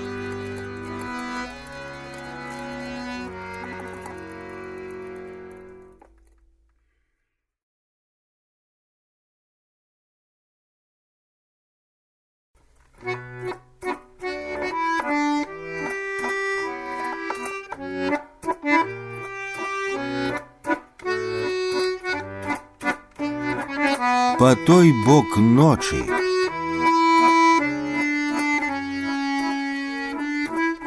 У мяне заўсёды была і ёсць упэўненасць, што ў жыцці няма выпадковасцей, усё звязана, знітавана, пераплецена, і падзеі, на першы погляд далёкія ў часе і па месцы дзеяння, пачатак і працяг адно другога, ланцуг, імя якому жыццё. Залева парасон не ратуе, раптоўны вецер выдзірае, разломвае, выхоплівае яго з рук. Што такое парасон супраць сапраўднай летняй залевы? Маланка, грукат перуна, перакуленыя пластыкавыя крэслы вулічных кавярняў і знявечаныя ветрам стракатыя парасоны. Праз сотню крокаў нічога не відаць. На століку гарэлка, попельніца з цыгарэтай, ад якой уздымаецца струменьчык шызага дыму, і гісторыя насамрэч дзіўная. 8 гадоў таму я пазычыў Кастусю грошы. Пазычаць не хацелася, добра памятаю, але ж даў. Грошы, хоць і са спазненнем, вярнуліся. Праз год грошы спатрэбіліся мне. Звярнуўся да Кастуся, бо ведаў, што ён падняўся і пры бабках. Не нахабна і жорстка, што было б лепш, а спакойна і нават ласкава ён адмовіў. Спаслаўся на цяжкія часы, а калі яны былі лепшыя, на тое, што грошы ў справе і вытаргнуць патрэбную суму ён не можа, калі толькі праз месяц ці два. Ні праз месяц, ні праз год я да яго не звярнуўся, выкрасліў Кастуся троса з нататніка, ён перастаў для мяне існаваць. Піўны бар, бліжэйшае месца пад дахам, паўцёмны, не вельмі утульны, са сваімі сталымі наведвальнікамі і такімі ж выпадковымі, як і я. Над стойкай успыхвае, быццам змагаецца з маланкай экран тэлевізара, рэклама, кліп, рэклама. З келіхам у руцэ і мокрым аж цячэ парасонам азіраюся, шукаю вольнае месца, каб перачакаць залеву. Кастусь Трос, прозвішча і мянушка адначасова, крануў мяне за плячо. Столік у самым далёкім і цёмным куце побач з акном, шторы шчыльна ссунутыя, гарэлка, попельніца і навальніца там за сценамі. Спрабую схаваць сполах, стараюся на Кастуся не глядзець, але вочы самі. Што, спалохаўся? Голас той жа, толькі самаўпэўненасці бракуе. Рукі, шыя, падбароддзе ў чырвона-шэрай каросце, на парэпаных пальцах амаль няма пазногцяў. Ну, што скажаш? Нават і не ведаю. Ты пі, гарэлкі хочаш пліхну? Хвароба не перадаецца. Кажа Кастусь і сваім кілішкам чокаецца з маім келіхам. Узнікае думка, што лепш было б пайсці за левай, змокнуць як сабака. У тыя часы, калі мы пазнаёміліся, Кастусь ганяў машыны з захаду ў Беларусь, а калі трэба, то і далей, нават за Урал. Перагоншчыкі людзі не зусім звычайныя, прафесія, занятак змяняюць чалавека, рызыка, міліцыя, бандыты, вялікія наяўныя грошы, памежнікі, мытнікі, дакументы збольшага падробныя, хабар, зброя і гэтак далей. Перагоншчыкі не бандыты, але і сумленнымі іх не назавеш. Шмат у іх працы трымаецца на слове: паабяцаў — зарабі, не зрабіў — адказвай. Кастусю, вядома, шанцавала, танна купляў, а часам краў машыны там, а тут задорага прадаваў. Вялізны пад 2 метры, дужы, але хуткі і абаяльны. Бабы, як ён казаў, на яго вешаліся, а ён не адмаўляў ні непрыгожым, ні састарэлым. Яго хапала на ўсіх: на жонку, каханак, знаёмых, на прастытутак Гамбурга і Варшавы, Цюрыха, Вроцлава, Брэста, Гродна, Мінска. Гэтая брыда па ўсім целе, на спіне, на сцёгнах і нават там, на ім. Не магу больш, ты гэтага не зразумееш. А як яна называецца? Дактары дзівяцца, сукі, кажуць, што такой не бачылі, адзін перад адным хваліцца, а я бабу трахнуць не магу, баліць, як у полымя ці ў кіслату трапляе. Кастусь п'е гарэлку, на мяне глядзіць так, быццам я магу дапамагчы. А піць табе можна? Нельга, каб ты толькі ведаў, колькі я на лекі звёў. На дактароў гэтых, на бальніцы, на шпіталі, на бабулік і дзядкоў, каб іх. Ніхто ж не адмаўляецца, кожны абяцае хваробу перамагчы. Я ж на мёртвае мора тройчы ездзіў, гэта жах. У ваду заходзіш, быццам скуру жыўцом злупліваюць. А ты як? Зразумела. А мяне жонка кінула, спілася сучка, гідлівая сучка, не верыла, што хвароба не перадаецца. А даўно? 2 гады. Пра незаробленыя грошы і незалечаныя хваробы чалавек можа гаварыць доўга і упарта. А Вітькі няма, паехаў без мяне, са мной жа ж не паедзеш. На мяжы Германіі і Польшчы паклалі. А хто не ведаю, зрэшты, якая розніца хто, паны ці фрыцы, без розніцы. Вочы майго суразмоўцы цямнелі, правальваліся ў вачніцы. Я таго салдата вось гэтымі рукамі прыдушыў бы, усё праз яго. Хрыпеў Кастусь і цягнуўся да маёй шыі знявечанымі хваробай пальцамі.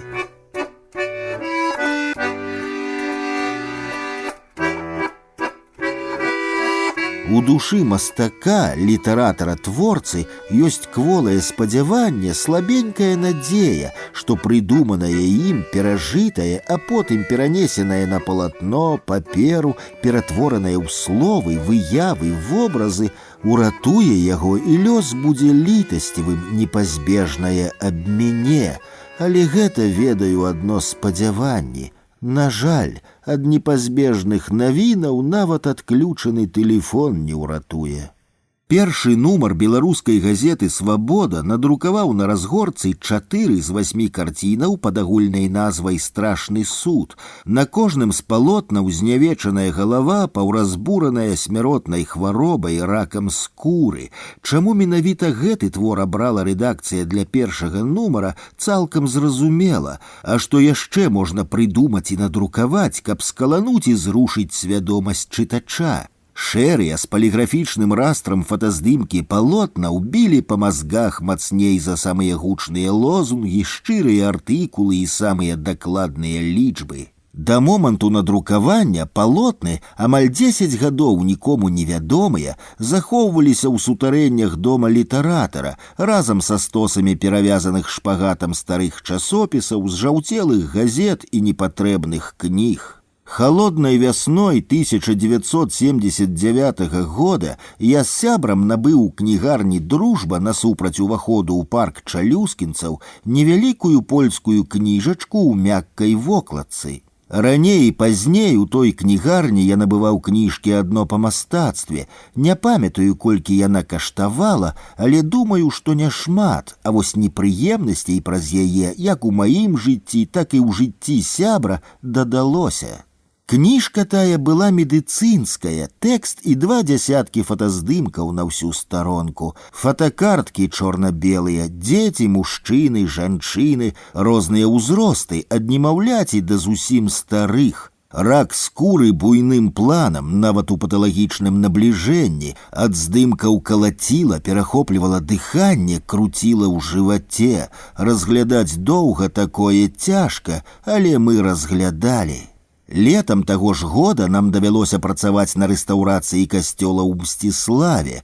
Мы, студэнты-мастакі, лічылі сябе і не беспадстаўна геніямі. У 20, калі яшчэ амаль нічога не зроблена, а наперадзе доўгае жыццё, такое даравальна. А калі ты геній, то паводзіць і працаваць павінен адпаведна. Думаць, разважаць мусіш не над дробнымі тэмачкамі і праблемамі, а над вялікімі, усеабдымнымі. Максімалізм, адсутнасць аўтарытэтаў, смеласць на мяжы з нахабствам – усё гэта было не адняць. Над баракальнымі фрэскамі анёлы, кветкі лілеі, капітэлі, святыя, паўсцёртыя часам, працавалі з рання да вечара, аж пакуль у касцёле не рабілася сутонліва змрочна. А потым, калі злазілі з рыштаванняў на зямлю, адкуль толькі сілы браліся, зноў працавалі. Мы привезли у Мстислав 12 палотнаў памерам 50 на 70 сантиметров. Формат стандартны, што перадавіка вытворчасці напісаць піянера-героя ці дзеяча тагачаснага палітбюро. Кніжачка «Рак скуры», набытая холодной вясной, прыдалася гарачым летам. Мы вырашылі стварыць свой страшны суд, стварыць так, як разумелі на той час. А што, чым мы горшыя за Мікеланджела Буанаротці, Данте Аліг'ері, Іраніма Босха, Агюста Родена? Па вечарах, начах, слепячы вочы, па выхадных мы пераносілі фотаздымкі на палатно, павялічвалі ў дзясяткі разоў смяротныя разбурэнні, якія несла з сабой хвароба. Старанна, рупліва апантана з вар'яцкай упэўненасцю ў тым, што наша праца зможа змяніць свет да лепшага. Пакрысе ўзнікалі выявы, твары людзей, якія разбурае хвароба, знішчэнне знешняй абалонкі. Карціны не выклікалі паталагічных адчуванняў, акуратныя, шэра-алавянныя выявы. Калі палотны стаялі адвернутыя да сцяны, то праз загрунтаваную срэбна-цёплую тканіну праступала хвароба, абрысы язваў, сляды смерці. Менавіта за карціны, за страшны суд рэстаўратары выгналі і мяне, і майго сябра Володю з працы, з касцёла, з храма, з Мсціслава. Мы з'ехалі аўтобусам разам з няскончанымі карцінамі, упэўненыя ў сваёй праўдзе. Да выбуху рэактара на чарнобыльскай станцыі заставалася 7 гадоў. Нячаста, але бывае, што пры сутыкненні з незразумелым, невытлумачальным, непазбежным душа сціскаецца, змяншаецца да маленькай чорнай кропкі. І тады разумееш, што застаўся сам-насам, а той, хто вёў, падказваў, адышоў, пакінуў цябе на дарозе і невядома ці вернецца, згадае пра тваё існаванне і дасць паратунак.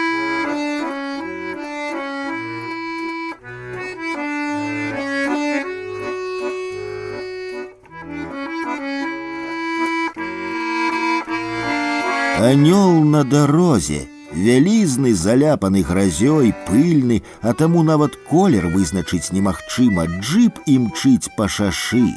У машыне бліскучае і чыстае, працёртае шчоткамі пярэдняе шкло. Нумары транзітныя прачытаць немагчыма, бо іх запэцкалі знарок. Пра што могуць гаварыць Кастусь з Віктарам? Зразумела, пра грошы, жанчын, гарэлку ды іншыя ненадакучлівыя і дасягальныя кайфы. Яны пераганяюць скрадзены ў Нямецчыне, перакінуты ў Польшчу і там набыты ў пана з цяжка запамінальным прозвішчам амаль што новы аўтамабіль. Машыну вядуць па чарзе, 300 кіламетраў адзін, кароткі прыпынак, потым мяняюцца месцамі, спяшаюцца, пакуль яшчэ ёсць магчымасць паспець да Піцера ў час. Зразумела, калі ўсё будзе добра, харчавацца даводзіцца ў машыне. Восень, кастрычнік, краявіды абапал шашы бязрадасныя, над даляглядам нізкія і цяжкія, як тыя мяхі з зямлёй хмары. Асфальт то чорны, намачыў дождж, то шэры і пыльны. Па шкле то касыя ручаі бягуць і шчоткі ледзь паспяваюць скідваць ваду, то сонца б'е ў твар у пачырванелыя вочы. Перагоншчыкі колькі дзён няголеныя, а таму твары звераватыя, як у кіношных бандытаў-дыверсантаў, стомленыя хваляваннем, увагай памежнікаў, мытнікаў, паліцыянтаў, аўтаінспектараў. У машыне смурод ад тытунёвага дыму, поту, брудных шкарпэтак, мокрай вопраткі і вэнджанага мяса. Пакуль усё добра, мяжу прайшлі, адно не выспаліся ў доўгай чарзе, едуць па сваёй зямлі, па Беларусі. А са сваімі і дамаўляцца прасцей, калі што якое. Машына добрая, новыя машыны ўсе добрыя, кожны ведае. Пра джип размовы забароненыя, можна сурочыць. Кастусь трымае 100 ці 110, гэта яго улюбёная хуткасць. Віктар 95, а калі траса вольная, прыціскае пад 130.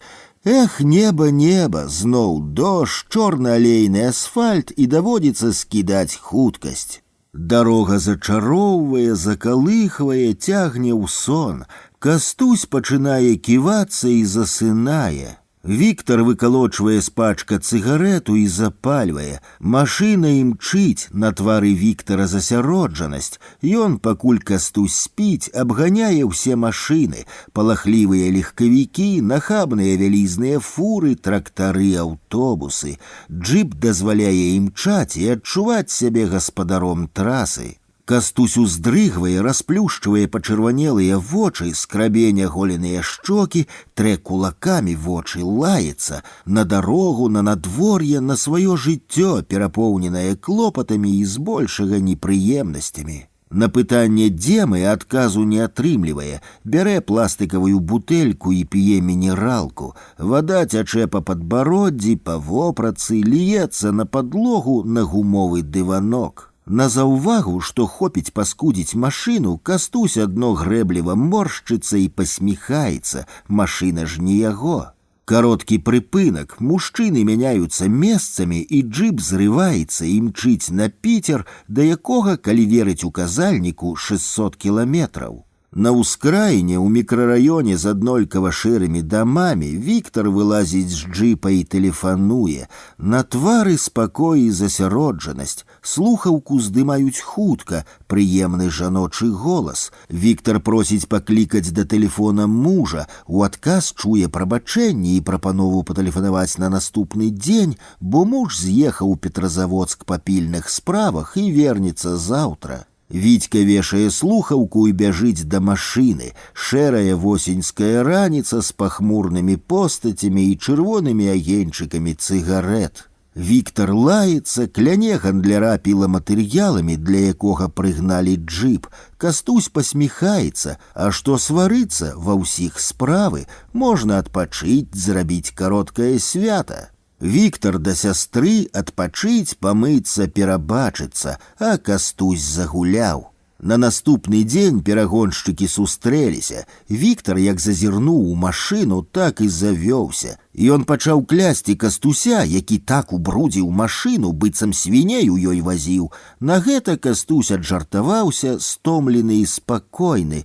Ён удакладніў, што не свіней вазіў, а піцерскіх цёлак. Віктар патэлефанаваў гандляру піламатэрыяламі, якому прыгналі джып. Слухаўку ўзялі імгненна, як чакалі. Не жаночы знаёмы голас, а раздражнёны мужчынскі паведаміў, што гаспадара кватэры застрэлілі учора ў Петрозаводску, а пахаванне адбудзецца праз 3 дні. Віктар хацеў перапытаць, удакладніць, але слухаўку кінулі. Спачатку не паверылі, Кастусь нават выпіць прапанаваў, каб пераварыць навіну. Параіліся і ўзрадаваліся, машына цяпер належала ім. Яе падзяліць немагчыма, а вось грошы можна. Пачалі прыкідаваць, каму, дзе, а галоўнае, за колькі збудуць крадзены цяпер двойчы джып. Кастусь узяўся чысціць, месці, мыць салон. А што, машына яго ўласнасць? З Піцера выехалі вясёлыя, каму няшчасце, а ім карта легла, пашанцавала нарэшце як ніколі. Набралі цыгарэт, потым пітва, ежы і памчалі дадому на Беларусь. Да мяжы ехалі і ўзбуджана размаўлялі, прыхаваныя крыўды не згадвалі, а таму і сварыцца нагоды не было. Пасля аўтазапраўкі памяняліся месцамі. Віктар машыну шкадаваў, бо пачаў падумваць, а ці не набыць яе сабе.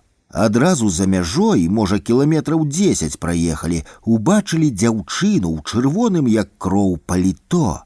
Яна стаяла пры дарозе, вецер раскідваў чорныя валасы. Кастусь прапанаваў падхапіць цёлку, каб весялей ехаць, але Віктар катэгарычна адмовіў, нават хуткасць не скінуў. Кастусь пакрыўдзіўся і з паўгадзіны маўчаў. Попел збіваў на гумовы дыванок пад нагамі. Ведаў, Вітьку гэта раздражняе і злуе. Салдата ўбачылі здалёк, стаяў побач з указальнікам. Вецер адкідаў то адно крысо доўгага шыняля, то другое, падняты каўнер, пляцак. Кастусь прапанаваў, хоць ведаў напэўна, што сябар адмовіць падхапіць, падкінуць салдата. Джып прамчаў побач, салдат адвярнуўся, забінтаваная рука апусцілася. Машына спынілася, паехала да салдаціка заднім ходам. Кастусь адчыніў дзверы. Салдат гадоў 19, не больш, з дзіцячым ружавашчокім тварыкам залез у цёплы салон. Віктар злаваў і маўчаў, калі Кастусь пачаў выхваляцца, што гэтая машына належыць ім. Салдацік не дзівіўся, не захапляўся, не распытваў. А вось што за бяда з ім здарылася і чаму рукі забінтаваныя, як Кастусь не дамагаўся, даведацца не змог. З брудных бінтоў тырчэлі кончыкі пальцаў, ружовыя, як крыветкі, з рэшткамі белых, як лушпінне яек, пазногцяў. Салдат зацяўся, змоўк, быццам анямеў. Ад цяпла, а можа, ад хуткага руху ён задрамаў, шапка упала з галавы, і ён прахапіўся, пачаў спалохана шукаць яе. Кастусь з Віктарам смяяліся, салдацік пачырванеў і сказаў мужчынам, што яны злодзеі, бандыты, папрасіў спыніць машыну, сам пачаў спрабаваць адчыніць дзверы. Джип стаў, салдат выскачыў на дарогу, няўмела закінуў на плячо пляцак, надзеў шапку і ў незашпіленым доўгім шынялі пайшоў полем. Вітька з Кастусём памяняліся месцамі, крануліся. На полі салдата не было відаць, як растаў у паветры. З паўгадзіны ехалі моўчкі, раздражнёныя, злосныя, абагналі колькі вялізных лесавозаў і зразумелі, што калі не вып'юць кавы, пазасынаюць. Кавярня пры дарозе, спыніліся, перайшлі шашу. На джип наляцеў лесавоз з даўжэзнымі абчасанымі бярвёнамі. Новая машына ператварылася ў пакарабачанае жалеза, пабітае шкло, раструшчаны пластык. Кастусь і Віктар стаялі на другім баку шашы, у якіх 30 кроках ад месца аварыі. Гарачая кава апякала пальцы нават праз тоўстае шкло.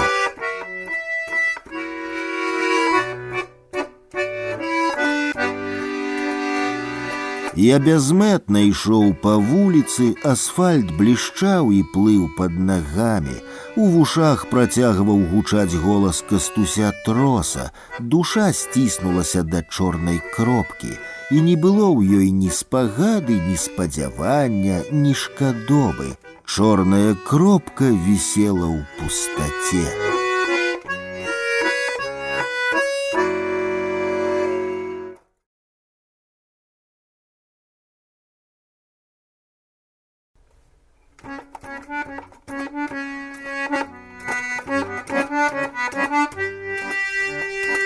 Чорны кандуіт. Адзін. Нажніцы медыцынскія вялікія, яны ляжалі ў скрыні пісьмовага стала. Знікненне заўважыў 5 кастрычніка 1996 года. Выпадкова прыдбаў іх у Пятроўскага, суседа па гаражы. Восенню 90-го года яму не хапала на бутэльку. Ад таго таннага віна разбалелася галава, потым зрабілася кепска, а ноччу давялося двойчы прамыць страўнік. Яна кажа, што не бачыла іх ужо даўно. Цікава, нажніцы я нікому не даваў, з кватэры не выносіў, ну і дзе яны? 2. Партманетка скураная, новая, запакаваная ў кардонку, падарунак на 60-годдзе. Знікла з шафы з добрай вопраткай, якая стаіць у яе пакоі, ляжала на верхняй паліцы побач з шэрым чэшскім капелюшом. У кардонцы з фотаздымкамі з пахавання Андрэя. Яна кажа, што я збіраўся з партманеткай ісці на дзень нараджэння, пакласці туды яшчэ $20 і падараваць Самсону. Па-першае, у Самсона даўно няма машыны, а там спецыяльная кішэнька празрыстая пад дакументы. Па-другое, няма ў Самсона столькі грошаў, каб хадзіць па хлеб з кефірам з такой шыкоўнай партманеткай. Гэта яна некаму са сваіх знаёмых занесла, думала, што я не заўважу. Сказаў тое, што думаў, 3 дні не размаўляла і да стала не клікала. Знайшлася 12 лістапада 96-го года, калі збіраўся да Самсона ў бальніцу. Ляжала ў кішэні шэрага драпавага паліто, гузік быў зашпілены, а драп тоўсты, дзе там адразу намацаеш. Давялося сказаць пра знаходку, прасіць прабачэння. Не здзівілася, а партманетка не турэцкая, як я лічыў, а італьянская. 3. Інструкцыя да мікрахвалёўкі. Каму яна трэба, калі ў Мінску перакладчыка з японскай не знайсці? 4. Рамка памерам 32 на 44 сантыметры, самаробная, дубовая, знікла невядома калі. Хапіўся учора, 5 сакавіка 97-го, пад вечар. Думаў, што на антрысолі паклаў, давялося лезці пад самую столь. Перабраў, перагледзеў усё, рамкі няма, знайшоў рукавіцы, крагі і матацыклетныя акуляры, якія лічыў згубленымі. Вось толькі рамкі той дубовай няма, абышоў усе 4 пакоі, ванную, прыбіральню, калідор, нават на шафах паглядзеў, хацеў уставіць партрэт Лінды, той самы, дзе яна сядзіць на падваконні ў новым ашыйніку, глядзіць на мяне уважліва, па-чалавечы. 5. Свярдзёлак, фрэза, заводская, 30 сакавіка. 6 акуляры яе старыя, зніклі 1 красавіка гэтага года. Ёсць футарал, а акуляраў няма. Няхай сама шукае, мне ж яны без патрэбы. Паглядзеў за ложкам у яе пакоі, яны аказаліся там, разам з часопісам, так я і ведаў. Матлянула рукой ноччу, яны і зляцелі. 7.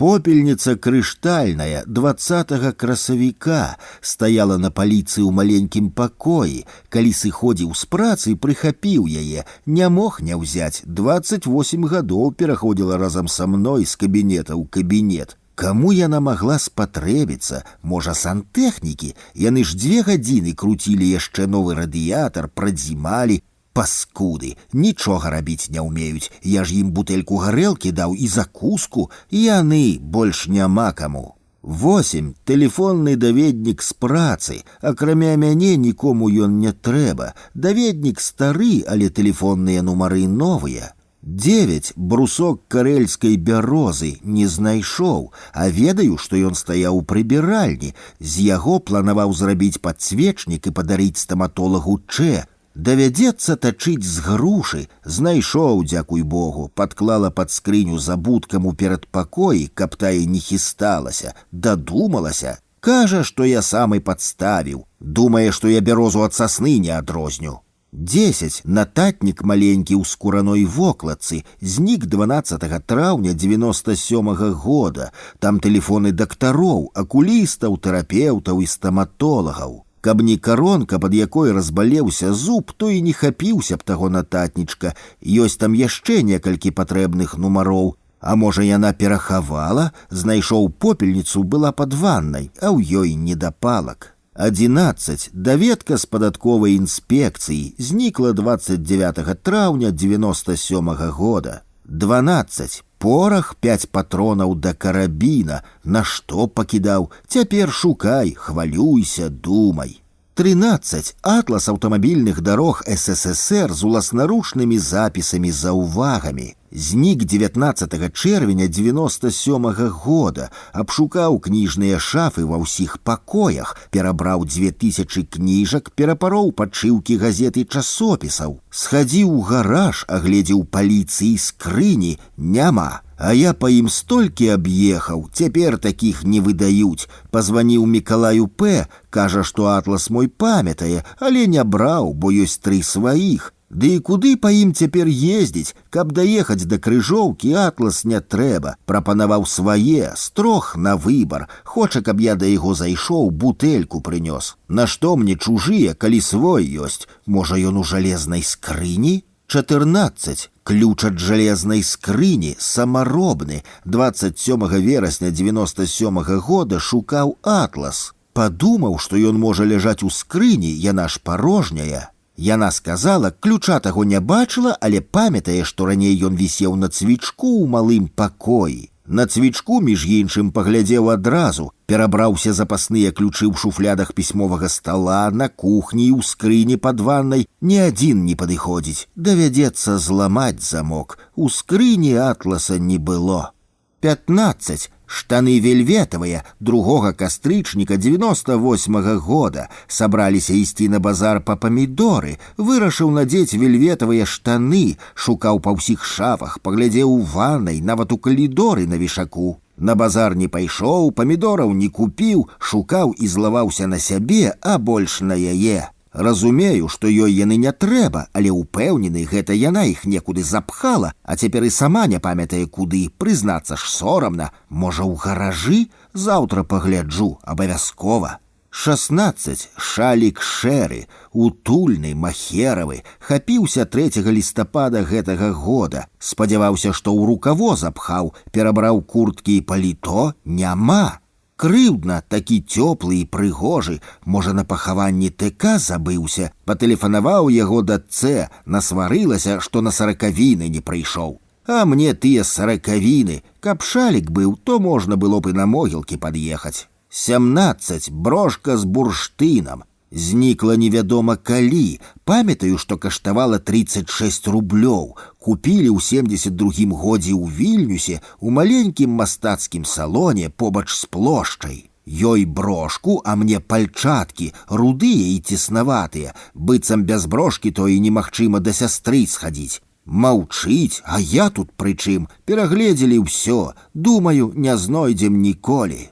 18. Пальчатка скураная на правую руку. Я ёй тлумачу, што калі б нехта скраў, то не адну пальчатку, а пару. Каму адна пальчатка патрэбная, знаёмых інвалідаў у нас няма, здаецца, пераканаў. Прапанаваў пашукаць па кішэнях цёплай вопраткі. Не знайшла, а таму злосная. Можа, цяпер мяне зразумее, калі я нешта шукаю і не знаходжу. Не зразумее. 19. Касета 23. Які ж на ёй фільм? 20. Часопіс «Кодры», 11 нумар за 89 год. Цікава, каму ж я мог яго даць? Трэба паглядзець у іншых нумарах, што друкавалася ў 11 і па змесце вылічыць. 21. Самапіска «Паркер», 22. Самапіска «Ленинград», зялёная са срэбным каўпачком. 23. Кніжка выбраная М. Зошчанкі 1962 года. 24. Кніжка Робінзон Круза 46 года выдання. 25. Замок гаражны, вялікі, самаробны, хацеў прадаць Пятроўскаму. 26. Брызент, кавалак ладны, ляжаў у канапе пад цэлафанам. 27. Нажоўка новая сэндвік. 28. Лупа ў латуннай рамцы, нямецкая з драўлянай ручкай. Здаецца, учора ляжала на стале ў зале, а можа на падваконні. Знікла, хацеў прачытаць інструкцыю да таблетак, праз акуляры не бачу, паперу эканомяць дурні. Яна не бачыла, добра, што хоць інструкцыю прачытала. 29. Пасведчанне з працы, чырвонае. Шукаю, а на што яно мне? 30. Конверт з фотаздымкамі каляровымі і ЧБ з пахавання сына. Конверт сіні, заклеены, падпісаны. Шукаў 2-3 студзеня 2004 года. Ляжаў у вялікай кніжнай шафе на верхняй паліцы. 31. Касета 23. Золата Макены. 32. Здымак сківіцаў. Ну а ён каму трэба. 33. Акуляры новыя.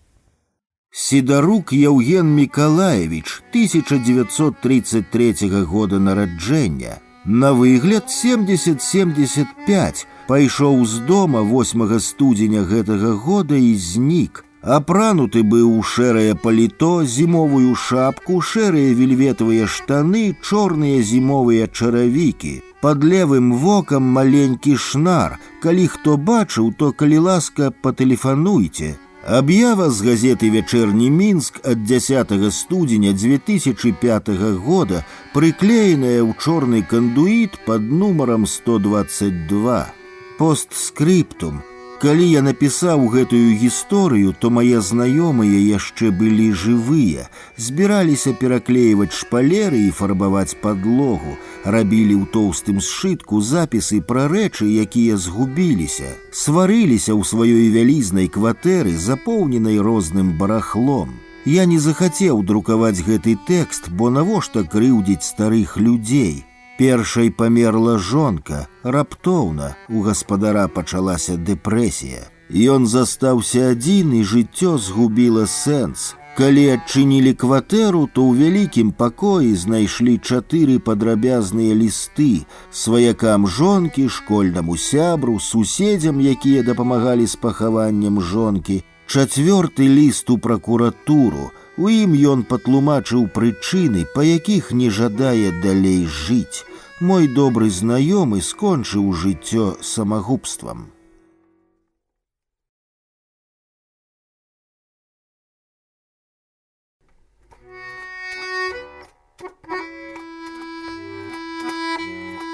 Штурман.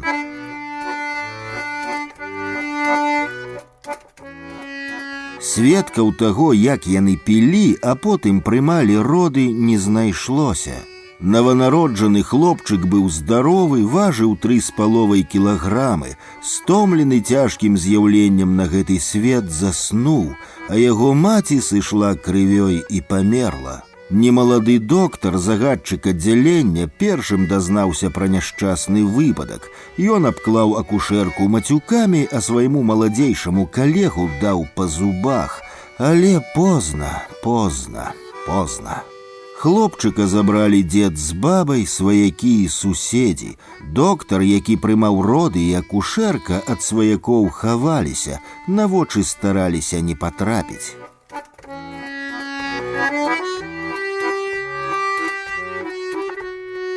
Любка выйшла ў двор з вялікім чырвоным тазам, поўным бялізны.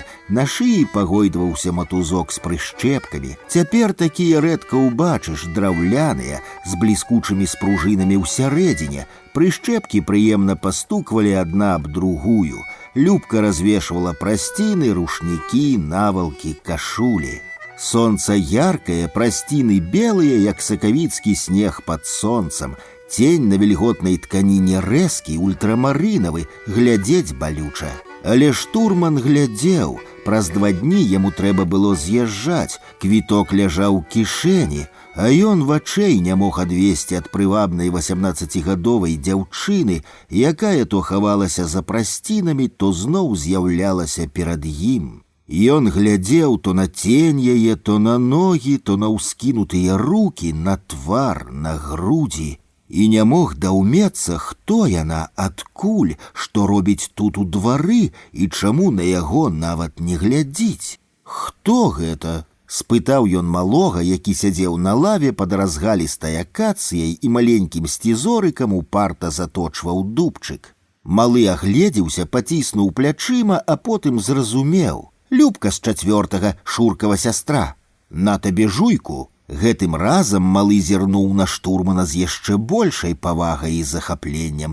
Жуйку ўзяў і схаваў кішэнь. Увечары штурман і Любка сядзелі пад старой акацыяй. Дзяўчына прыціскала да вуха вялікую, як 2 мужчынскія кулакі, ракаўку. У прахалоднай склізкай, гладкай, як шкло, але жывой глыбіні гуло і шумела мора.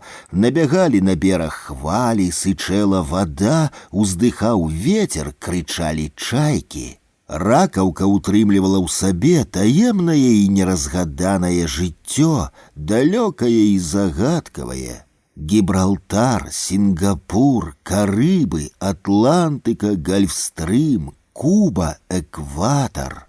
Геаграфічныя назвы гучалі радкамі вершаў. На небе гарэлі зоры, складаліся ў сузор'і. Штурман паказваў рукою чорнае прадонне, праводзіў пальцам нябачныя лініі і прамаўляў астранамічныя тэрміны. Любка ж, акрамя палярнай зоркі, іншых не ведала. Астраномія ёй была без патрэбы. Яна хацела замуж, будучыня бачылася ёй светлай, а якой жа яшчэ.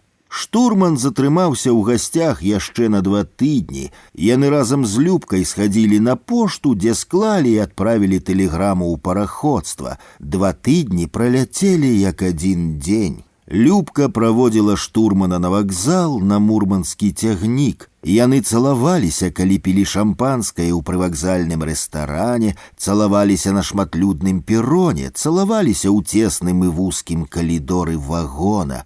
Цягнік крануўся, вакзал застаўся, і Любка засталася. І яна тады не плакала, а весела махала рукой, аж пакуль не сціхнуў гук сіняга цягніка. Штурман прыехаў у пасёлак, калі Сяргею было 2 месяцы. Дзед з бабай дзверы яму не адчынілі, слухаць не захацелі, дзіця не паказалі. Штурман плакаў, ён ноч праседзеў у двары пад акацыяй, выпаліў 2 пачкі цыгарэт, а раніцай першым аўтобусам з'ехаў назаўсёды. Ён хадзіў па марах і акіянах, на вялікіх і малых караблях, бываў шмат у якіх краінах. Па начах, магчыма, яму снілася Любка. Малога Сяргея, вядома ж, за вочы інакш як штурманам малодшым, ні дзеці, ні дарослыя не клікалі.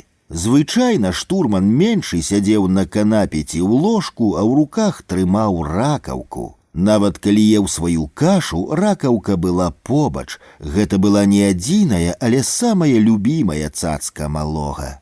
Хлопчык прыціскаў яе то да аднаго вуха, то да другога, слухаў засяроджана, нават з нейкай недзіцячай упартасцю і цікавасцю. Калі старэйшыя забіралі ракаўку, пачынаў істэрычна плакаць, а супакойваўся толькі тады, калі яе вярталі.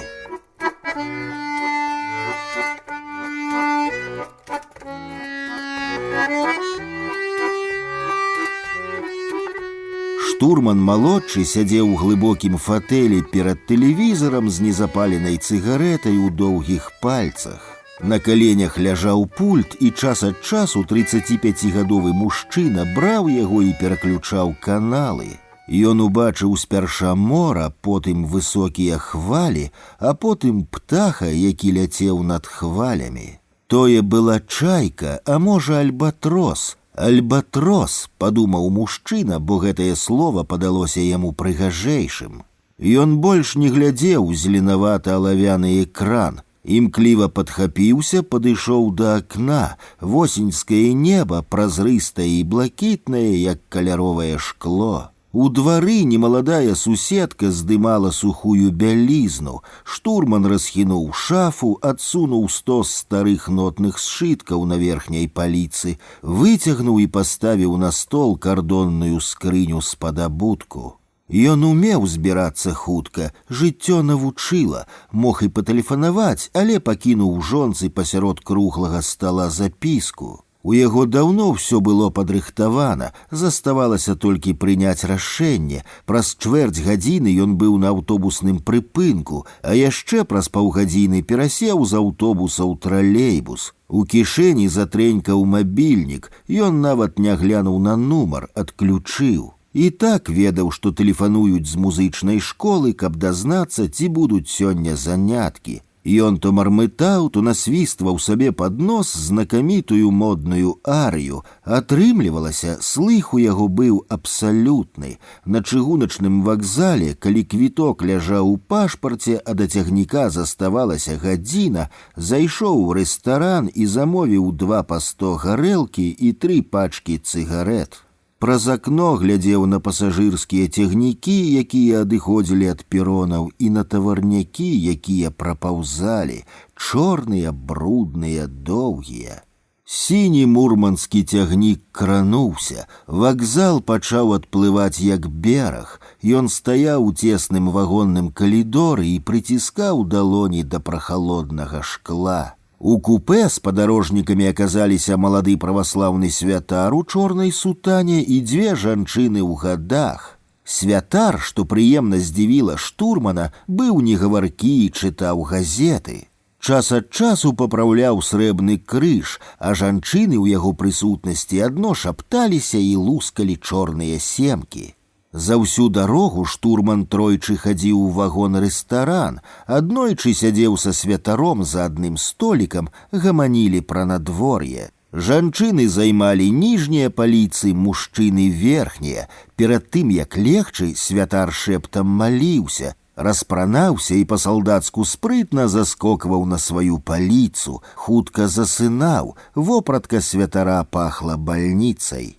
У Мурманску пасажыры 7-га купе з палёгкай развіталіся. Святар перахрысціў жанчын, а штурману ўдзячна паціснуў руку ды пажадаў поспехаў. На пероне дзьмуў пранізлівы вецер з крупкамі колкага снегу. У прывакзальным рэстаране штурман замовіў шклянку гарэлкі, закуску і каву. Пачак цыгарэт у яго яшчэ заставаўся.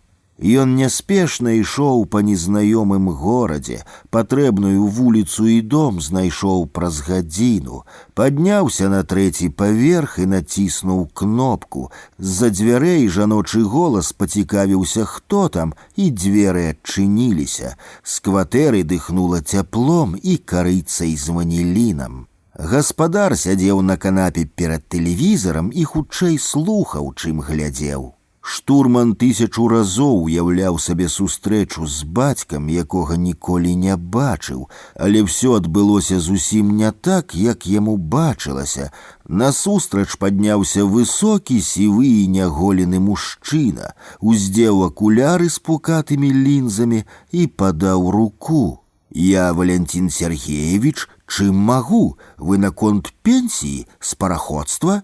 Я Сергей Валентинович, я прыехаў з... Гаспадара кватэры страсянула, ён хіснуўся. Па твары прабегла сутарга. Яны прагаварылі 2 дні і 2 ночы, шмат выпілі, але п'янымі не былі.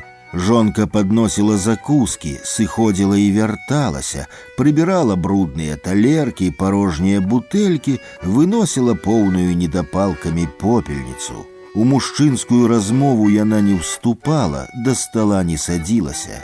А мужчыны гаварылі і гаварылі, гаварылі і налівалі, гаварылі і пілі, закусвалі і гаварылі, палілі і гаварылі, налівалі, гаварылі, пілі, гаварылі, палілі, пілі, гаварылі. На стале на фотаздымках, якія прывёз Сергей, ляжала вялікая памерам з 2 кулакі ракаўка. Мужчыны па чарзе прыкладаліся да яе, слухалі таемны шум. На вакзале яны моцна абняліся і пацалаваліся. Яны былі падобныя, толькі старэйшы зусім сівы. Вецер кудлаціў яго валасы, а маладзейшы, а вось вочы ў абодвух былі шэрыя, як мокры лёд. Мурманскі чыгуначны вакзал паплыў як бераг. На пероне застаўся штурман старэйшы. Ён не плакаў, вочы слязіліся ад ветру. Помахаў рукой, поправіў мяккі каўнер падбітай футрам марской скуранкі, сцягнуў пальчаткі, дастаў з кішэні незаклеены канверт, у якім была толькі адна паперка. Разгарнуў, ён мог і не чытаць, ведаў на памяць. Паглядзеў на яркую круглую пячатку, на прамакутны штамп медыцынскай установы, на подпіс доктара і лабаранта. Прозвішча лабаранта было гучнае Свірыдаў. А ты сцвярджаў, што ў мяне не можа быць дзяцей. Памыліўся ты, Свірыдаў. Штурман плюнуў і падраў паперку на дробныя шматкі. Вецер змёў іх з далоні, падхапіў і рассыпаў па пероне. Ён зайшоў у прывакзальны бар-рэстаран, замовіў 2 па 100 самай лепшай гарэлкі і стомлена абапёрся аб высокую барную стойку.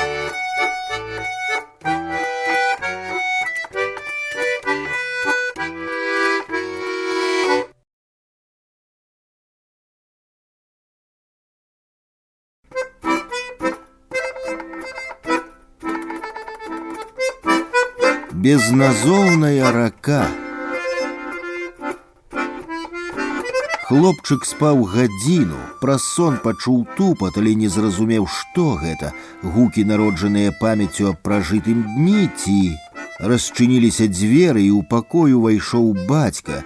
Успыхнула святло, знішчыла цемру і пакінула чорным адно прамакутнік акна, за якім была ноч. Хлопчык інстынктыўна павярнуўся тварам да сцяны, да цемры. Бацька наблізіўся і паклаў халодную далонь на плячо сына, нямоцна сціснуў пальцы. У голасе за упэўненасцю, можа, празмернай, хавалася хваляванне. На твары застыла разгубленасць, у вачах то з'яўляўся, то знікаў сполах.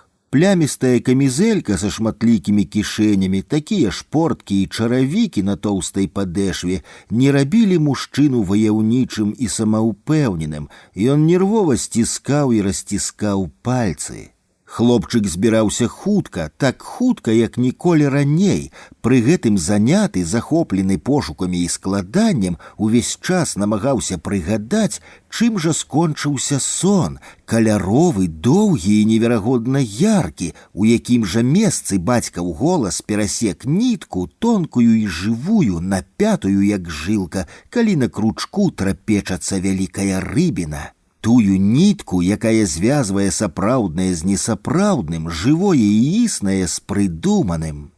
Плеер, дыскі, ліхтарык, 2 вуды з катушкамі, цёплы швэдар, ваўняныя шкарпэткі, бляшанкі з кручкамі, грузікамі-паплаўкамі, старыя джинсы, гумовыя ярка-сінія боты, сцізорык. А як жа без яго? Бацька са спачывальні, там жа ва ўбудаванай шафе знаходзілася жалезная скрыня, высокая, заўсёды замкнёная. Вынес стрэльбу і патрантаж, паклаў на сярэдзіну стала на відавоку. З лядоўні пачаў даставаць і перакладаць у кардонную скрыню ежу. 4 пляшкі гарэлкі леглі на торбачкі з крупамі. Мужчына ўсё рабіў моўчкі і хутка, быццам перад вачамі меў доўгі, шмат разоў пераправераны спіс. Ён дзейнічаў спрактыкавана, нібыта штотыдзень вось так хутка даводзілася з'язджаць з дому.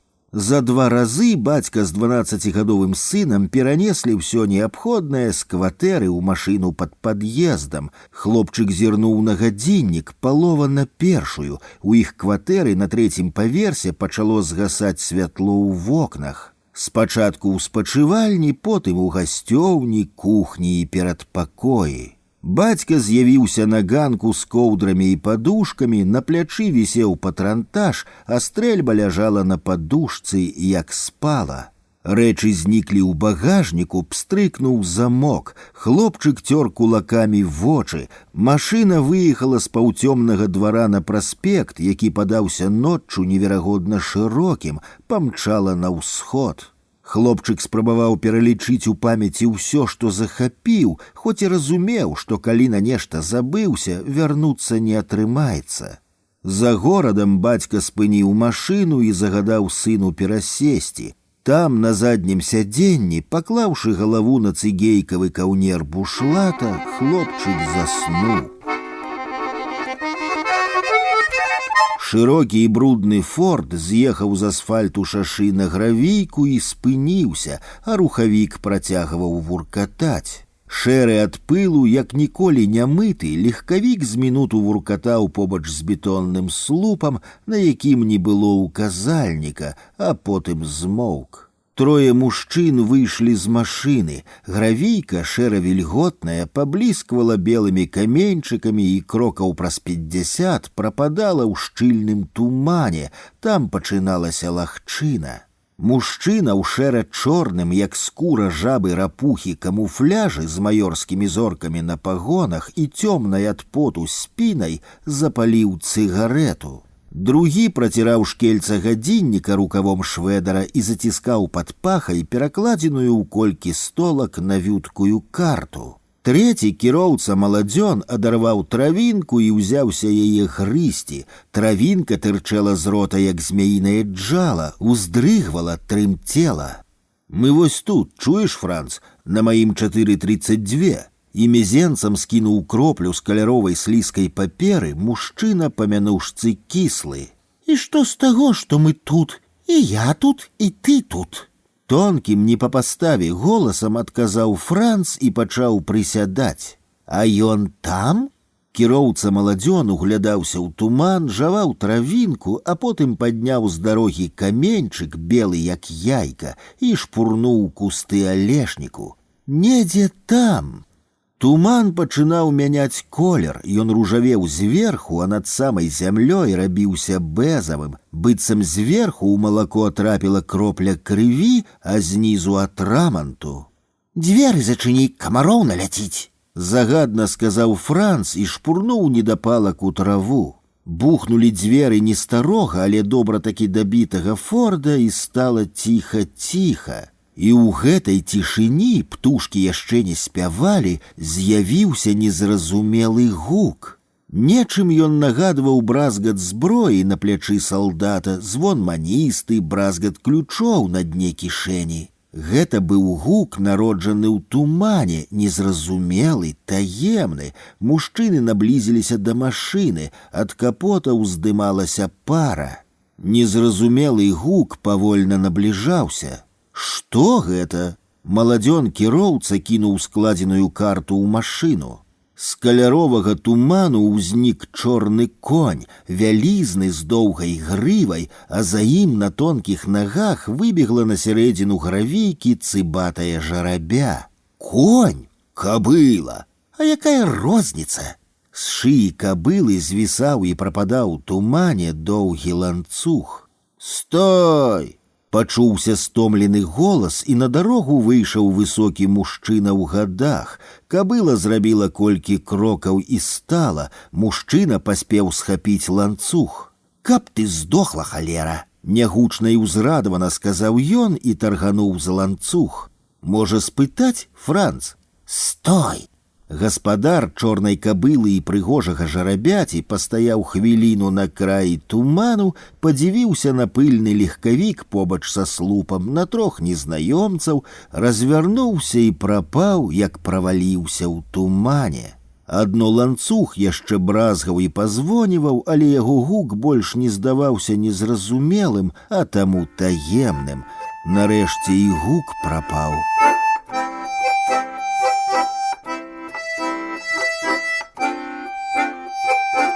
На хутары хлопчыку было добра, яму падабаліся вялізныя ліпы, на якіх гулі пчолы, старая шаматкая бяроза і бясконцая колькасць пахаў, якія прыносіў вецер. А больш за ўсё падабалася безназоўная рака. Зразумела, што ў яе мелася, як і ва ўсяго на гэтым свеце, імя. Да ракі ад хутара, калі ісці на прасткі, зусім недалёка, можа 1-3 крокаў, а вось да вёскі, якая месцілася пад сінім лесам, амаль на даляглядзе, далекавата, для хлопчыка і вёска была безназоўнай. Тут на хутары ён быў упершыню, ніколі раней бацька яго сюды не прывозіў і нават не казаў пра яго існаванне, а калі нечага не ведаеш, то яно для цябе і не існуе, чаго не ведаеш, таго і няма. Ён, хлопчык, прачынаўся вельмі рана, ці не за паўгадзіны да світання. У прыцемках за шклом ярка ззялі шматлікія зоры, хлопчык хутка навобмацак апранаўся. Калі нечага не знаходзіў, то свяціў сабе ліхтарыкам, браў вуды і ціха сыходзіў. Ежу гатаваў сабе з вечару, чорны хлеб, 2 лусты, масла, сыр і скрылікі марынаваных агуркоў. Бутэрброды ляжалі ў брызентавай торбачцы, якая стаяла на падваконні. Пакарабачанае вядро вісела ў цёмных сенцах на вялікім цвіку, вуды стаялі побач. Штодня на світанні па мокрай ад расы траве ён ішоў да ракі, якая хавалася ў тумане. Над сувоямі туману, як горы, парослыя лесам, цямнелі купы вербаў. Адна зорка проста над вербамі гарэла неверагодна ярка, але і яна была безыменнай. Пах ракі набліжаўся з кожным крокам, жывы, шчыльны, мяккі. Зломіш травінку, расціснеш у пальцах доўгі лісцей каеру, а ён духмяны. Вада, паветра, рэчы, гукі, словы, тут усё мела пах і колер. Тут усё было жывым, сапраўдным, нават цішыня і тая дыхала. Тут, хоць і не быў стомлены цяжкай працай і доўгім пражытым днём, хлопчык салодка засынаў, спаў без сноў, а прачынаўся бадзёрым. Ён увайшоў у туман і пачуў раку. Яна сычэла, булькала, вуркатала ў карэнні вербаў і трыснягу. Бухнула вялікая рыбіна, па вадзе яшчэ бегалі хвалі, але рыбіну ён не ўбачыў, не паспеў, і падумаў, калі на імгненне прыпыніўся, што ніколі не атрымліваецца, каб спачатку ўбачыць, а потым пачуць. Заўсёды наадварот, спачатку удар, усплёск, гук, адно хвалісты след бяжыць па вадзе, але і ён хутка знікае, быццам нябачны прас разгладжвае хвалі на паверхні цёмнай яшчэ начной вады.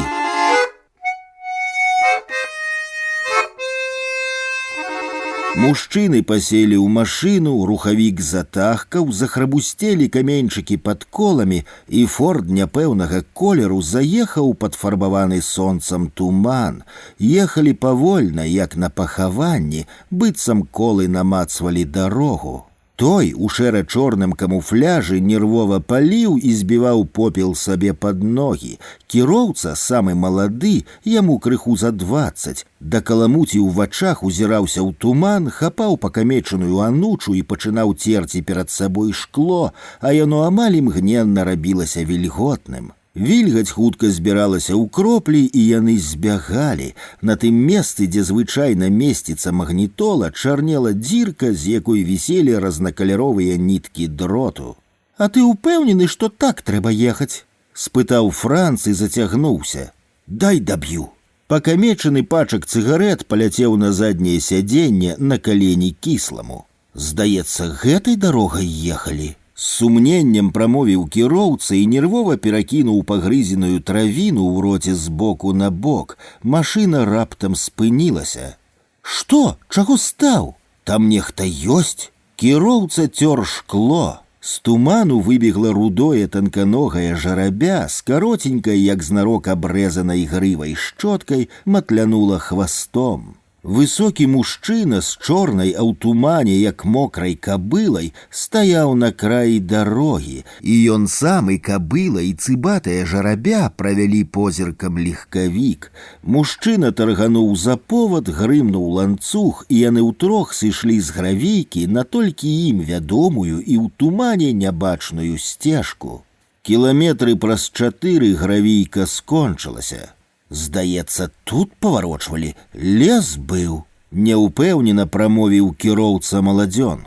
Не бачу лесу. Франц адкаркаваў бляшанку з півам, злізнуў пульхную пену і пачаў піць. Мне пакінь, чуеш? Перакалацілася.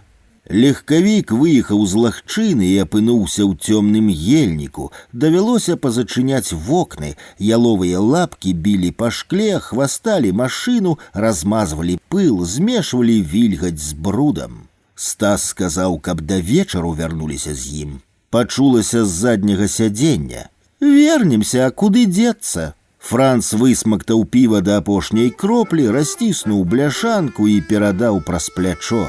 На, попел збівай, разумнік.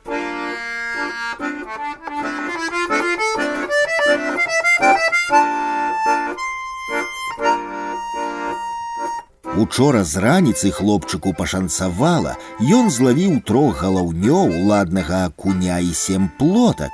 Ён паразумеўся з ракой, хоць і не ведаў яе імя, адчуў да яе павагу і з'явілася ўпэўненасць, што ён заўсёды зможа злавіць рыбу. Адну вуду закідаў пад бераг і паглядаў на белае пёрка паплаўка зрэдку. Пад берагам у глыбокай яміне вада амаль не плыла, толькі закручвалася ледзь заўважна. Другая вуда закідалася далёка ад берага, і паплавок павольна плыў аж пад самыя вербы, пакуль не рабіўся ледзь бачнай рыскай кропкай. Там пад вербамі звычайна і трапляліся палахлівыя і асцярожныя галаўні. Выцягваць іх адтуль здалёк сапраўдная асалода. Хлопчык сядзеў на перакуленым вядры і ўздрыгваў ад ранішняй прахалоды. З вербаў сыпаліся на рукі і шыю буйныя кроплі. На тонкай травінцы мяцёлцы сядзела страказа. Яна яшчэ не прасохла, крылы зліпліся, і яна, нават пры вялікім жаданні, паляцець не змагла б. Ён асцярожна, мокрымі і халоднымі пальцамі ўзяў яе за хвост, падтрымаў колькі, а потым кінуў у раку. Плынь ціха панесла яе, закруціла. Страказа варушыла крыламі, моршчыла шкло паверхні. Плыла, плыла, плыла і раптам знікла. Бязгучна толькі кругі пабеглі. Бацькі думаюць, што іх дзеці не вельмі разумныя, што яны зусім дзеці і ў жыцці не абазнаныя, але насамрэч не гэтак. Хлопчык у свае 12 разумеў значна больш, чым меркавалі бацькі. Гадоў да 9 хлопчык глядзеў на бацьку зачаравана, меў абсалютную ўпэўненасць, што яго бацька сама дасканаласць, прычым ва ўсім.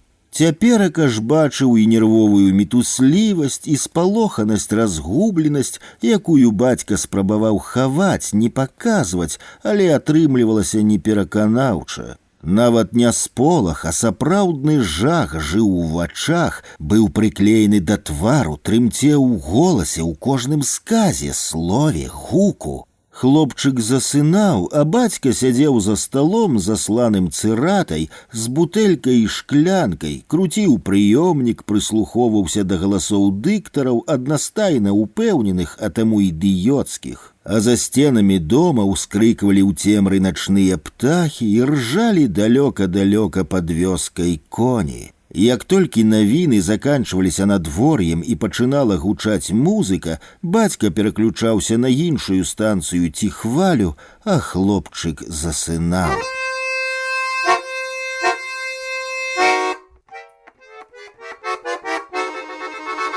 Легкавік няпэўнага колеру вынырнуў з лесу, свяціла нястерпна яркае сонца, біла проста ў вочы.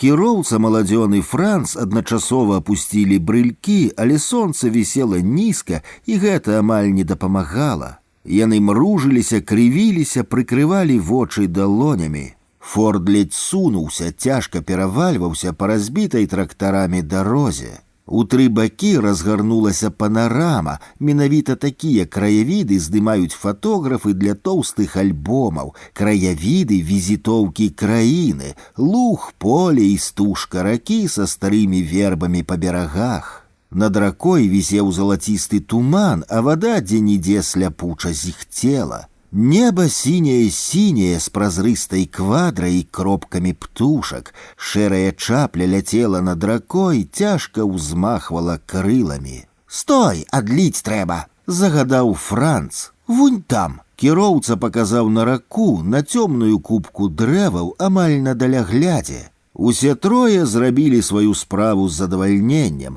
У Франца з-пад шэра-чорнага плямістага камуфляжу выпаў у траву пісталет.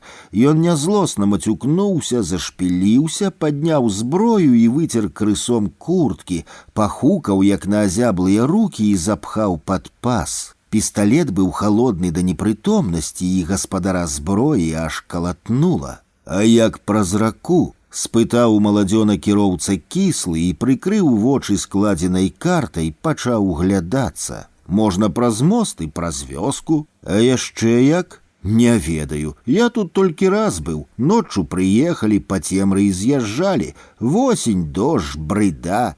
Усе трое нерваваліся, маладзён кіроўца грыз травіну і без супыну цёр няголеныя шчокі. Па разбітай трактарамі дарозе легкавік не даехаў да кладкі, вузенькай не разысціся, і развярнуўся, стаў стракатым цені старой разгалістай вярбы. «Пайшлі!» – ціха-ціха, але ўпэўнена загадаў Франц і абцягнуў крысо плямістай курткі. Яны дайшлі да кладкі, да трох звязаных дротам і сцягнутых сталёвымі скобкамі абчасаных асінавых жэрдак.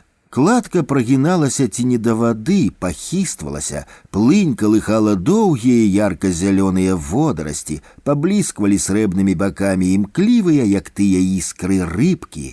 Першым раку перайшоў Франц, за ім рушыў кіслы, а кіроўца ўсё стаяў і стаяў перад ракой. Франц і кіслы спыніліся на пагорку, павярнуліся да ракі. На твары Франца паблісквалі чорныя акуляры, а калашыны амаль да каленяў былі мокрыя ад расы. Маладзён перайшоў раку і спыніўся, потым нагнуўся, стаў на каленцы, набраў прыгаршні вады і плёхнуў твар, а потым яшчэ і яшчэ. «Пайшлі!» – развёў. «А вада цёплая?» Сам сабе сказаў кіроўца і рушыў па цёмным следзе амаль подбегам.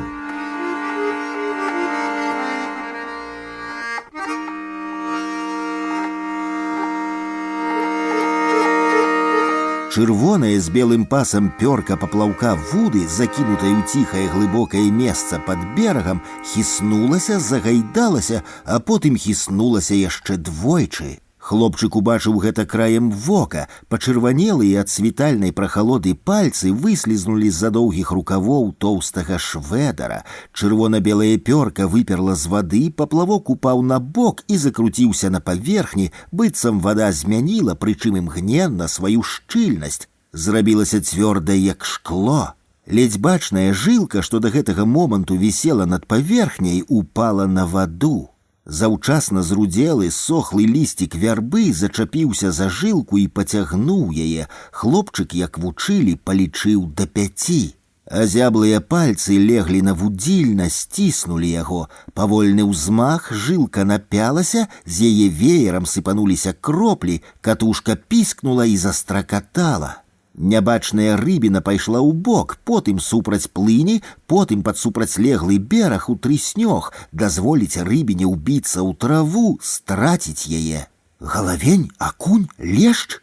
Сутаргава разважаў і круціў ручку катушкі хлопчык. Ён як мог стараўся не даць нябачнай пакуль яшчэ рыбіне слабіну, трымаў вуду сагнутай, а жылку на 5. Пластыкавая вудзільна выгіналася, уздрыгвала, жылка трымцела, вось-вось парвецца. Нарэшце кілаграмовы лешч, стомлены барацьбой, а можа спаралізаваны болем ад загнанага ў рот кручка, падняўся з глыбіні, цьмяна бліснуў бронзавай луской і вывернуўся, лёг на бок. Хлопчык зусім па-даросламу падвёў рыбіну да берагу і на імгненне разгубіўся.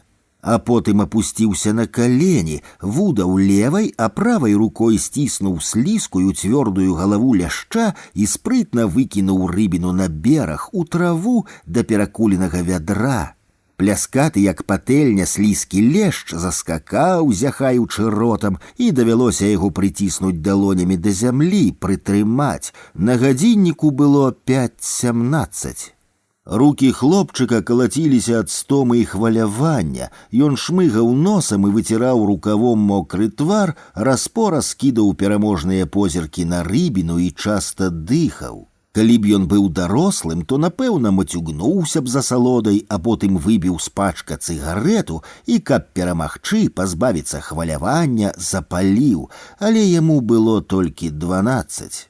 Шэрая чапля ляцела над трыснягом, вялікая, цяжкая, але наструненая і прыгожая. Адно бачыць вялікую птушку ў тэлевізары і зусім іншае вось так, калі сядзіш побач з вадой і чуеш узмахі яе крылаў. Хлопчык правёў позіркам чаплю і заняўся сваімі справамі. Вялікі чарвяк, вялікая рыбіна. Пальцы, якія яшчэ чвэрць гадзіны таму здаваліся азяблымі і непаслухмянымі, спрытна знайшлі ў канцароўцы самага лепшага чарвяка, вялікага, прухкага і рухавага. Чарвяк выгінаўся, спрабаваў выслізнуць, але вастрыё кручка тройчы пракалола яго, прашыла наскрозь, зрабіла жывое адным цэлым з мёртвым жалезам. Хлопчык трымаў кручок за жылку і задаволена разглядаў чарвяка, які працягваў выгінацца. Узмах вудзільнам асцярожны, ціхі, і можна сесці, адкласці вуду і чакаць, чакаць. Спачатку ён убачыў 2 цёмныя постаці, а потым 3. Мужчыны ішлі ад кладкі на пагорак, паўз жытнёвае поле, кіраваліся да хутару. Праз чвэрць гадзіны на пагорку з'явіўся мужчына з чорным канём. За імі бегла жарабя. Часам яно хавалася ў жыце, прападала, каб потым выскачыць і ляцець наўздагон. Лепш за ўсё ў краявідзе глядзіцца мужчына з касой на плячы. Калі нагойстраная каса зрэдку блісне, зырка ўспыхне на зялёным аксаміце травы. Вясковец, даўгагрывы конь і танканогая жарабя перайшлі раку за паваротам. Хлопчык ведаў, што там, за кустамі алешніку і вербалозу, безназоўная рака робіцца плыткай. Па цвёрдым пясчаным дне можна пераходзіць з берага на бераг, пераязджаць на кані, пераганяць кароў. На думку хлопчыка, лепей за ўсё ў краявідзе глядзіцца чалавек з вудай на плячы, але рыбакоў, акрамя яго, паблізу не было.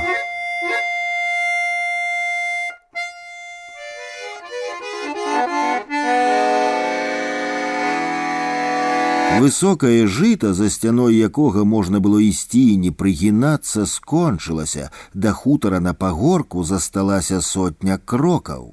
Франц перавёў дыханне, зняў і зноў надзеў цёмныя акуляры, якія зусім не пасавалі з маёрскай плямістай курткай. Кіроўца грыз травіну, кіслы сеў і ўзяўся забэрсваць красоўкі, згаслы недапалак тырчэў з роту. «Ты падыдзеш адтуль, чуеш, кіслы?» — сказаў Франц і рукой намаляваў паветры паўкола. «А ён страляць не будзе?» Мокры матузок зацягнуўся тугім вузлом. «Ты что, кіслы?» Франц засмяяўся. «А калі ён там не адзін?» Кіслы падняўся на ногі і падскочыў.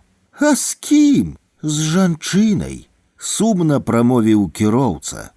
«Пайшлі». «Стойце, пачакайце, глядзіце!» Самы малады кіроўца выструніўся, амаль на дыбачкі падняўся. Франц і кіслы павярнуліся да ракі. Над трыснягом, над рэшткамі залатога туману, над гарамі, пагоркамі дрэваў і кустоў ляцела шэрая чапля, вялікая і такая дзіўная, што... Цаца, прашаптаў кіроўца амаль як дзіцёнак. Пайшлі, птушак не бачыў. Франц плюнуў і таргануў кіслага. Знайшлі чым здзівіць. Чапля сваім палётам паўтарала кожны паварот роднай для яе ракі. Дзеці больш абазнаныя, чым лічаць дарослыя, іх веды пра жыццё глыбейшыя і часам больш дакладныя. Хлопчык праз другія дзверы, праз цёмныя і прахалодныя сенцы, па шырачэзных нефарбаваных масніцах яны нават не рыпнулі, не ўздыхнулі, не здрадзілі, праслізнуў у дом. Дзверы і вокны ў доме былі расчыненыя, і ён чуў галасы, варожыя, злосна абыякавыя, але каму з мужчын належаў тонкі, вісклівы, глухаваты, хто папярхнуўся і закашляўся, ён зразумела не ведаў, а вось стогны і ўскрыкі пазнаў імгненна. Ён чуў удары, лаянку, крыкі. Фарбаваныя масніцы ў самім доме таксама не рыпнулі. Хлопчык дзейнічаў без разваг, як па-раней прыдуманым і шмат разоў паўтораным сцэнарыі. Стрэльбу і патроны на другі дзень, як прыехалі на хутар, бацька схаваў высокую, паточаную шашалем шафу з філянговымі дзверцамі. Шафа мела замочак і ключык, яна стаяла за грубкай у спачывальні. Хлопчык ведаў, дзе зброя, хлопчыкі заўсёды ведаюць, дзе зброя. Яна там, у шафе, пад старым зношаным зімовым паліто вісіць на цвіку. Шафа замкнёная, ключык у бацькі, у верхняй кішэні паляўнічай камізэлькі. Хлопчыкі ўмеюць і без ключоў адкрываць замкі. Са сцізорыка вышчаўкнулася бліскучае лязо, яно прайшло ў шчыліну паміж дзверцамі. Так хлопчык ужо рабіў колькі разоў, калі бацька з'язджаў у райцэнтр па ежу і каб патэлефанаваць. Лязо сцізорыка падчапіла язычок замка, націск і язычок заскочыў у замок. Зімовае паліто упала, абсела, амаль як паранены ці п'яны чалавек пад сцяной, сціснулася. Стрэльба не падалася ні вялікай, ні цяжкай, яна лёгка, без супраціву пераламілася праз калена. Два патроны ў кішэнь запэцканых з наліплай луской джинсаў, а два ў чорныя сталёвыя норы. Стрэльба склалася, куркі шчоўкнулі. Ён, 12гадовы хлопчык са зброяй у руках, ішоў праз пакоі, ішоў туды, на ганак. Яго бацька са звязанымі за спінай рукамі ляжаў тварам у зямлю, скроні шчака чырванелі ад крыві. Мужчына ў шэра-чорным камуфляжы з маёрскімі пагонамі чысціў рукавом калашыну. Кіроўца маладзён з травінкай, заціснутай зубамі, сядзеў на кукішках побач са звязаным і нерухомым хлопчыкавым бацькам. Кіслы з непадробнай увагай вывучаў разбіты кулак і моршчыўся, быццам кулак баліць нястерпна, аж трываць няма як. Хлопчык са стрэльбай стаяў за акном, на яго твары адсутнічалі і хваляванне, і здзіўленне. Кіслы з кіроўцам маладзёнам паднялі хлопчыкавага бацьку, паставілі на ногі. «Пайшлі, да машыны цягніце яго», – загадаў Франц сваім тонкім голасам. Хлопчык толькі зараз зразумеў, чаму бацька не падае голасу. Яго рот быў залеплены шырокай празрыстай стужкай ад вуха да вуха. Кіслы штурхнуў звязанага ў спіну, той хіснуўся і зрабіў колькі крокаў ад ганка. «Франц, а кіндер яго дзе?» – спытаў кіроўца. «А табе справа?» Стас яго загадаў прывесці.